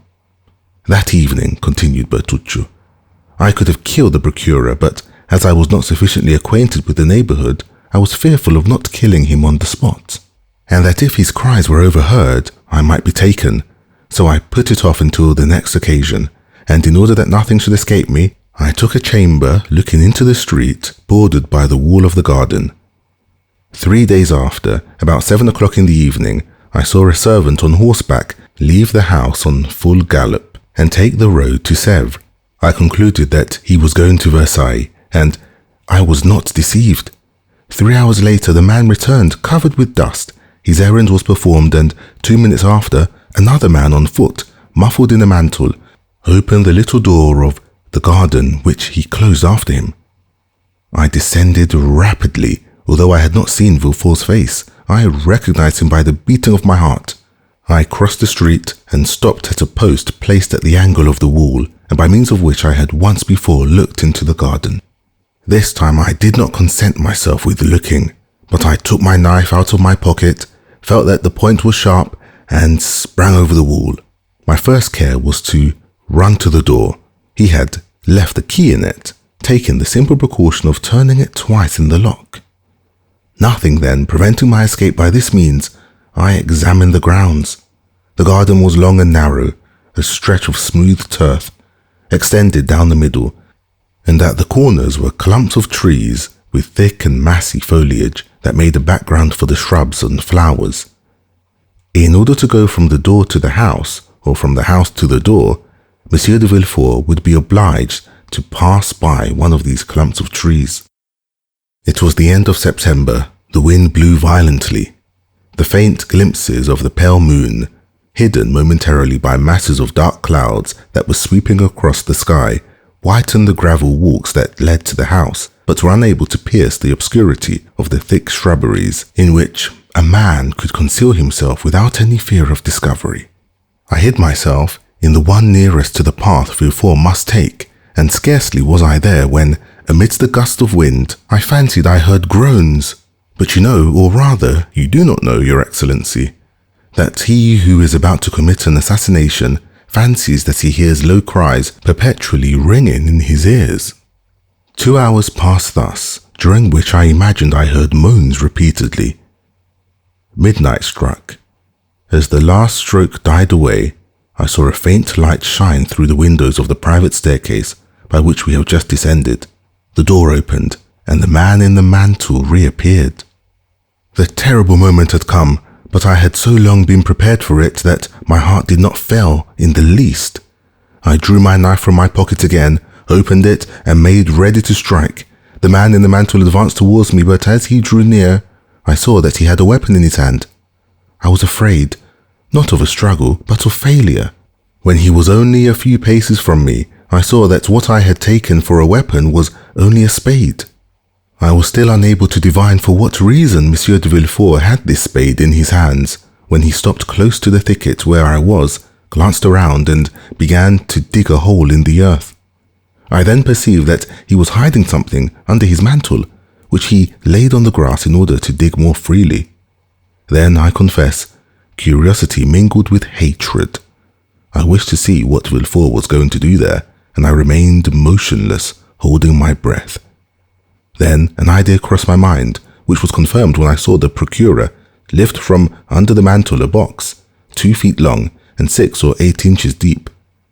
I let him place the box in the hole he had made. Then, while he stamped with his feet to remove all traces of his occupation, I rushed on him and plunged my knife into his breast, exclaiming, "I am Giovanni Bertuccio, thy death for my brothers, thy treasure for his widow. Thou seest my vengeance is more complete than I had hoped."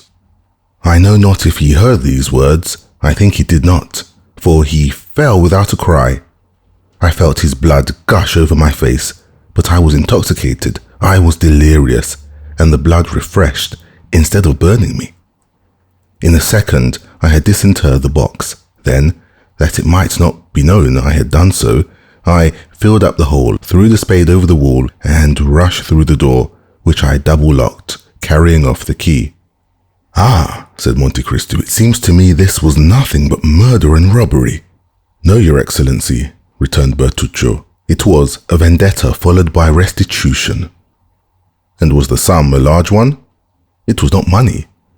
"Ah, I recollect," replied the Count. "Did you not say something of an infant?" "Yes, Excellency. I hastened to the river, sat down on the bank, and with my knife forced open the lock of the box. In a fine linen cloth was wrapped a newborn child.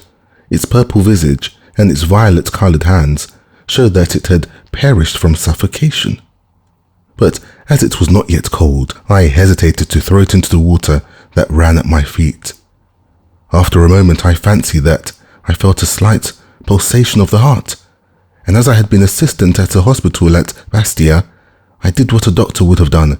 I inflated the lungs with blowing air into them, and at the expiration of a quarter of an hour, it began to breathe and cried feebly. In my turn, I uttered a cry, but a cry of joy. "God has not cursed me then," I cried, "since he permits me to save the life of a human creature in exchange for the life I have taken away." "And what did you do with the child?" asked Monte Cristo. It was an embarrassing load for a man seeking to escape. I had not for a moment the idea of keeping it, but I knew that at Paris there was an asylum where they received such creatures. As I passed the city gates, I declared that I had found the child on the road, and I inquired where the asylum was. The box confirmed my statement. The linen proved that the infant belonged to wealthy parents. The blood with which I was covered might have proceeded from the child as well as from anyone else. No objection was raised, but they pointed out the asylum, which was situated at the upper end of the Rue d'Enfer, and after having taken the precaution of cutting the linen in two pieces, so that one of the two letters which marked it was on the piece wrapped around the child, while the other remained in my possession, I rang the bell and fled with all speed. A fortnight after, I was at Rogliano, and I said to Assunta, "Console thyself, sister. Israel is dead, but he is avenged." She demanded what I meant, and when I had told her all, "Giovanni," said she, "you should have brought this child with you. We would have replaced the parent it had lost, have called it Benedetto, and then, in consequence of this good action, God would have blessed us." In reply, I gave her the half of the linen I had kept in order to reclaim him if we became rich. "What letters were marked on the linen?" said Monte Cristo. "A H and an N, surmounted by a baron's coronet." "By heaven, Monsieur Bertuccio, you make use of heraldic terms. Where did you study heraldry?" "In your service, Excellency, where everything is learned." "Go on, I am curious to know two things." "What are they, Your Excellency?" "What became of this little boy? For I think you told me it was a boy, Monsieur Bertuccio." "No, Excellency, I do not recollect telling you that." "I thought you did. I must have been mistaken." "No, you were not, for it was in reality a little boy. But Your Excellency wished to know two things. What was the second?" "The second was the crime of which you were accused when you asked for a confessor, and the Abbé Busini came to visit you at your request in the prison at Nîmes." "The story will be very long, Excellency." "What matter? You know I will take but little sleep, and I do not suppose you are very much inclined for it either." Bertuccio bowed and resumed his story. "Partly to drown to recollections of the past that haunted me, partly to supply the wants of the poor widow, I eagerly returned to my trade of smuggler, which had become more easy since that relaxation of the laws which always follows a revolution. The southern districts were ill watched in particular, in consequence of the disturbances that were perpetually breaking out in Avignon, Nîmes, and Uzès. We profited by this respite on the part of the government to make friends everywhere. Since my brother's assassination in the streets of Nîmes, I had never entered the town. The result was that the innkeeper with whom we were connected, seeing that we would no longer come to him, was forced to come to us, and had established a branch to his inn on the road from Bellegarde to Beaucaire, at the sign of the Pont du Gard. We had thus, at Aigues-Mortes, Martigues, or Bouc, a dozen places where we left our goods, and where, in case of necessity, we concealed ourselves from the gendarmes and custom house officers. Smuggling is a profitable trade when a certain degree of vigor and intelligence is employed. As for myself, brought up in the mountains, I had a double motive for fearing the gendarmes and custom house officers, as my appearance before the judges would cause an inquiry, and an inquiry always looks back into the past. And in my past life, they might find something far more grave than the selling of smuggled cigars or barrels of brandy without a permit. So, preferring death to capture, I accomplished the most astonishing deeds, and which, more than once, showed me that the too great care we take of our bodies is the only obstacle to the success of those projects which require rapid decision and vigorous and determined execution. In reality, when you have once devoted your life to your enterprises, you are no longer the equal of other men, or rather, other men are no longer your equals, and whosoever has taken this resolution feels his strength and resources doubled. Philosophy, Monsieur Bertuccio, interrupted the Count. You have done a little of everything in your life. Oh, Excellency. No, but philosophy at 10:30 at night is somewhat late. Yet I have no other observation to make, for what you say is correct, which is more than can be said for all philosophy. My journeys became more and more extensive and more productive. Assunta took care of all, and our little fortune increased. One day I was setting off on an expedition. Go, said she. At your return I will give you a surprise. I questioned her, but in vain. She would tell me nothing, and I departed. Our expedition lasted nearly 6 weeks. We had been to Lucca to take in oil, to Leghorn for English cottons, and we ran our cargo without opposition and returned home full of joy. When I entered the house, the first thing I beheld in the middle of Assunta's chamber was a cradle that might be called sumptuous compared with the rest of the furniture, and in it a baby 7 or 8 months old. I uttered a cry of joy. The only moments of sadness I had known since the assassination of the procurer were caused by the recollection that I had abandoned this child. For the assassination itself I had never felt any remorse. Poor Assunta had guessed all. She had profited by my absence, and furnished with the half of the linen, and having written down the day and hour at which I had deposited the child at the asylum, had set off for Paris and had reclaimed it. No objection was raised, and the infant was given up to her. I confess, Your Excellency, when I saw this poor creature sleeping peacefully in its cradle, I felt my eyes filled with tears. Assunta, cried I, you are an excellent woman, and heaven will bless you. This, said Monte Cristo, is less correct than your philosophy. It is only faith. Alas, Your Excellency is right, replied Bertuccio, and God made this infant the instrument of our punishment. Never did a perverse nature declare itself more prematurely, and yet it was not owing to any fault in his bringing up. He was a most lovely child with large blue eyes, of that deep color that harmonizes so well with the blonde complexion. Only his hair, which was too light, gave his face a most singular expression, and added to the vivacity of his look and the malice of his smile. Unfortunately, there is a proverb which says that red is either altogether good or altogether bad. The proverb was but too correct as regarded Benedetto, and even in his infancy he manifested the worst disposition. It is true that the indulgence of his foster mother encouraged him. This child, for whom my poor sister would go to the town 5 or 6 leagues off to purchase the earliest fruits and the most tempting sweetmeats, preferred the Parma grapes or Genoese preserves, the chestnut stolen from a neighbor's orchard, or the dried apples in his loft, when he could eat as well of the nuts and apples that grew in my garden. One day, when Benedetto was about 5 or 6, our neighbor, Wasilio, who, according to the custom of the country, never locked up his purse or his valuables, for, as Your Excellency knows, there are no thieves in Corsica, complained that he had lost a louis out of his purse. We thought he must have made a mistake in counting his money, but he persisted in the accuracy of his statement.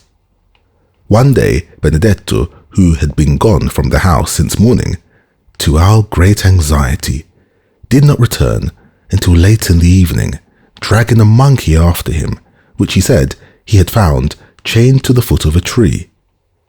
For more than a month past, the mischievous child, who knew not what to wish for, had taken it into his head to have a monkey. A boatman who had passed by Roglanio, and who had several of these animals, whose tricks had greatly diverted him, had, doubtless, suggested this idea to him. Monkeys are not found in our woods chained to trees, said I. Confess how you obtained this animal. Benedetto maintained the truth of what he had said, and accompanied it with details that did more honor to his imagination than to his veracity. I became angry. He began to laugh. I threatened to strike him, and he made 2 steps backwards. You cannot beat me, said he. You have no right, for you are not my father. We never knew who had revealed this fatal secret, which we had so carefully concealed from him. However, it was this answer in which the child's whole character revealed itself that almost terrified me, and my arm fell without touching him. The boy triumphed, and this victory rendered him so audacious that all the money of Assunta, whose affection for him seemed to increase as he became more unworthy of it, was spent in caprices she knew not how to contend against, and follies she had not the courage to prevent. When I was at Rogliano, everything went on properly, but no sooner was my back turned than Benedetto became master, and everything went ill. When he was only 11, he chose his companions from among the young men of 18 or 20, the worst characters in Bastia, or indeed in Corsica, and they had already, for some mischievous prank, been several times threatened with a prosecution. I became alarmed, as any prosecution might be attended with serious consequences. I was compelled at this period to leave Corsica on an important expedition. I reflected for a long time, and with the hope of averting some impending misfortune, I resolved that Benedetto should accompany me. I hoped that the active and laborious life of a smuggler, with the severe discipline on board, would have a salutary effect on his character, which was now well nigh, if not quite corrupt. I spoke to Benedetto alone and proposed to him to accompany me, tempt him by all the promises most likely to dazzle the imagination of a child of 12. He heard me patiently, and when I had finished, burst out laughing. "Are you mad, uncle?" He called me by this name when he was in good humor. "Do you think I am going to change the life I lead for your mode of existence, my agreeable indolence for the hard and precarious toil you impose on yourself, exposed to the bitter frost at night and the scorching heats by day, compelled to conceal yourself, and when you are perceived, receive a volley of bullets, all to earn a paltry sum? Why, I have as much money as I want.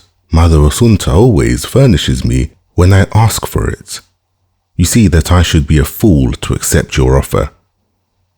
The arguments and his audacity perfectly stupefied me. Benedetto rejoined his associates, and I saw him from a distance point me out to them as a fool. "Sweet child," murmured Monte Cristo.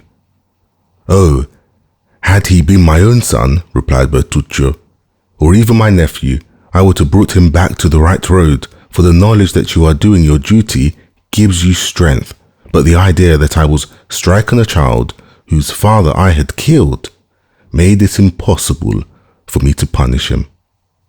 I gave my sister, who constantly defended the unfortunate boy, good advice, and as she confessed that she had several times missed money to a considerable amount, I showed her a safe place in which to conceal our little treasure for the future. My mind was already made up. Benedetto could read, write, and cipher perfectly, for when the fit seized him, he learned more in a day than others in a week. My intention was to enter him as a clerk in some ship, and without letting him know anything on my plan, to convey him some morning on board. By this means, his future treatment would depend on his own conduct. I set off for France after having fixed upon the plan. Our cargo was to be landed in the Gulf of Lyons, and this was a difficult thing to do because it was then the year 1829. The most perfect tranquility was restored, and the vigilance of the custom house officers was redoubled, and their strictness was increased at this time in consequence of the fair bouquet. Our expedition made a favorable beginning. We anchored our vessel, which had a double hold, where our goods were concealed amidst a number of other vessels that bordered the banks of the Rhone from Bouquet to Arles. On our arrival, we began to discharge our cargo in the night and to convey it into the town by the help of the innkeeper with whom we were connected. Whether success rendered us imprudent or whether we were betrayed, I know not. But one evening, about 5 o'clock, our little cabin boy came breathlessly to inform us that he had seen a detachment of custom house officers advancing in our direction. It was not their proximity that alarmed us, for detachments were constantly patrolling along the bank of the Rhone.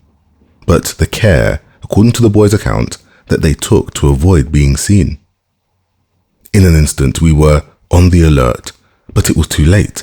Our vessel was surrounded, and amongst the custom house officers, I observed several gendarmes, and as terrified at the sight of their uniforms as I was brave at the sight of any other, I sprang into the hold, opened a port, and dropped into the river, dived, and only rose at intervals to breathe until I reached a ditch that had recently been made from the Rhone to the canal that runs from Beaucaire to Aigues-Mortes.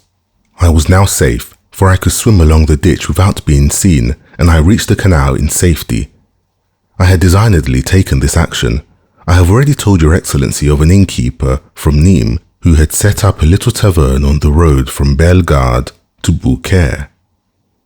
Yes, said Monte Cristo, I perfectly recollect him. I think he was your colleague. Precisely, answered Bertuccio.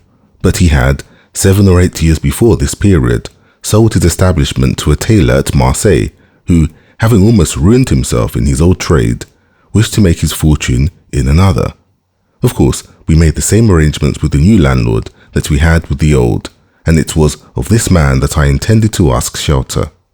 What was his name? Inquired the Count, who seemed to become somewhat interested in Bertuccio's story. Gaspard Caderousse. He had married a woman from the village of Carconte, and whom we did not know by any other name than that of her village. She was suffering from malarial fever and seemed dying by inches. As for her husband, he was a strapping fellow of 40 or 45, who had more than once, in time of danger, given ample proof of his presence of mind and courage. And you say, interrupted Monte Cristo, that this took place towards the year 1829, Your Excellency. In what month? June. The beginning or the end? The evening of the 3rd. Ah, said Monte Cristo, the evening of the 3rd of June, 1829. Go on. It was from Caderousse that I intended demanding shelter, and as we never entered by the door that opened into the road, I resolved not to break through the rule. So, climbing over the garden hedge, I crept amongst the olive and wild fig trees, and fearing that Caderousse might have some guest, I entered a kind of shed in which I had often passed the night, and which was only separated from the inn by a partition in which holes had been made in order to enable us to watch an opportunity of announcing our presence. My intention was, if Caderousse was alone, to acquaint him with my presence, finish the meal the custom house officers had interrupted, and profit by the threatened storm to return to the Rhone and ascertain the state of our vessel and its crew. I stepped into the shed, and it was fortunate I did so because, at that moment, Caderousse entered with a stranger.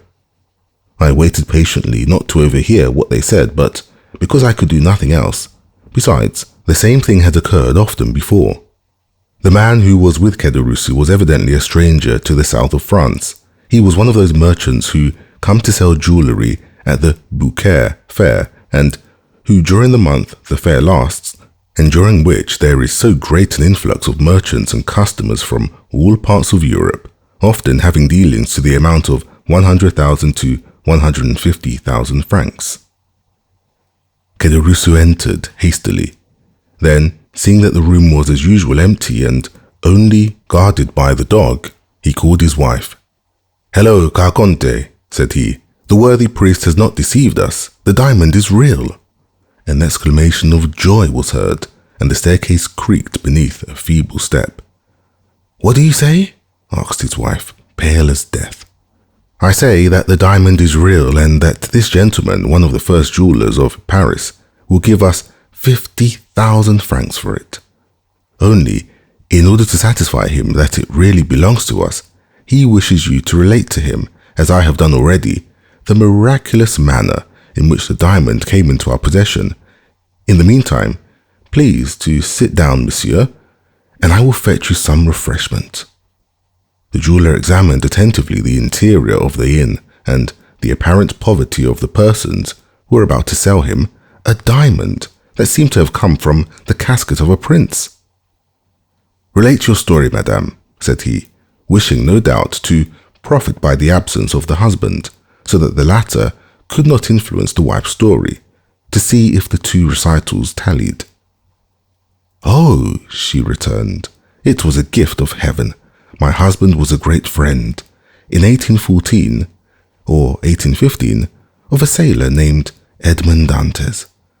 This poor fellow whom Caderousse had forgotten had not forgotten him, and at his death he bequeathed this diamond to him." "But how did he obtain it?" asked the jeweler. "Had he it before he was imprisoned?" "No, monsieur, but it appears that in prison he made the acquaintance of a rich Englishman, and as in prison he fell sick, and Dantes took the same care of him as if he had been his brother. The Englishman, when he was set free, gave this stone to Dantes, who, less fortunate, died, and in his turn left it to us, and charged the excellent abbé, who was here this morning, to deliver it." "The same story," muttered the jeweler, "and improbable as it seemed at first, it may be true." "There's only the price we are not agreed about."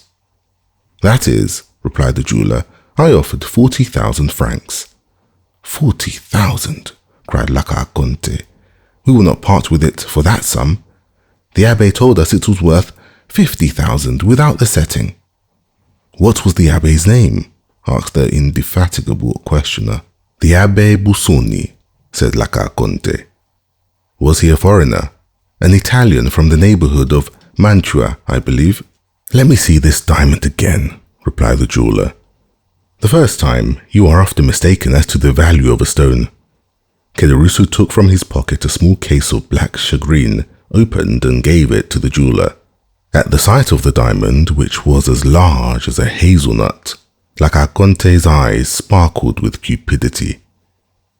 "And what did you think of this fine story, eavesdropper?" said Monte Cristo. "Did you credit it?"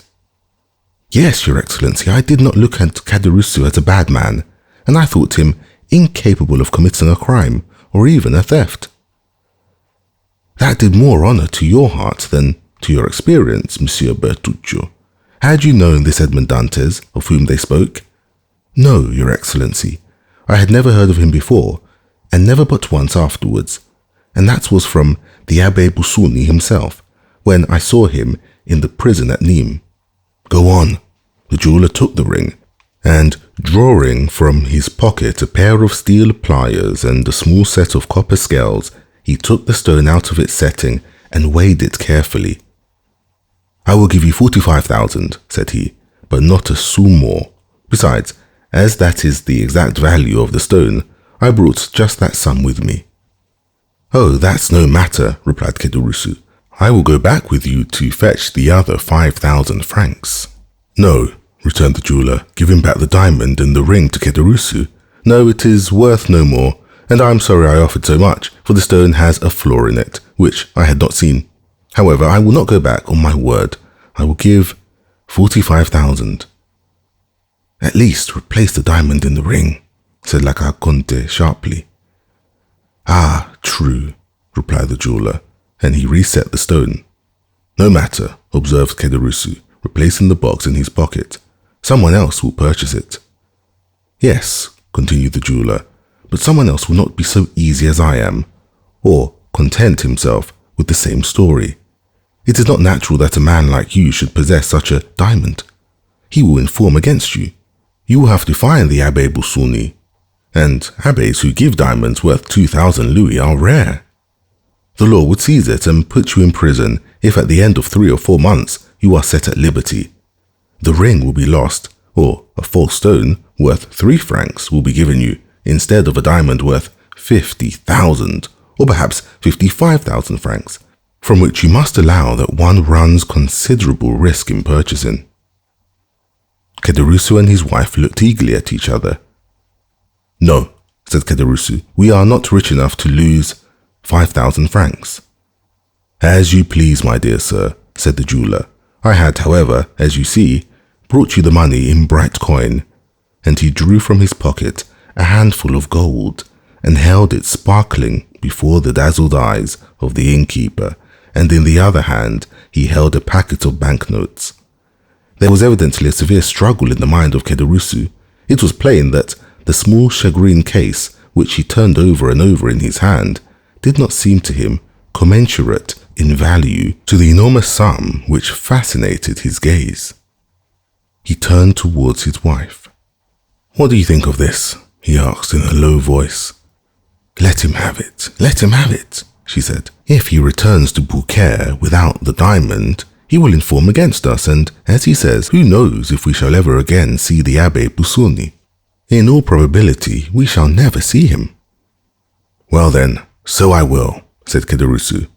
"So you may have the diamond for 45,000 francs.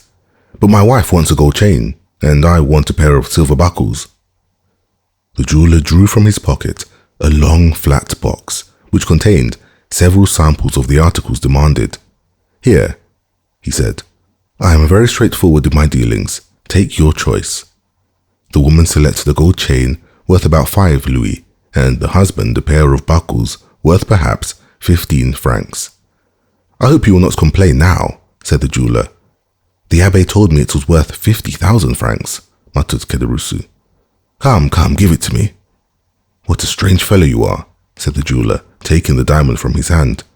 "I gave you 45,000 francs, that is, 2,500 livres of income, a fortune such as I wish I had myself, and you are not satisfied?" "And the 45,000 francs?" inquired Kederusu in a hoarse voice. "Where are they? Come, let us see them." "Here they are," replied the jeweler, and he counted out upon the table 15,000 in gold and 30,000 francs in banknotes. "Wait while I light the lamp," said Conte. "It is growing dark, and there may be some mistake. In fact, night has come on during this conversation, and with the night, the storm, which had been threatening for the last half hour." The thunder growled in the distance, but it was apparently not heard by the jeweler. Kederusu or Conte, absorbed as they were, all three, with the demon of gain. I myself felt a strange kind of fascination at the sight of all this gold and all these banknotes. It seemed to me that I was in a dream, and as it always happens in a dream, I felt myself riveted to the spot. Kederusu counted and again counted the gold and the notes, then handed them to his wife, who counted and counted them again in her turn. During this time, the jeweler made the diamond play and sparkle in the lamplight, and the gem threw out jets of light which made him unmindful of those which, precursors of the storm, began to play at the window. "Well," inquired the jeweler, "is the cash all right?" "Yes," said Kederusu. "Give me the pocketbook, Conte, and find a bag somewhere." Conte went to a cupboard and returned with an old leathern pocketbook and a bag. From the former she took some greasy letters and put in their place the banknotes, and from the bag took 2 or 3 crowns of 6 livres each, which, in all probability, formed the entire fortune of the miserable couple. "There," said Kederusu, "and now, although you have wronged us of perhaps 10,000 francs, will you have supper with us? I invite you with good will." "Thank you," replied the jeweler. "It must be getting late, and I must return to Beaucaire. My wife will be getting uneasy." He drew out his watch and exclaimed, "Morbleu! Nearly 9 o'clock. Why, I shall not get back to Beaucaire before midnight. Good night, my friends. If the Abbé Busoni should by any accident return, think of me." "In another week you will have left Beaucaire," remarked Kederusu, "for the fair ends in a few days." "True, but that makes no difference. Write to me at Paris to Monsieur Joannes in the Palais Royal, Arcade Pierre, number 45. I will make the journey on purpose to see him, if it is worthwhile." At this moment there was a tremendous clap of thunder, accompanied by a flash of lightning so vivid that it quite eclipsed the light of the lamp. "See here," exclaimed Kederusu, "you cannot think of going out in such weather as this." "Oh, I am not afraid of thunder," said the jeweler. "And then there are robbers," said Conte. "The road is never very safe during fair time." "Oh, as to the robbers," said Johannes. "Here is something for them." And he drew from his pocket a pair of small pistols, loaded to the muzzle. "Here," said he, "are dogs who bark and bite at the same time. They are for the first two who shall have a longing for your diamond, friend Kederusu."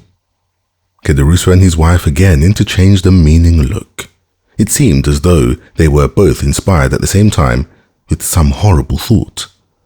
"Well then, a good journey to you," said Kederusu. "Thanks," replied the jeweler. He then took his cane, which he had placed against an old cupboard, and went out. At the moment when he opened the door, such a gust of wind came in that the lamp was nearly extinguished. "Oh," said he, "this is very nice weather, and 2 leagues to go in such a storm." "Remain," said Kederusu. "You can sleep here." "Yes, do stay," added Lacaconte in a tremulous voice. "We will take every care of you." "No, I must sleep at Bouquet. So once more, good night." Kederusu followed him slowly to the threshold.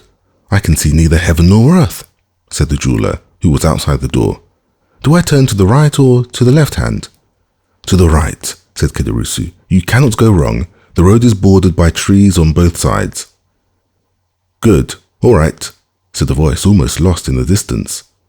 "Close the door," said Lacaconte. "I do not like open doors when it thunders." "Particularly when there is money in the house, eh?" answered Kederusu, double-locking the door. He came into the room, went to the cupboard, took out the bag and pocketbook, and both began, for the 3rd time, to count their gold and banknotes. I never saw such an expression of cupidity as the flickering lamp revealed in those 2 countenances. The woman especially was hideous. Her usual feverish tremulousness was intensified. Her countenance had become livid, and her eyes resembled burning coals. "Why," she inquired in a hoarse voice, "did you invite him to sleeping here tonight?" "Why?" said Kederusu with a shudder. "Why, that he might not have the trouble of returning to Bouquet." "Ah," responded the woman with an expression impossible to describe. "I thought it was for something else." "Woman, woman, why do you have such ideas?" cried Kederusu. "Or if you have them, why don't you keep them to yourself?" "Well," said Lacaconte, after a moment's pause, "you are not a man." "What do you mean?" added Kederusu. "If you had been a man, you would not have let him go out there." "Woman, or else he should not have reached Bouquet." "Woman, the road takes a turn. He is obliged to follow it, while alongside of the canal there is a shorter road. Woman, you offend the good God. There, listen." At this moment, there was a tremendous peal of thunder, while the livid lightning illumined the room. And the thunder, rolling away in the distance, seemed to withdraw unwillingly from the cursed abode. "Mercy," said Kederusu, crossing himself. At the same moment, and in the midst of the terrifying silence which usually follows a clap of thunder, they heard a knocking at the door. Kederusu and his wife started and looked aghast at each other. "Who's there?" cried Kederusu, rising and drawing up in a heap the gold and notes scattered over the table, and which he covered with his 2 hands. "It is I," shouted a voice. "And who are you?" "Eh, pas Dieu, Johannes, the jeweler." "Well, and you said I offended the good God," said Lacaconte with a horrid smile. "Why, the good God sent him back again." Kederusu sank pale and breathless into his chair. Lacaconte, on the contrary, rose and, going with a firm step towards the door, opened it, saying, as she did so, "Come in, dear Monsieur Johannes." "Ma foi," said the jeweler, drenched with rain, "I am not destined to return to Bouquet tonight.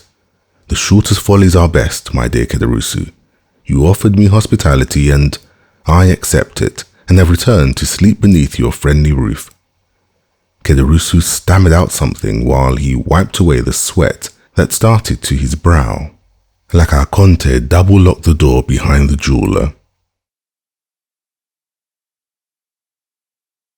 The Rain of Blood.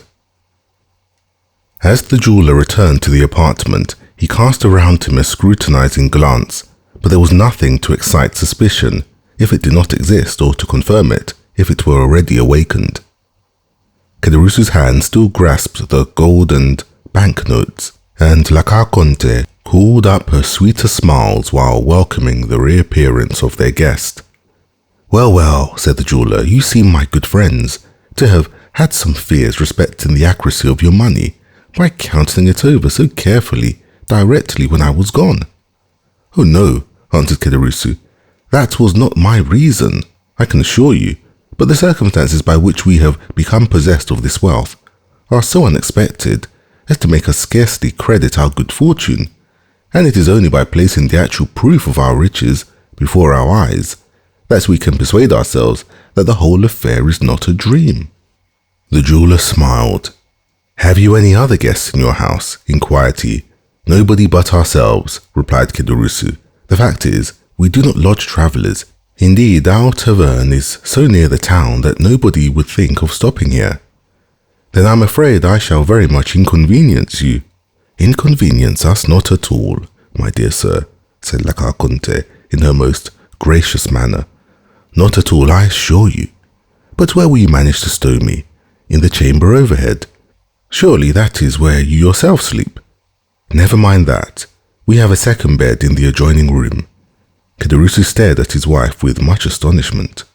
The jeweller meanwhile was humming a song as he stood warming his back at the fire La Carconte had kindled to dry the wet garments of her guest, and this done, she next occupied herself in arranging his supper by spreading a napkin at the end of the table and placing it in the slender remains of their dinner, to which she added 3 or 4 fresh-laid eggs. Kederusu had once more parted with his treasure. The banknotes were replaced in his pocketbook, the gold put back into the bag, and the whole carefully locked in the cupboard. He then began pacing the room with a pensive and gloomy air, glancing from time to time at the jeweller, who stood reeking with the steam from his wet clothes, and merely changing his place on the warm hearth to enable the whole of his garments to be dried. "There," said La Carconte, as she placed a bottle of wine on the table. "Supper is ready whenever you are." "And you?" asked Johannes. "I don't want any supper," said Kederusu. "We dined so very late," hastily interposed La Carconte. "Then it seems I am to eat alone," remarked the jeweller. "Oh, we shall have the pleasure of waiting upon you," answered La Carconte, with an eager attention she was not accustomed to manifest, even to guests who paid for what they took. From time to time, Kederusu darted on his wife keen, searching glances, but rapid as the lightning flash. The storm still continued. There, said La Carconte. "Do you hear that? Upon my word, you did well to come back." "Nevertheless," replied the jeweller, "if by the time I have finished my supper the tempest has at all abated, I shall make another start." "It's the mistral," said Kederusu, "and it will be sure to last till tomorrow morning." He sighed heavily. "Well," said the jeweller, as he placed himself at table, "all I can say is, so much the worse for those who are abroad." "Yes," chimed in La Carconte, "they will have a wretched night of it." The jeweller began eating his supper, and the woman, who was ordinarily so querulous and indifferent to all who approached her, was suddenly transformed into the most smiling and attentive hostess. Had the unhappy man on whom she lavished her assiduities been previously acquainted with her, so sudden an alteration might well have excited suspicion in his mind, or at least have greatly astonished him. Kederusu, meanwhile, continued to pace the room in gloomy silence, sedulously avoiding the sight of his guest, but as soon as the stranger had completed his repast, the agitated innkeeper went eagerly to the door and opened it. "I believe the storm is over," said he. But as if to contradict his statement, at that instant, a violent clap of thunder seemed to shake the house to its very foundation, while a sudden gust of wind, mingled with rain, extinguished the lamp he held in his hand. Trembling and awestruck, Kederusu hastily shut the door and returned to his guest, while La Carconte lighted a candle by the smouldering ashes that glimmered on the hearth. "You must be tired," said she to the jeweler. "I have spread a pair of white sheets on your bed. Go up when you are ready and sleep well." Johannes stayed for a while to see whether the storm seemed to abate in its fury, but a brief space of time sufficed to assure him that, instead of diminishing, the violence of the rain and thunder momentarily increased. Resigning himself, therefore, to what seemed inevitable, he bade his host good night and mounted the stairs. He passed over my head and I heard the flooring creak beneath his footsteps. The quick, eager glance of Conte followed him as he ascended, while Kederusu, on the contrary, turned his back and seemed most anxiously to avoid even glancing at him.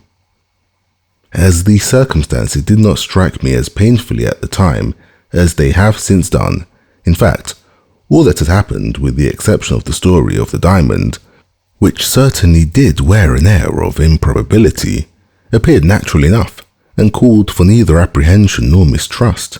But worn out as I was with fatigue and fully purposing to proceed onwards directly when the tempest abated, I determined to obtain a few hours' sleep. Overhead I could accurately distinguish every movement of the jeweler, who, after making the best arrangements in his power for passing a comfortable night, threw himself on his bed, and I could hear it creak and groan beneath his weight. Insensibly my eyelids grew heavy. Deep sleep stole over me, and having no suspicion of anything wrong, I sought not to shake it off. I looked into the kitchen once more and saw Kederusu sitting by the side of a long table upon one of the low wooden stools which in country places are frequently used instead of chairs. His back was turned towards me, so that I could not see the expression of his countenance. Neither should I have been able to do so had he been placed differently, as his head was buried between his two hands. Conte continued to gaze on him for some time. Then, shrugging her shoulders, she took her seat immediately opposite him. At this moment, the expiring embers threw up a fresh flame from the kindling of a piece of wood that lay near, and a bright light flashed over the room. Conte still kept her eyes fixed on her husband, but as he made no sign of changing his position, she extended her hard, bony hand and touched him on the forehead. Kederusu shuddered.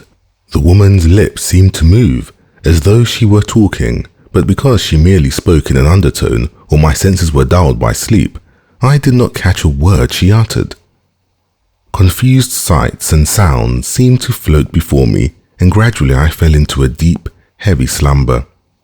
How long I have been in this unconscious state I know not, when I was suddenly aroused by the report of a pistol, followed by a fearful cry.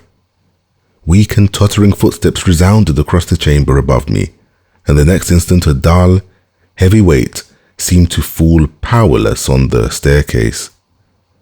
I had not yet fully recovered consciousness when again I heard groans mingled with half-stifled cries, as if from persons engaged in a deadly struggle. A cry more prolonged than the others and ending in a series of groans effectually roused me from my drowsy lethargy.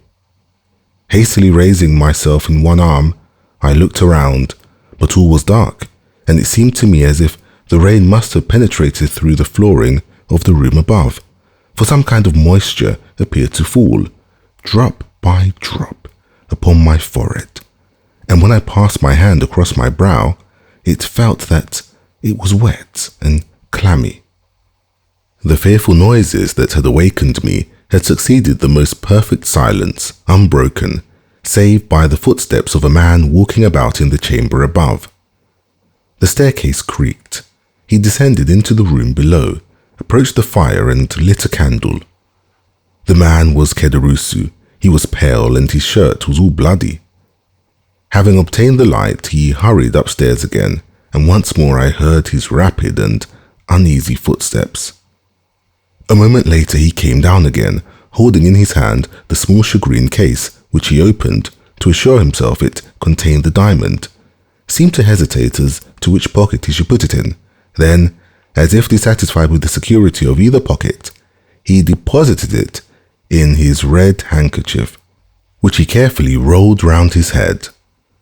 After this, he took from his cupboard the banknotes and gold he had put there, thrust the one into the pocket of his trousers and the other into that of his waistcoat, hastily tied up a small bundle of linen, and, rushing towards the door, disappeared in the darkness of the night. Then all became clear and manifest to me, and I reproached myself with what had happened as though I myself had done the guilty deed. I fancied that I still heard faint moans, and imagining that the unfortunate jeweller might not be quite dead, I determined to go to his relief by way of atoning in some slight degree, not for the crime I had committed, but for that which I had not endeavoured to prevent. For this purpose, I applied all the strength I possessed to force an entrance from the cramped spot in which I lay to the adjoining room. The poorly fastened boards which alone divided me from it yielded to my efforts, and I found myself in the house. Hastily snatching up the lighted candle, I hurried to the staircase. About midway, a body was lying quite across the stairs. It was that of La Carconte. The pistol I had heard had doubtless been fired at her. The shot had frightfully lacerated her throat, leaving 2 gaping wounds from which, as well as the mouth, the blood was pouring in floods. She was stone dead. I strode past her and ascended to the sleeping chamber, which presented an appearance of the wildest disorder. The furniture had been knocked over in the deadly struggle that had taken place there, and the sheets, to which the unfortunate jeweller had doubtless clung, were dragged across the room. The murdered man lay on the floor, his head leaning against the wall, and about him was a pool of blood which poured forth from 3 large wounds in his breast. There was a 4th gash, in which a long table knife was plunged up to the handle.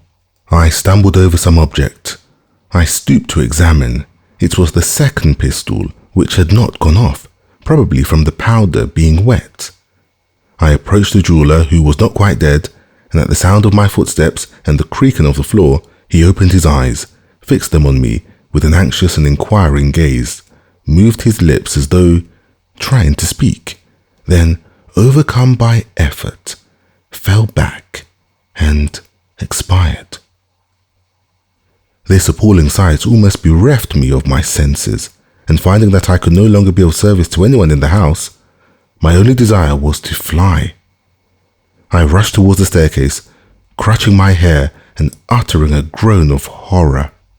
Upon reaching the room below, I found 5 or 6 custom house officers and 2 or 3 gendarmes, all heavily armed. They threw themselves upon me.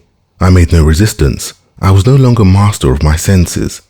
When I strove to speak, a few inarticulate sounds alone escaped my lips. As I noticed the significant manner in which the whole party pointed to my blood-stained garments, I involuntarily surveyed myself, and then I discovered that the thick warm drops that had so bedewed me as I lay beneath the staircase must have been the blood of La Carconte. I pointed to the spot where I had concealed myself. "What does he mean?" asked the gendarme. One of the officers went to the place I directed. "He means," replied the man upon his return, "that he got in that way," and he showed the hole I had made when I broke through. Then I saw that they took me for an assassin. I recovered force and energy enough to free myself from the hands of those who held me, while I managed to stammer forth, "I did not do it, indeed. Indeed I did not." A couple of gendarmes held the muzzles of their carbines against my breast. "Stir but a step," said they, "and you are a dead man." "Why should you threaten me with death," cried I, "when I have already declared my innocence?" cried the men, "keep your innocent stories to tell to the judge at Nîmes. Meanwhile, come along with us, and the best advice we can give you is to do so unresistingly." Alas, resistance was far from my thoughts. I was utterly overpowered by surprise and terror, and without a word I suffered myself to be handcuffed and tied to a horse's tail, and thus they took me to Nîmes. I had been trapped by the customs officer, who had lost sight of me near the tavern, feeling certain that I intended to pass the night there. He had returned to summon his comrades, who just arrived in time to hear the report of the pistol, and to take me in the midst of such circumstantial proofs of my guilt as rendered all hopes of proving my innocence utterly futile. One only chance was left me, that of beseeching the magistrate before whom I was taken to cause every inquiry to be made for the Abbé Busoni, who had stopped at the inn of the Pont du Gard on that morning. If Caderousse had invented the story relative to the diamond, and there existed no such person as the Abbé Busoni, then indeed I was lost past redemption, or at least my life hung upon the feeble chance of Caderousse himself being apprehended and confessing the whole truth. 2 months passed away in hopeless expectation on my part, while I must do the magistrate the justice to say that he used every means to obtain information of the person I declared could exculpate me if he would.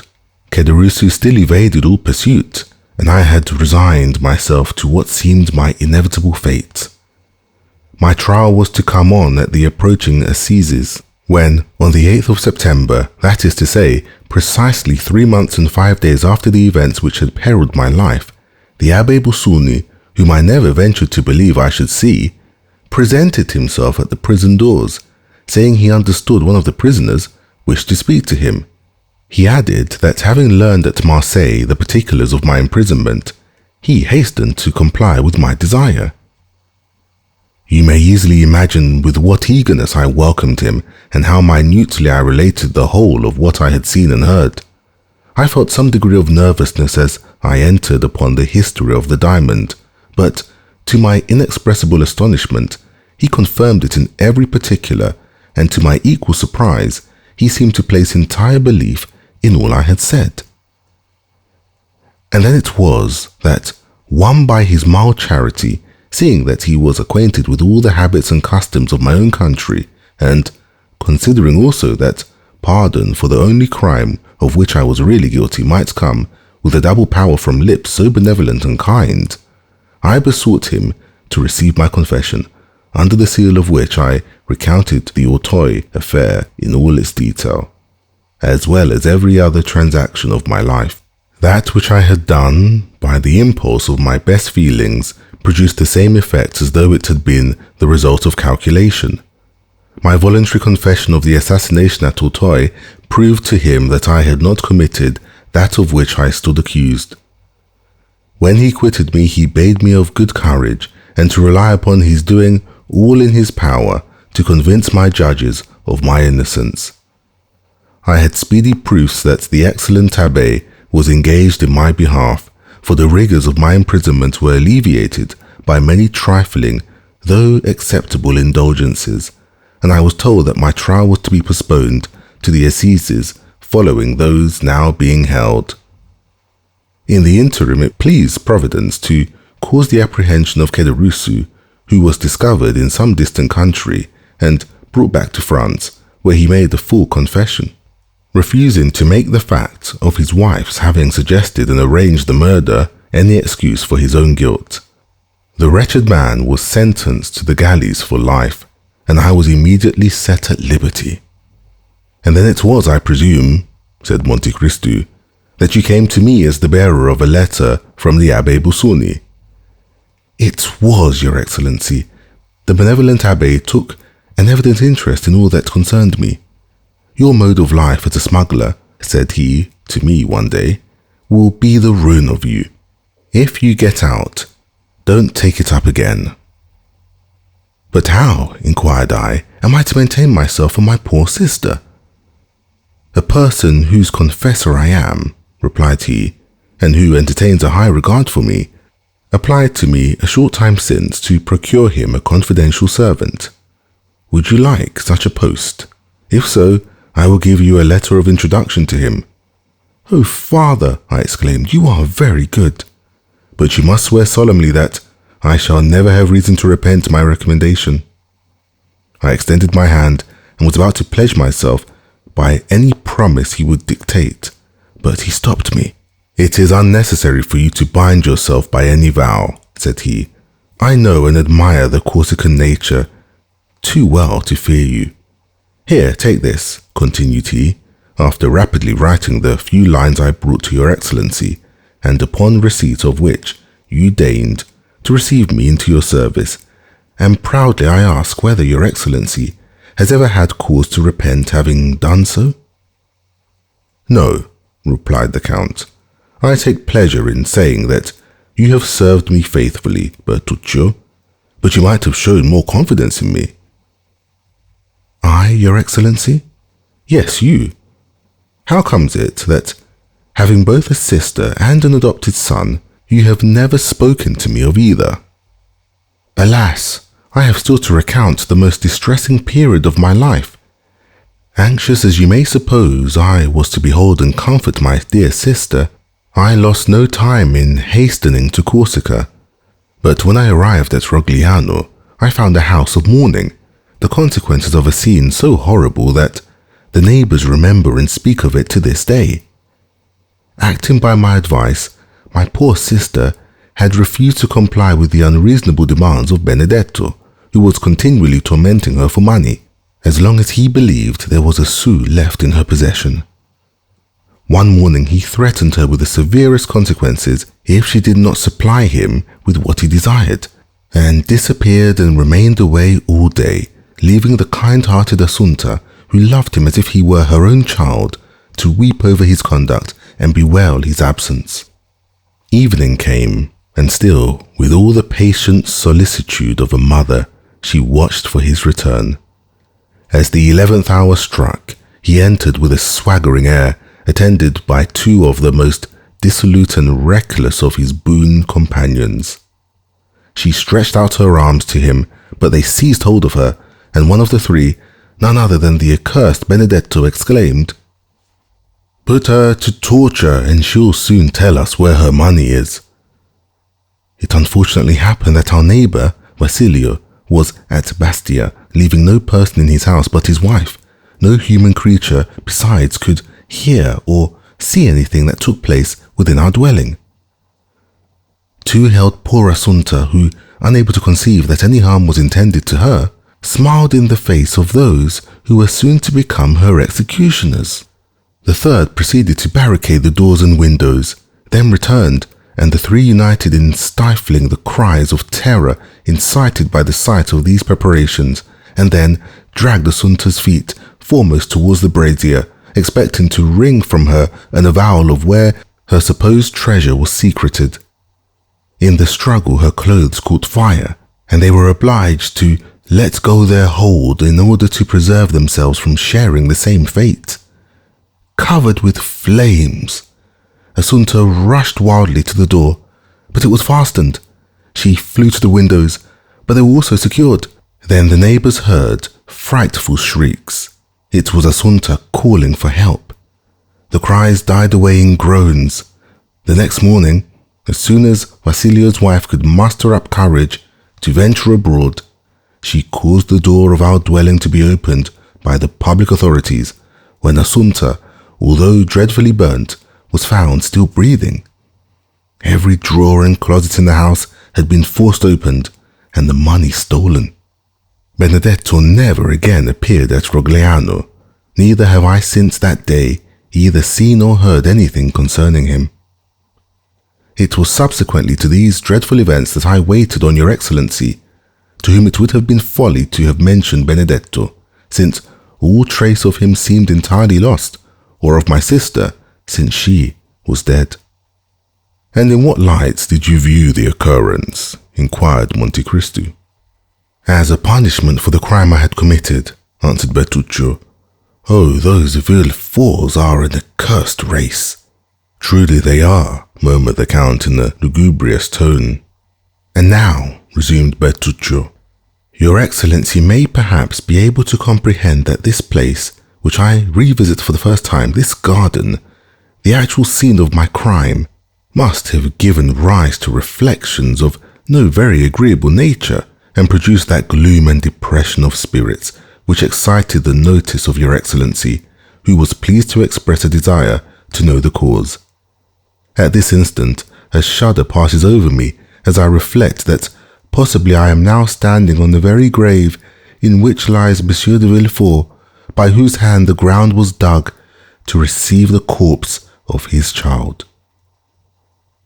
"Everything is possible," said Monte Cristo, rising from the bench on which he had been sitting. "Even," he added, in an inaudible voice, that the procurer be not dead. The Abbe Busoni did right to send you to me, he went on in his ordinary tone, and you have done very well in relating to me the whole of your history, as it will prevent my forming any erroneous opinions concerning you in the future. As for that Benedetto, who so grossly belied his name, have you never made any effort to trace out whither he has gone or what has become of him? No, far from wishing to learn whither he has betaken himself, I should shun the possibility of meeting him as I would a wild beast. Thank God I have never heard his name mentioned by any person, and I hope and believe he is dead. Do not think so, Bertuccio, replied the Count, for the wicked are not so easily disposed of, for God seems to have them under his special watch care, to make of them instruments for his vengeance. So be it, responded Bertuccio. All I ask of heaven is that I may never see him again. And now, your Excellency, he added, bowing his head, you know everything. You are my judge on earth as the Almighty is in heaven. Have you for me no words of consolation? My good friend, I can only repeat the words addressed to you by the Abbe Busoni. Villefort merited punishment for what he had done to you, and perhaps to others. Benedetto, if still living, will become the instrument of divine retribution in some way or other, and then be duly punished in his turn. As far as you yourself are concerned, I see but one point in which you are really guilty. Ask yourself wherefore, after rescuing the infant from its living grave, you did not restore it to its mother. There was the crime, Bertuccio.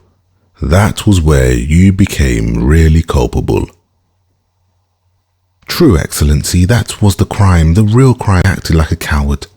My first duty, directly I had succeeded in recalling the babe to life, was to restore it to its mother. But in order to do so, I must have made close and careful inquiry, which would, in all probability, have led to my own apprehension, and I clung to life, partly on my sister's account, and partly from that feeling of pride inborn in our hearts of desiring to come off untouched and victorious in the execution of our vengeance. Perhaps, too, the natural and instinctive love of life made me wish to avoid endangering my own.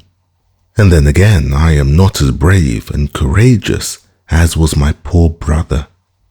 Bertuccio hid his face in his hands as he uttered these words, while Monte Cristo fixed on him a look of inscrutable meaning. After a brief silence, rendered still more solemn by the time and place, the Count said, in a tone of melancholy wholly unlike his unusual manner, in order to bring this conversation to a fitting termination, the last we shall ever hold upon this subject, I will repeat to you some words I have heard from the lips of the Abbe Busoni. For all evils there are two remedies, time and silence. And now leave me, Monsieur Bertuccio, to walk alone here in the garden. The very circumstances which inflict on you, as a principal in the tragic scene enacted here, such painful emotions are to me, on the contrary, a source of something like contentment, and serve but to enhance the value of this dwelling in my estimation. The chief beauty of the trees consists in the deep shadow of their umbrageous boughs, while fancy pictures a moving multitude of shapes and forms flitting and passing beneath that shade. Here I have a garden laid out in such a way as to afford the fullest scope for the imagination, and furnished with thickly grown trees, beneath whose leafy screen a visionary like myself may conjure up phantoms at will. This to me, who expected but to find a blank enclosure surrounded by a straight wall, is, I assure you, a most agreeable surprise. I have no fear of ghosts, and I have never heard it said that so much harm had been done by the dead during 6,000 years, as is wrought by the living in a single day. Retire within, Bertuccio, and tranquilize your mind. Should your confessor be less indulgent to you in your dying moments than you found the Abbe Busoni, send for me, if I am still on earth, and I will soothe your ears with words that shall effectually calm and soothe your parting soul, ere it goes forth to traverse the ocean called eternity. Bertuccio bowed respectfully and turned away, sighing heavily. Monte Cristo, left alone, took 3 or 4 steps onwards and murmured, "Here, beneath this plane tree, must have been where the infant's grave was dug. There is the little door opening to the garden. At this corner in the private staircase communicating with the sleeping apartment. There will be no necessity for me to make a note of these particulars, for there, before my eyes, beneath my feet, all around me, I have the plan sketched with all the living reality of truth." After making the tour of the garden a second time, the Count re-entered his carriage, while Bertuccio, who perceived the thoughtful expression of his master's features, took his seat beside the driver without uttering a word. The carriage proceeded rapidly towards Paris. That same evening, upon reaching his abode in the Champs-Élysées, the Count of Monte Cristo went over the whole building with the air of one long acquainted with each nook or corner. Nor, although preceding the party, did he once mistake one door for another or commit the smallest error when choosing any particular corridor or staircase to conduct him to a place or suite of rooms he desired to visit. Ali was his principal attendant during this nocturnal survey. Having given various orders to Bertuccio relative to the improvements and alterations he desired to make in the house, the Count, drawing out his watch, said to the attentive Nubian, "It is 11:30 o'clock. Haydée will soon be here. Have the French attendants been summoned to await her coming?" Ali extended his hands towards the apartments destined for the fair Greek, which were so effectually concealed by means of a tapestried entrance that it would have puzzled the most curious to have divined their existence. Ali, having pointed to the apartments, held up 3 fingers on his right hand, and then, placing it beneath his head, shut his eyes and feigned to sleep. "I understand," said Monte Cristo, well acquainted with Ali's pantomime. "You mean to tell me that 3 female attendants await their new mistress in her sleeping chamber?" Ali, with considerable animation, made a sign in the affirmative. "Madame will be tired tonight," continued Monte Cristo, "and will no doubt wish to rest. Despite the French attendants not to weary her with questions, but merely to pay their respectful duty and retire. You will also see that the Greek servants hold no communication with those of this country." He bowed. Just at that moment, voices were heard hailing the concierge. The gate opened, a carriage rolled down the avenue and stopped at the steps. The Count hastily descended, presenting himself at the already opened carriage door, and held out his hand to a young woman, completely enveloped in a green silk mantle heavily embroidered with gold. She raised the hand extended towards her to her lips and kissed it with a mixture of love and respect. Some few words passed between them in that sonorous language in which Homer makes his gods converse. The young woman spoke with an expression of deep tenderness, while the Count replied with an air of gentle gravity.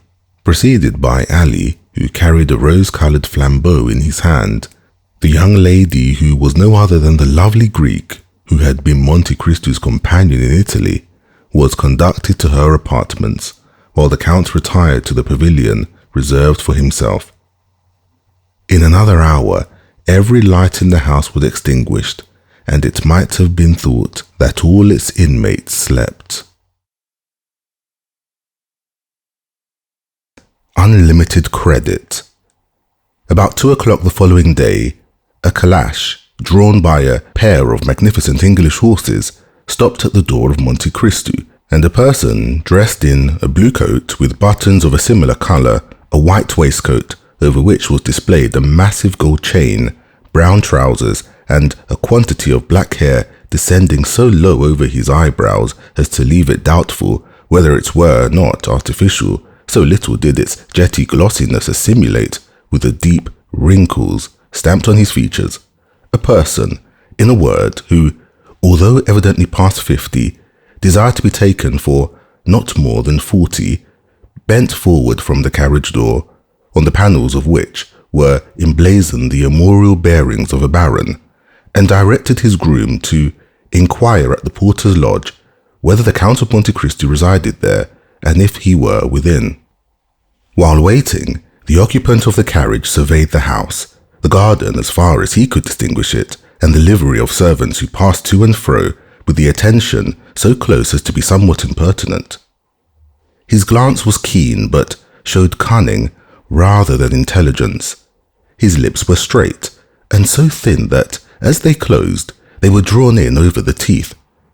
His cheekbones were broad and projecting, and never failing proof of audacity and craftiness, while the flatness of his forehead and the enlargement of the back of his skull, which rose much higher than his large and coarsely shaped ears, combined to form a physiognomy anything but prepossessing, save in the eyes of such as considered that the owner of so splendid an equipage must needs be all that was admirable and enviable, more especially when they gazed on the enormous diamond that glittered in his shirt and the red ribbon that depended from his buttonhole.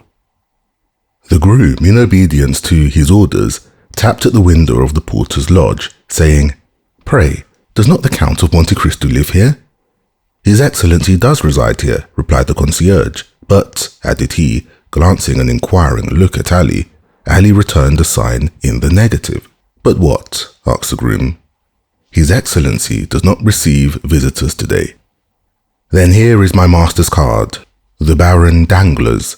You will take it to the Count and say that, although in haste to attend the chamber, my master came out of his way to have the honor of calling upon him."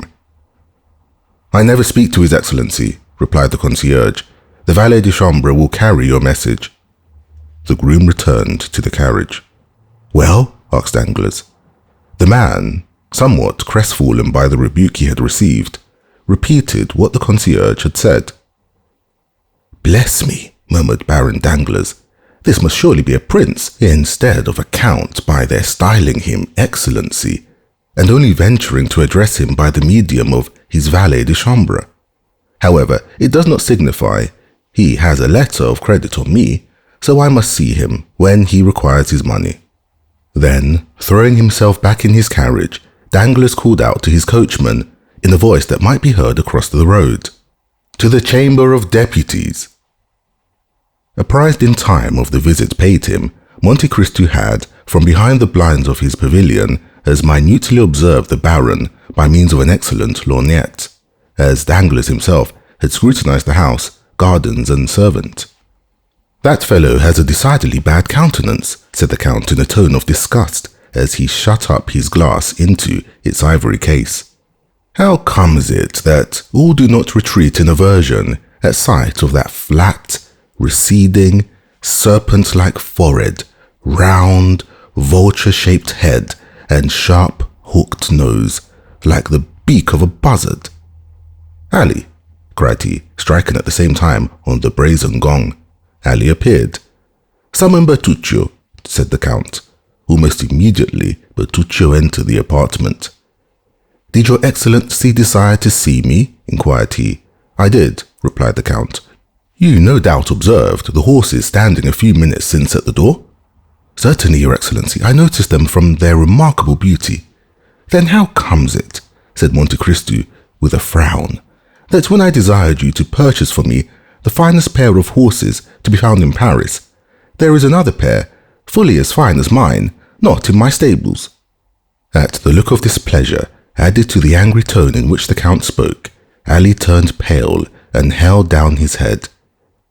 "It is not your fault, my good Ali," said the Count in the Arabic language, and with a gentleness none would have thought him capable of showing, either in voice or face. "It is not your fault. You do not understand the points of English horses."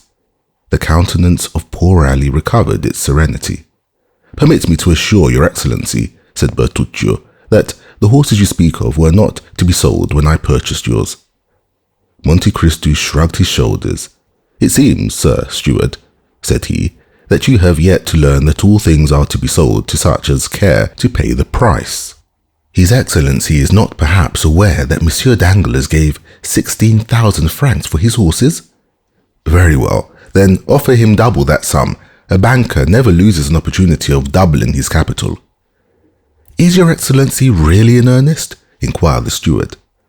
Monte Cristo regarded the person who durst presume to doubt his words with a look of one equally surprised and displeased. "I have to pay a visit this evening," replied he. "I desire that these horses, with completely new harness, may be at the door with my carriage." Bertuccio bowed and was about to retire, but when he reached the door, he paused and then said, "What o'clock does your excellency wish the carriage and horses to be ready?" "At 5 o'clock, replied the count. "I beg your excellency's pardon," interposed the steward in a deprecating manner, "for venturing to observe that it is already 2 o'clock. "I am perfectly aware of that fact," answered Monte Cristo calmly. Then, turning towards Ali, he said, "Let all the horses in my stables be led before the windows of your young lady, that she may select those she prefers for her carriage.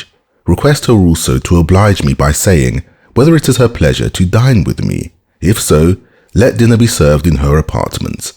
Now leave me, and desire my valet de chambre to come hither." Scarcely had Ali disappeared when the valet entered the chamber. "Monsieur Baptistin," said the count, "you have been in my service 1 year, the time I generally give myself to judge of the merits or demerits of those about me. You suit me very well." Baptistin bowed low. "It only remains for me to know whether I also suit you." "Oh, your excellency," exclaimed Baptistin eagerly. "Listen, if you please, till I have finished speaking," replied Monte Cristo. "You receive 1,500 francs per annum for your services here, more than many a brave subaltern who continually risks his life for his country obtains. You live in a manner far superior to many clerks who work 10 times harder than you do for their money. Then, though yourself a servant, you have other servants to wait upon you, to take care of your clothes, and see that your linen is duly prepared for you. Again, you make a profit upon each article you purchase for my toilette, amounting in the course of a year to a sum equaling your wages." "Nay, indeed, your excellency. I am not condemning you for this, Monsieur Baptistin, but let your profits end here. It would be long indeed ere you would find so lucrative a post as that you have now the good fortune to fill. I neither ill-use nor ill-treat my servants by word or action. An error I readily forgive, but willful negligence or forgetfulness, never. My commands are ordinarily short, clear, and precise, and I would rather be obliged to repeat my words twice, or even 3 times, than they should be misunderstood. I am rich enough to know whatever I desire to know, and I can promise you I am not wanting in curiosity. If then I should learn that you had taken upon yourself to speak of me to anyone, favorably or unfavorably, to comment on my actions or watch my conduct, that very instant you would quit my service. You may now retire. I never caution my servants a second time. Remember that." Baptistin bowed and was proceeding towards the door. "I forgot to mention to you," said the count, "that I lay nearly aside a certain sum for each servant in my establishment. Those whom I am compelled to dismiss lose, as a matter of course, all participation in this money, while their portion goes to the fund accumulating for those domestics who remain with me, and among whom it will be divided at my death. You have been in my service a year. Your fund has already begun to accumulate. Let it continue to do so." This address delivered in the presence of Ali, who, not understanding one word of the language in which it was spoken, stood wholly unmoved, produced an effect on Monsieur Baptistin only to be conceived by such as have occasion to study the character and disposition of French domestics. "I assure your excellency," said he, "that at least it shall be my study to merit your approbation in all things, and I will take Monsieur Ali as my model." "By no means," replied the count in the most frigid tones. "Ali has many faults, mixed with most excellent qualities. He cannot possibly serve you as a pattern for your conduct, not being, as you are, a paid servant, but merely a slave, a dog, who, should he fail in his duty towards me, I should not discharge from my service, but kill." Baptistin opened his eyes with astonishment. You seem incredulous, said Monte Cristo, who repeated to Ali in the Arabic language what he had just been saying to Baptistin in French. The Nubian smiled assentingly to his master's words, then, kneeling on one knee, respectfully kissed the hand of the Count. This corroboration of the lesson he had just received put the finishing stroke to the wonder and stupefaction of Monsieur Baptistin. The Count then motioned the valet de chambre to retire, and to Ali to follow to his study, where they conversed long and earnestly together. As the hand of the clock pointed to 5, the Count struck thrice upon the gong. When Ali was wanted, 1 stroke was given, 2 summoned Baptistin, and 3 Bertuccio. The steward entered. "My horses," said Monte Cristo. "They are at the door, harnessed to the carriage as your Excellency desired. Does your Excellency wish me to accompany him?" "No. The coachman, Ali, and Baptistin will go." The Count descended to the door of his mansion and beheld his carriage drawn by the very pair of horses he had so much admired in the morning as the property of Danglars. As he passed them, he said, "They are extremely handsome, certainly, and you have done well to purchase them, although you were somewhat remiss not to have procured them sooner." "Indeed, your Excellency, I had very considerable difficulty in obtaining them, and, as it is, they have cost an enormous price." "Does the sum you gave for them make the animal less beautiful?" inquired the Count, shrugging his shoulders. "Nay, if your Excellency is satisfied, it is all that I could wish. Whither does your Excellency desire to be driven?" "To the residence of Baron Danglars, Rue de la Chaussée d'Antin." This conversation had passed as they stood upon the terrace from which a flight of stone steps led to the carriage drive. As Bertuccio, with a respectful bow, was moving away, the Count called him back. "I have another commission for you, Monsieur Bertuccio," said he. "I am desirous of having an estate by the seaside in Normandy, for instance, between Le Havre and Boulogne. You see, I give you a wide range. It will be absolutely necessary that the place you may select have a small harbour, creek, or bay into which my corvette may enter and remain at anchor. She draws only 15 feet. She must be kept in constant readiness to sail immediately, I think proper to give the signal.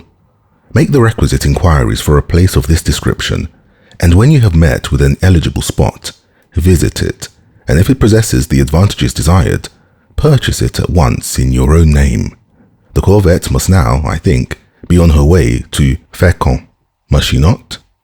"Certainly, your Excellency. I saw her put to sea the same evening we quitted Marseille, and the yacht was ordered to remain at Martigues." "'Tis well. I wish you to write from time to time the captains in charge of the 2 vessels so as to keep them on the alert. And the steamboat? She's at Chinon." "Yes. The same orders for her as the 2 sailing vessels." "Very good. When you have purchased the estate I desire, I want constant relays of horses at 10 leagues apart along the northern and southern road. Your Excellency may depend upon me." The Count made a gesture of satisfaction, descended the terrace steps, and sprang into his carriage, which was whirled along swiftly to the banker's house. Danglars was engaged at that moment, presiding over a railroad committee. But the meeting was nearly concluded when the name of his visitor was announced.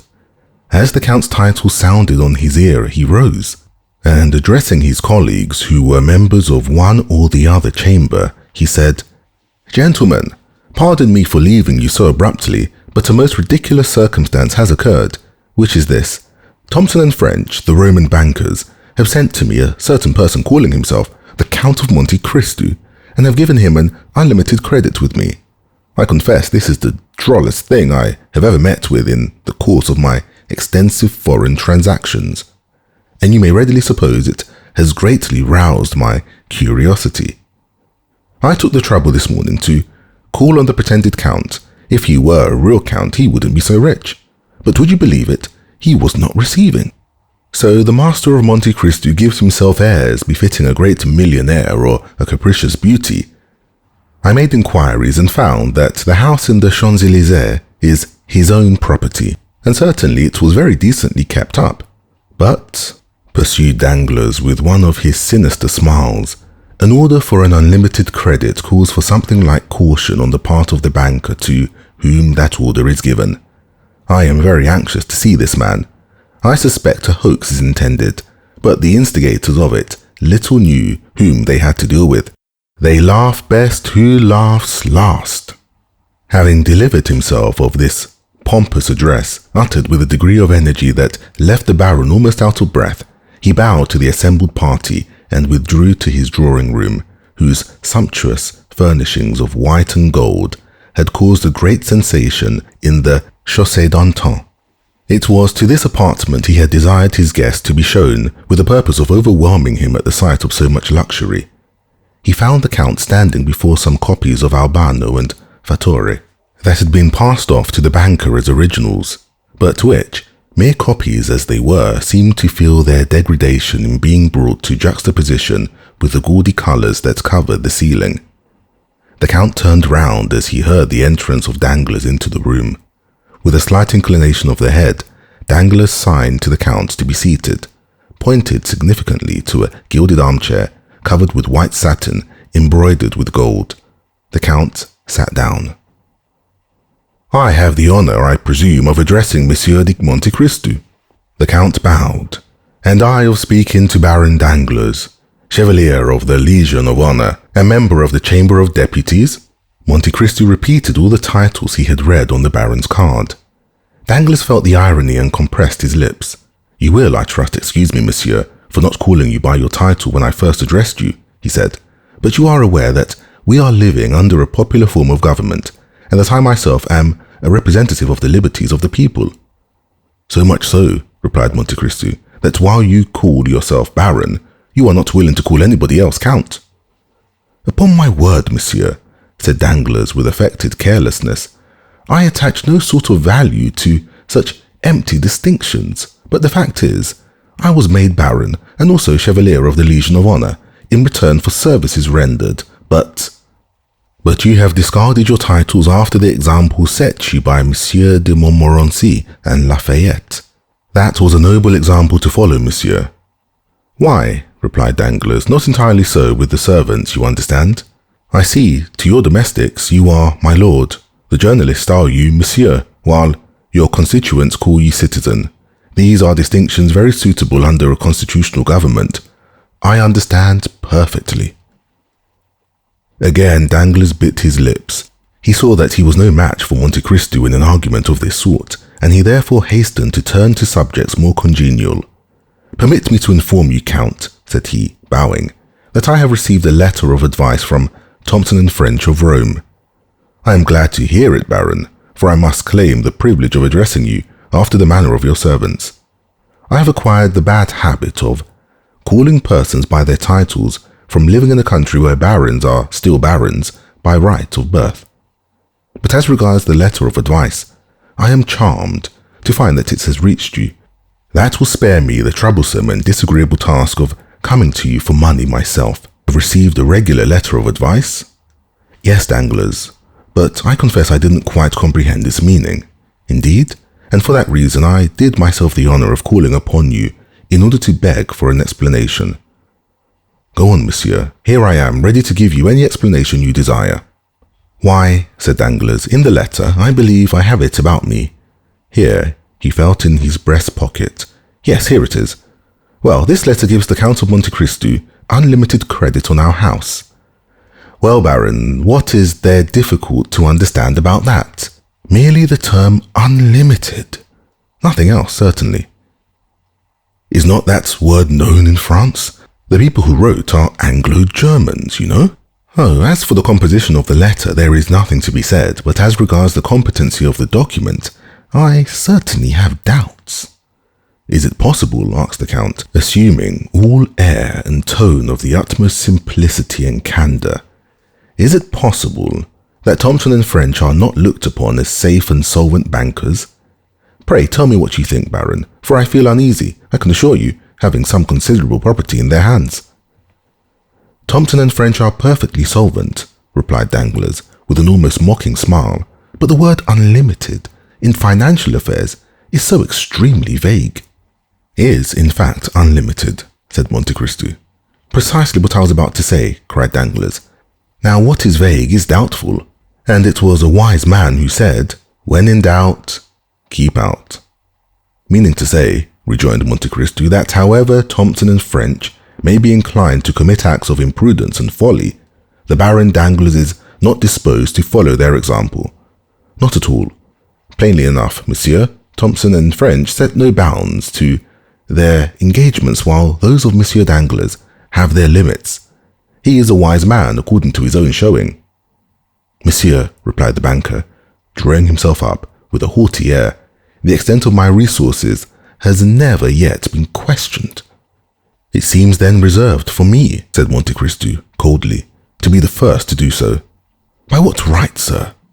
"By right of the objections you have raised and the explanations you have demanded, which certainly must have some motive." Once more Danglars bit his lips. It was the second time he had been worsted, and this time on his own ground. His forced politeness sat awkwardly upon him and approached almost to impertinence. Monte Cristo, on the contrary, preserved a graceful suavity of demeanour, aided by a certain degree of simplicity he could assume at pleasure, and thus possessed the advantage. "Well, sir," resumed Danglars, after a brief silence, "I will endeavour to make myself understood by requesting you to inform me for what sum you propose to draw upon me." "Why, truly," replied Monte Cristo, determined not to lose an inch of the ground he had gained, "my reason for desiring an unlimited credit was precisely because I did not know how much money I might need." The banker thought the time had come for him to take the upper hand, so throwing himself back in his armchair, he said, with an arrogant and purse-proud air, "Let me beg of you not to hesitate in naming your wishes. You will then be convinced that the resources of the House of Danglars, however limited, are still equal to meeting the largest demands, and were you even to require $1,000,000... "I beg your pardon," interposed Monte Cristo. "I said $1,000,000, replied Danglars, with the confidence of ignorance. "But could I do with $1,000,000? Retorted the Count. "My dear sir, if a trifle like that could suffice me, I should never have given myself the trouble of opening an account. $1,000,000! Excuse my smiling when you speak of a sum I am in the habit of carrying in my pocket-book or dressing case." And with these words, Monte Cristo took from his pocket a small case containing his visiting cards, and drew forth 2 orders of the treasury for 500,000 francs each, payable at sight to the bearer. A man like Danglars was wholly inaccessible to any gentler method of correction. The effect of the present revelation was stunning. He trembled and was on the verge of apoplexy. The pupils of his eyes, as he gazed at Monte Cristo, dilated horribly. "Come, come," said Monte Cristo, "confess honestly that you have not perfect confidence in Thompson and French.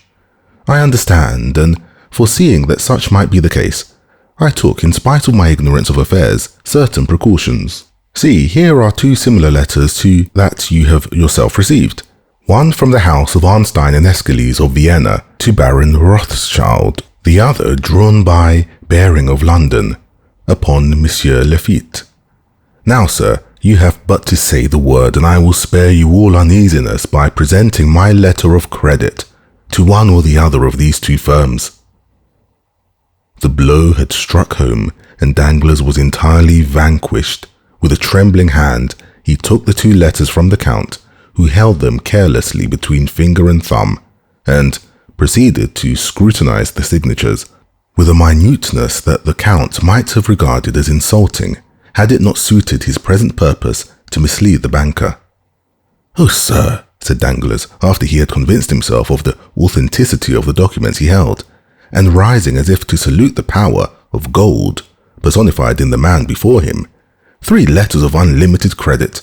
I can be no longer mistrustful, but you must pardon me, my dear Count, for confessing to some degree of astonishment." "Nay," answered Monte Cristo with the most gentlemanly air, "'tis not for such trifling sums as these that your banking house is to be incommoded." "Then you can let me have some money, can you not?" "Whatever you say, my dear Count, I am at your orders." "Why," replied Monte Cristo, "since we mutually understand each other, for such I presume is the case," Danglars bowed assentingly, "you are quite sure that not a lurking doubt or suspicion lingers in your mind?" "Oh, my dear Count," exclaimed Danglars, I never for an instant entertained such a feeling towards you. No, you merely wished to be convinced, nothing more.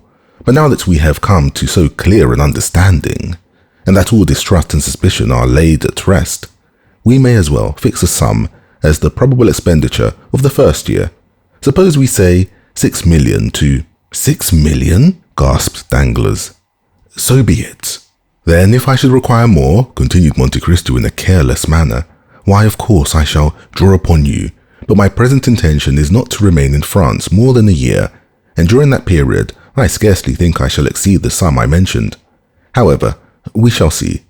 Be kind enough then to send me 500,000 francs tomorrow. I shall be at home till midday, or if not, I will leave a receipt with my steward. The money you desire shall be at your house by 10 o'clock tomorrow morning. My dear Count, replied Danglars, how would you like to have it? In gold, silver, or notes? Half in gold and half in banknotes, if you please, said the Count, rising from his seat. I must confess to you, Count, said Danglars, that I have hitherto imagined myself acquainted with a degree of all the great fortunes of Europe, and still wealth, such as yours, has been wholly unknown to me. May I presume to ask you whether you have long possessed it? It has been in the family a very long while, returned Monte Cristo, a sort of treasure expressly forbidden to be touched for a certain period of years, during which the accumulated interest has doubled the capital. The period appointed by the testator for the disposal of these riches occurred only a short time ago, and they have only been employed by me within the last few years. Your ignorance on the subject, therefore, is easily accounted for. However, you will be better informed as to me and my possessions ere long. And the Count, while pronouncing these latter words, accompanied them with one of these ghastly smiles that used to strike terror into poor Franz d'Épinay. With your tastes and means of gratifying them, continued Danglars, you will exhibit a splendour that must effectually put us poor miserable millionaires quite in the shade. If I mistake not, you are an admirer of paintings, at least I judge so from the attention you appeared to be bestowing on mine when I entered the room. If you will permit me, I shall be happy to show you my picture gallery, composed entirely of works by the ancient masters, warranted as such, not a modern picture among them. I cannot endure the modern school of painting. You are perfectly right in objecting to them, for this one great fault, that they have not yet had time to become old. Or will you allow me to show you several fine statues by Thorvaldsen, Bartoloni, and Canova, all foreign artists, for, as you may perceive, I think but very indifferently of our French sculptors. You have a right to be unjust to them, monsieur, they are your compatriots. But all this may come later, when we shall be better known to each other. For the present I will confine myself, if perfectly agreeable to you, to introducing you to the Baroness Danglars. Excuse my impatience, my dear Count, but a client like you is almost like a member of the family. Monte Cristo bowed, in sign that he accepted the proffered honour. Danglars rang and was answered by a servant in a showy livery. Is the Baroness at home? Inquired Danglars. Yes, my lord, answered the man. And alone? No, my lord, Madame has visitors. Have you any objection to meet any persons who may be with Madame, or do you desire to preserve a strict incognito? No, indeed, replied Monte Cristo with a smile. I do not arrogate to myself the right to doing so. And who is with Madame? Monsieur Debray? Inquired Danglars, with an air of indulgence and good nature that made Monte Cristo smile, acquainted as he was with the secrets of the banker's domestic life. Yes, my lord, replied the servant. Monsieur Debray is with Madame. Danglars nodded his head, then, turning to Monte Cristo, said, Monsieur Lucien Debray is an old friend of ours, and private secretary to the Minister of the Interior. As for my wife, I must tell you she lowered herself by marrying me, for she belongs to one of the most ancient families in France. Her maiden name was de Servières, and her first husband was Colonel the Marquis of Narbonne. I have not the honour of knowing Madame Danglars, but I have already met Monsieur Lucien Debray. Ah, indeed, said Danglars. And where was that? At the house of Monsieur de Morcerf. Ah, you are acquainted with the young Viscount, are you? We were together a good deal during the carnival at Rome. True, true, cried Danglars. Let me see. Have I not heard talk of some strange adventure with bandits or thieves hid in ruins, and of his having had a miraculous escape? I forget how, but I know he used to amuse my wife and daughter by telling them about it after his return from Italy. Her ladyship is waiting to receive you, gentlemen, said the servant, who had gone to inquire the pleasure of his mistress. With your permission, said Danglars, bowing, I will precede you to show you the way. By all means, replied Monte Cristo, I follow you. The dappled greys. The Baron, followed by the Count, traversed a long series of apartments in which the prevailing characteristics were heavy magnificence and the gaudiness of ostentatious wealth, until he reached the boudoir of Madame Danglars, a small octagonal-shaped room hung with pink satin, covered with white Indian muslin. The chairs were of ancient workmanship and materials.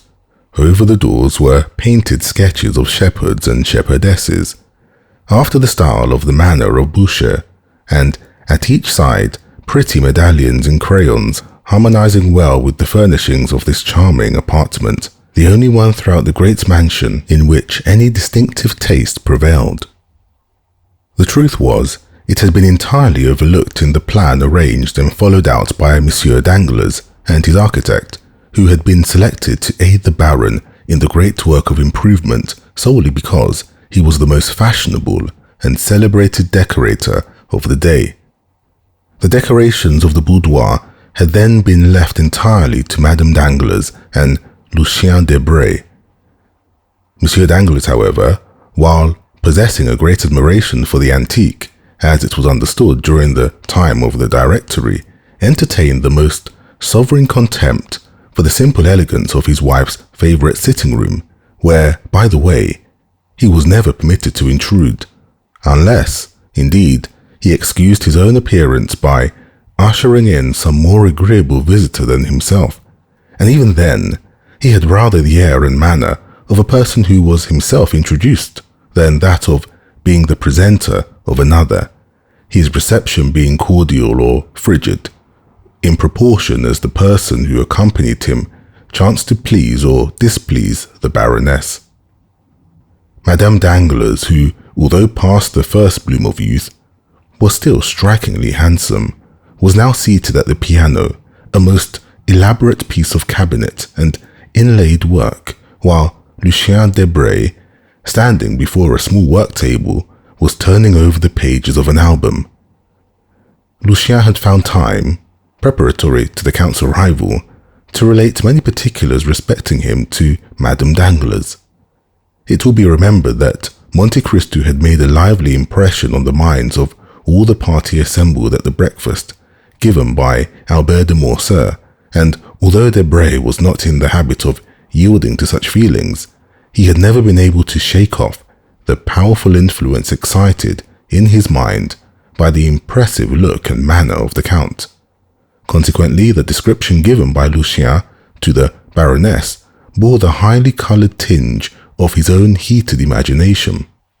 Already excited by the wonderful stories related of the Count by de Morcerf, it is no wonder that Madame Danglars eagerly listened to and fully credited all the additional circumstances detailed by Debray. This posing at the piano and over the album was only a little ruse adopted by way of precaution. A most gracious welcome and unusual smile were bestowed on Monsieur Danglars. The Count, in return for his gentlemanly bow, received a formal though graceful courtesy, while Lucien exchanged with the Count a sort of distant recognition, and with Danglars a free and easy nod. "Baroness," said Danglars, "give me leave to present to you the Count of Monte Cristo, who has been most warmly recommended to me by my correspondents at Rome. I need but mention one fact to make all the ladies in Paris court his notice, and that is, that he has come to take up his abode in Paris for a year, during which brief period he proposes to spend 6 million of money. That means balls, dinners and lawn parties without end, in all of which I trust the Count will remember us, as he may depend upon it, we shall him in our own humble entertainments." In spite of the gross flattery and coarseness of this address, Madame Danglars could not forbear gazing with considerable interest on a man capable of expending 6 million in 12 months, and who had selected Paris for the scene of his princely extravagance. "And when did you arrive here?" inquired she. "Yesterday morning, madame. Coming as usual, I presume, from the extreme end of the globe? Pardon me, at least, such I have heard is your custom." "Nay, madame, this time I have merely come from Cadiz." "You have selected a most unfavourable moment for your first visit. Paris is a horrible place in summer. Balls, parties and fêtes are over. The Italian opera is in London, the French opera everywhere except in Paris. As for the Théâtre Français, you know, of course, that is nowhere. The only amusements left us are the indifferent races at the Champ de Mars and Satori. Do you propose entering any horses at either of these races, Count?" "I shall do whatever they do at Paris, madame, if I have the good fortune to find someone who will initiate me into the prevalent ideas of amusement. Are you fond of horses, Count? I have passed a considerable part of my life in the East, madame, and you are doubtless aware that the Orientals value only two things: the fine breeding of their horses and the beauty of their women." "Nay, Count," said the Baroness, "it would have been somewhat more gallant to have placed the ladies first. You see, madame, how rightly I spoke when I said I required a preceptor to guide me in all my sayings and doings here." At this instant, the favourite attendant of Madame Danglars entered the boudoir. Approaching her mistress, she spoke some words in an undertone. Madame Danglars turned very pale, then exclaimed, "I cannot believe it! The thing is impossible." "I assure you, madame," replied the woman, "it is as I have said." Turning impatiently toward her husband, Madame Danglars demanded, "Is this true?" "Is what true, madame?" inquired Danglars, visibly agitated. "What my maid tells me." "But what does she tell you?" "That when my coachman was about to harness the horses to my carriage, he discovered that they had been removed from the stables without his knowledge. I desire to know what is the meaning of this." "Be kind enough, madame, to listen to me," said Danglars. "Oh yes, I will listen, monsieur, for I am most curious to hear what explanation you will give. These two gentlemen shall decide between us, but first, I will state the case to them. Gentlemen," continued the Baroness, "among the 10 horses in the stables of Baron Danglars are 2 that belong exclusively to me, a pair of the handsomest and most spirited creatures to be found in Paris. But to you, at least, Monsieur Debray, I need not give a further description, because to you my beautiful pair of dappled greys were well known. Well, I had promised Madame de Villefort the loan of my carriage to drive tomorrow to the Bois, but when my coachman goes to fetch the greys from the stables, they are gone, positively gone. No doubt Monsieur Danglars has sacrificed them to the selfish consideration of gaining some thousands of paltry francs. Oh, what a detestable crew they are, these mercenary speculators." "Madame," replied Danglars, "the horses were not sufficiently quite for you. They were scarcely 4 years old, and they made me extremely uneasy on your account." "Nonsense," retorted the Baroness. "You could not have entertained any alarm on the subject, because you are perfectly well aware that I had had for a month in my service the very best coachman in Paris. But perhaps you have disposed of the coachman as well as the horses?" "My dear love, pray do not say any more about them, and I promise you another pair exactly like them in appearance, only more quiet and steady." The Baroness shrugged her shoulders with an air of ineffable contempt, while her husband, affecting not to observe this unconjugal gesture, turned towards Monte Cristo and said, "Upon my word, Count, I am quite sorry not to have met you sooner. You are setting up an establishment, of course." "Why, yes," replied the Count. "I should have liked to have made you the offer of these horses. I have almost given them away, as it is, but, as I said before, I was anxious to get rid of them upon any terms. They were only fit for a young man." "I am much obliged by your kind intentions towards me," said Monte Cristo, "but this morning I purchased a very excellent pair of carriage horses, and I do not think they were dear. There they are. Come, Monsieur Debray, you are a connoisseur, I believe. Let me have your opinion upon them." As Debray walked towards the window, Danglars approached his wife. "I could not tell you before others," said he in a low tone, "the reason of my parting with the horses. but a most enormous price was offered me this morning for them. Some madman or fool, bent upon ruining himself as fast as he can, actually sent his steward to me to purchase them at any cost, and the fact is, I have gained 16,000 francs by the sale of them.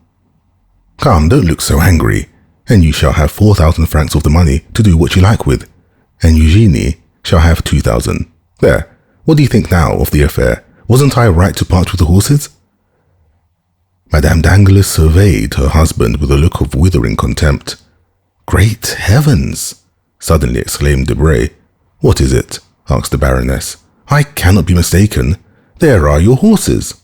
The very animals we were speaking of, harnessed to the Count's carriage." "My dappled greys?" demanded the Baroness, speaking to the window. "'Tis indeed they," said she. Danglars looked absolutely stupefied. "How very singular!" cried Monte Cristo, with well-feigned astonishment. "I cannot believe it," murmured the banker. Madame Danglars whispered a few words in the ear of Debray, who approached Monte Cristo, saying, "The Baroness wishes to know what you paid her husband for the horses." "I scarcely know," replied the Count. "It was a little surprise prepared for me by my steward, and cost me, well, somewhere about 30,000 francs. Debray conveyed the Count's reply to the Baroness. Poor Danglars looked so crestfallen and discomfited that Monte Cristo assumed a pitying air towards him. "See," said the Count, "how very ungrateful women are. Your kind attention in providing for the safety of the Baroness by disposing of the horses does not seem to have made the least impression on her. But so it is, a woman will often, from mere willfulness, prefer that which is dangerous to that which is safe. Therefore, in my opinion, my dear Baron, the best and easiest way is to leave them to their fancies, and allow them to act as they please, and then, if any mischief follows, why at least they have no one to blame but themselves." Danglars made no reply. He was occupied in anticipations of the coming scene between himself and the Baroness, whose frowning brow, like that of Olympic Jove, predicted a storm. Debray, who perceived the gathering clouds and felt no desire to witness the explosion of Madame Danglars' rage, suddenly recollected an appointment which compelled him to take his leave, while Monte Cristo, unwilling by prolonging his stay to destroy the advantages he hoped to obtain, made a farewell bow and departed, leaving Danglars to endure the angry reproaches of his wife. "Excellent," murmured Monte Cristo to himself as he came away. "All has gone according to my wishes. The domestic peace of this family is henceforth in my hands. Now then, to play another master stroke by which I shall gain the heart of both husband and wife. Delightful. Still," added he, "amid all this, I have not yet been presented to Mademoiselle Eugenie Danglars, whose acquaintance I should have been glad to make. But," he went on with his peculiar smile, "I am here in Paris and have plenty of time before me. By and by will do for that." With these reflections, he entered his carriage and returned home. 2 hours afterwards, Madame Danglars received the most flattering epistle from the Count, in which he entreated her to receive back her favourite dappled greys, protesting that he could not endure the idea of making his entry into the Parisian world of fashion with the knowledge that his splendid equipage had been obtained at the price of a lonely woman's regrets. The horses were sent back wearing the same harness she had seen on them in the morning, only by the Count's orders, in the centre of each rosette that adorned either side of their heads had been fastened a large diamond. To Danglars, Monte Cristo also wrote, requesting him to excuse the whimsical gift of a capricious millionaire, and to beg the Baroness to pardon the Eastern fashion adopted in the return of the horses. During the evening, Monte Cristo quitted Paris for Auteuil, accompanied by Ali. The following day, about 3 o'clock, a single blow struck on the gong summoned Ali to the presence of the Count. "Ali," observed his master, as the Nubian entered the chamber, "you have frequently explained to me how more than commonly skillful you are in throwing the lasso, have you not?" Ali drew himself up proudly, and then returned a sign in the affirmative. "I thought I did not mistake. With your lasso you could stop an ox." Again Ali repeated his affirmative gesture. Or a tiger? Ali bowed his head in token of assent. A lion even. Ali sprung forwards, imitating the action of one throwing the lasso, then of a strangled lion. I understand, said Monte Cristo. You wish to tell me you have hunted the lion? Ali smiled with triumphant pride as he signified that he had indeed both chased and captured many lions. But do you believe you could arrest the progress of two horses rushing forwards with ungovernable fury? The Nubian smiled. It is well, said Monte Cristo. Then listen to me. Ere long a carriage will dash past here, drawn by the pair of dappled grey horses you saw me with yesterday. Now, at the risk of your own life, you must manage to stop those horses before my door. Ali descended to the street and marked a straight line on the pavement immediately at the entrance of the house, and then pointed out the line he had traced to the Count, who was watching him. The Count patted him gently on the shoulder, his usual mode of praising Ali, who, pleased and gratified with the commission assigned him, walked calmly towards a projecting stone forming the angle of the street and house, and, seating himself thereon, began to smoke his Audiobooks, while Monte Cristo re-entered his dwelling, perfectly assured of the success of his plan. Still, as 5 o'clock approached, and the carriage was momentarily expected by the Count, the indication of more than common impatience and uneasiness might be observed in his manner. He stationed himself in a room commanding a view of the street, pacing the chamber with restless steps, stopping merely to listen from time to time for the sound of approaching wheels, then to cast an anxious glance on Ali. But the regularity with which the Nubian puffed forth the smoke of his Audiobooks proved that he at least was wholly absorbed in the enjoyment of his favorite occupation. Suddenly, a distant sound of rapid advancing wheels was heard, and almost immediately a carriage appeared, drawn by a pair of wild, ungovernable horses, while the terrified coachman strove in vain to restrain their furious speed. In the vehicle was a young woman and a child of about 7 or 8, clasped in each other's arms. Terror seemed to have deprived them even of the power of uttering a cry. The carriage creaked and rattled as it flew over the rough stones, and the slightest obstacle under the wheels would have caused disaster, but it kept on in the middle of the road, and those who saw it pass uttered cries of terror. Ali suddenly cast aside his Audiobooks, drew the lasso from his pocket, threw it so skillfully as to catch the 4 legs of the near horse in its triple fold, and suffered himself to be dragged on for a few steps by the violence of the shock. Then the animal fell over on the pole, which snapped, and therefore prevented the other horse from pursuing its way. Gladly availing himself of this opportunity, the coachman leaped on from his box, but Ali had promptly seized the nostrils of the second horse and held them in his iron grasp, till the beast, snorting with pain, sunk beside his companion. All this was achieved in much less time than is occupied in the recital. The brief space had, however, been sufficient for a man, followed by a number of servants, to rush from the house before which the accident had occurred, and, as the coachman opened the door of the carriage, to take away from it a lady who was convulsively grasping the cushions with one hand, while with the other she pressed to her bosom the young boy who had lost consciousness. Monte Cristo carried them both to the salon and deposited them on a sofa. "Compose yourself, madame," said he. "All danger is over." The woman looked up at these words and, with a glance far more expressive than any entreaties could have been, pointed to her child, who still continued insensible. "I understand the nature of your alarms, madame," said the Count, carefully examining the child. "But I assure you, there is not the slightest occasion for uneasiness. Your little charge has not received the least injury. His insensibility is merely the effects of terror, and will soon pass." "Are you quite sure you do not say so to tranquilize my fears? See how deadly pale he is. My child, my darling Edward, speak to your mother. Open your dear eyes and look on me once again. Oh, sir, in pity send for a physician. My whole fortune shall not be thought too much for the recovery of my boy." With a calm smile and a gentle wave of the hand, Monte Cristo signed to the distracted mother to lay aside her apprehensions. Then, opening a casket that stood near, he drew forth a phial of Bohemian glass encrusted with gold, containing a liquid of the colour of blood, of which he let fall a single drop on the child's lips. Scarcely had it reached them ere the boy, though still pale as marble, opened his eyes and eagerly gazed around him. At this, the delight of the mother was almost frantic. "Where am I?" exclaimed she, "and to whom am I indebted for so happy a termination to my late dreadful alarm?"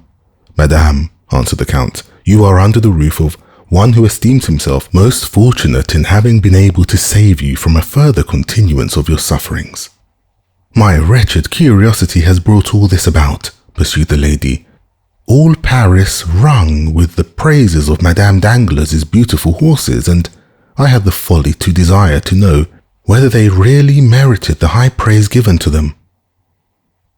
"Is it possible," exclaimed the Count with well-feigned astonishment, "that these horses belong to the Baroness?" "They do indeed.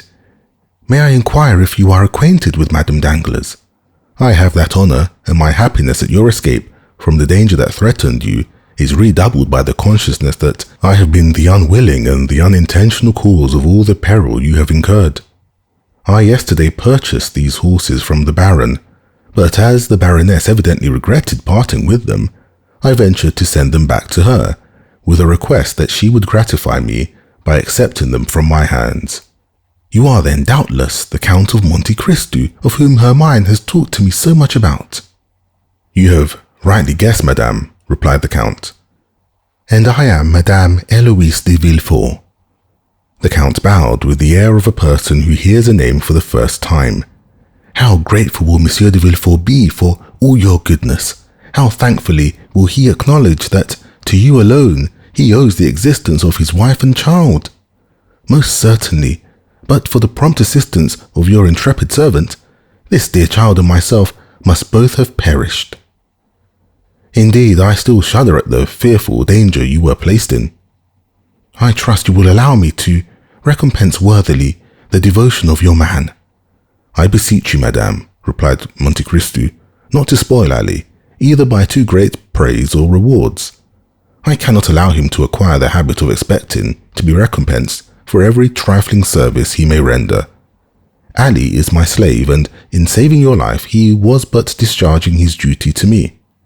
"Nay," interposed Madame de Villefort, on whom the authoritative style adopted by the Count made a deep impression, "nay, but consider that to preserve my life he has risked his own." "His life, madame, belongs not to him, it is mine, in return for my having myself saved him from death." Madame de Villefort made no further reply. Her mind was utterly absorbed in the contemplation of the person who, from the first instant she saw him, had made so powerful an impression on her. During the evident preoccupation of Madame de Villefort, Monte Cristo scrutinized the features and appearance of the boy she kept folded in her arms, lavishing on him the most tenderly endearments. The child was small for his age and naturally pale. A mass of straight black hair, defying all attempts to train or curl it, fell over his projecting forehead and hung down to his shoulders, giving increased vivacity to eyes already sparkling with a youthful love of mischief and fondness for every forbidden enjoyment. His mouth was large, and the lips, which had not yet regained their colour, were particularly thin. In fact, the deep and crafty look, giving a predominant expression to the child's face, belonged rather to a boy of 12 or 14 than to one so young. His first movement was to free himself by a violent push from the encircling arms of his mother and to rush forward to the casket from whence the Count had taken the phial of elixir. Then, without asking permission of anyone, he proceeded, in all the willfulness of a spoiled child unaccustomed to restrain either whims or caprices, to pour the corks out of all the bottles. "Touch nothing, my little friend," cried the Count eagerly. "Some of those liquids are not only dangerous to taste but even to inhale." Madame de Villefort became very pale and, seizing her son's arm, drew him anxiously towards her. But Once satisfied of his safety, she also cast a brief but expressive glance on the casket, which was not lost upon the Count. At this moment Ali entered. At sight of him, Madame de Villefort uttered an expression of pleasure, and, holding the child still closer towards her, she said, "Edward, dearest, do you see that good man? He has shown very great courage and resolution, for he exposed his own life to stop the horses that were running away with us, and would certainly have dashed the carriage to pieces. Thank him, then, my child, in your very best manner, for had he not come to our aid, neither you nor I would have been alive to speak our thanks." The child stuck out his lips and turned away his head in a disdainful manner, saying, "He's too ugly." The Count smiled as if the child bade fair to realize his hopes, while Madame de Villefort reprimanded her son with a gentleness and moderation very far from conveying the least idea of a fault having been committed. "This lady," said the Count, speaking to Ali in the Arabic language, "is desirous that her son should thank you for saving both their lives, but the boy refuses, saying you are too ugly." Ali turned his intelligent countenance towards the boy, on whom he gazed without any apparent emotion, but the spasmodic working of the nostrils showed to the practiced eye of Monte Cristo that the Arab had been wounded to the heart. "Will you permit me to inquire," said Madame de Villefort, as she arose to take her leave, "whether you usually reside here?" "No, I don't," replied Monte Cristo. "It is a small place I have purchased quite lately. My place of abode is number 30, Avenue des Champs-Élysées, but I see you have quite recovered from your fright and are, no doubt, desirous of returning home. Anticipating your wishes, I have desired the same horses you came with to be put to one of my carriages, and Ali, he whom you think so very ugly," continued he, addressing the boy with a smiling air, "will have the honor of driving you home, while your coachman remains here to attend to the necessary repairs of your calash. As soon as that important business is concluded, I will have a pair of my own horses harnessed to convey it direct to Madame Danglars." "I dare not return with those dreadful horses," said Madame de Villefort. "You will see," replied Monte Cristo, "that they will be as different as possible in the hands of Ali. With him they will be gentle and docile as lambs."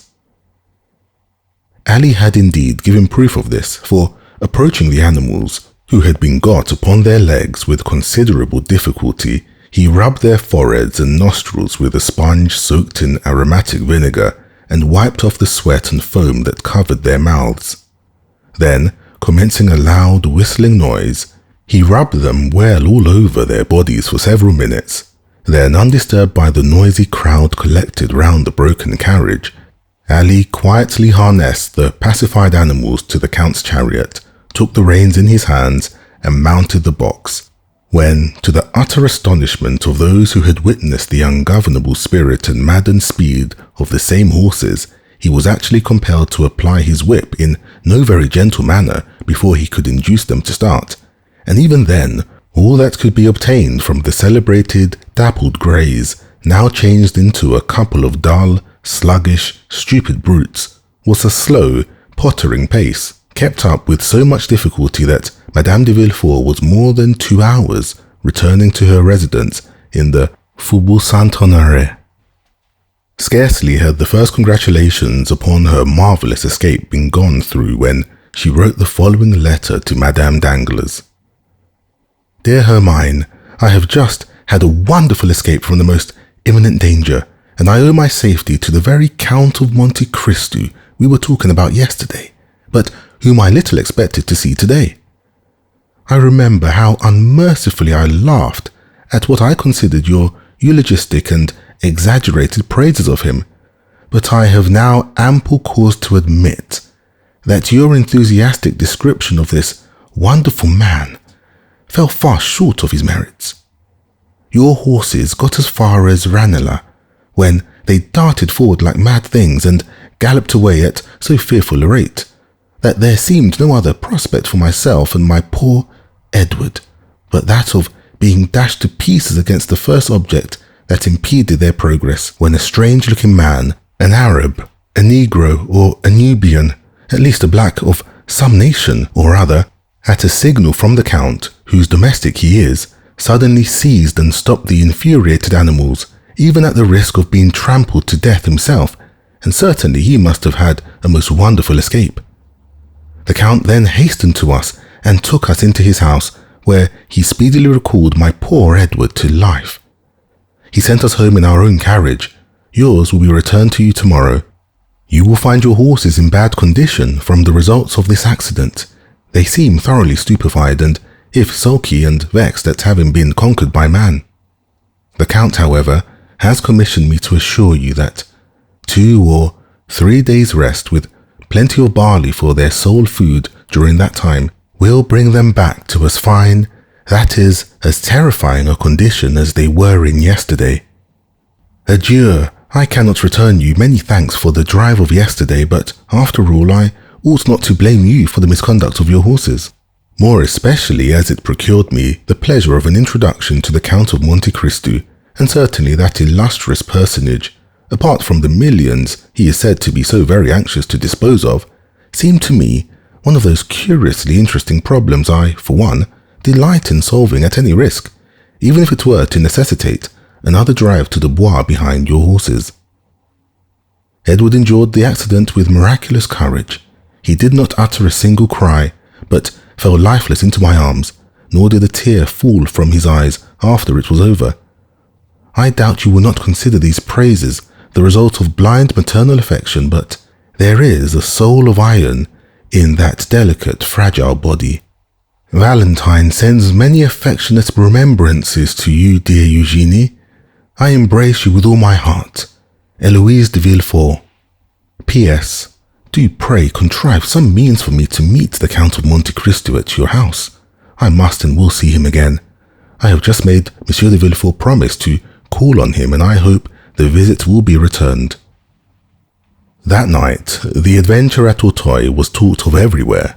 Albert related it to his mother. Chateau Renaud recounted it at the Jockey Club, and Debray detailed it at length in the salons of the minister. Even Bouchon accorded 20 lines in his journal to the relation of the Count's courage and gallantry, thereby celebrating him as the greatest hero of the day in the eyes of all the feminine members of the aristocracy. Vast was the crowd of visitors and inquiring friends who left their names at the residence of Madame de Villefort, with the design of renewing their visit at the right moment, of hearing from her lips all the interesting circumstances of this most romantic adventure. As for Monsieur de Villefort, he fulfilled the predictions of Eloise to the letter, donned his dress suit, drew a pair of white gloves, ordered the servants to attend the carriage dressed in their full livery, and drove that same night to number 30 in the Avenue des Champs-Élysées.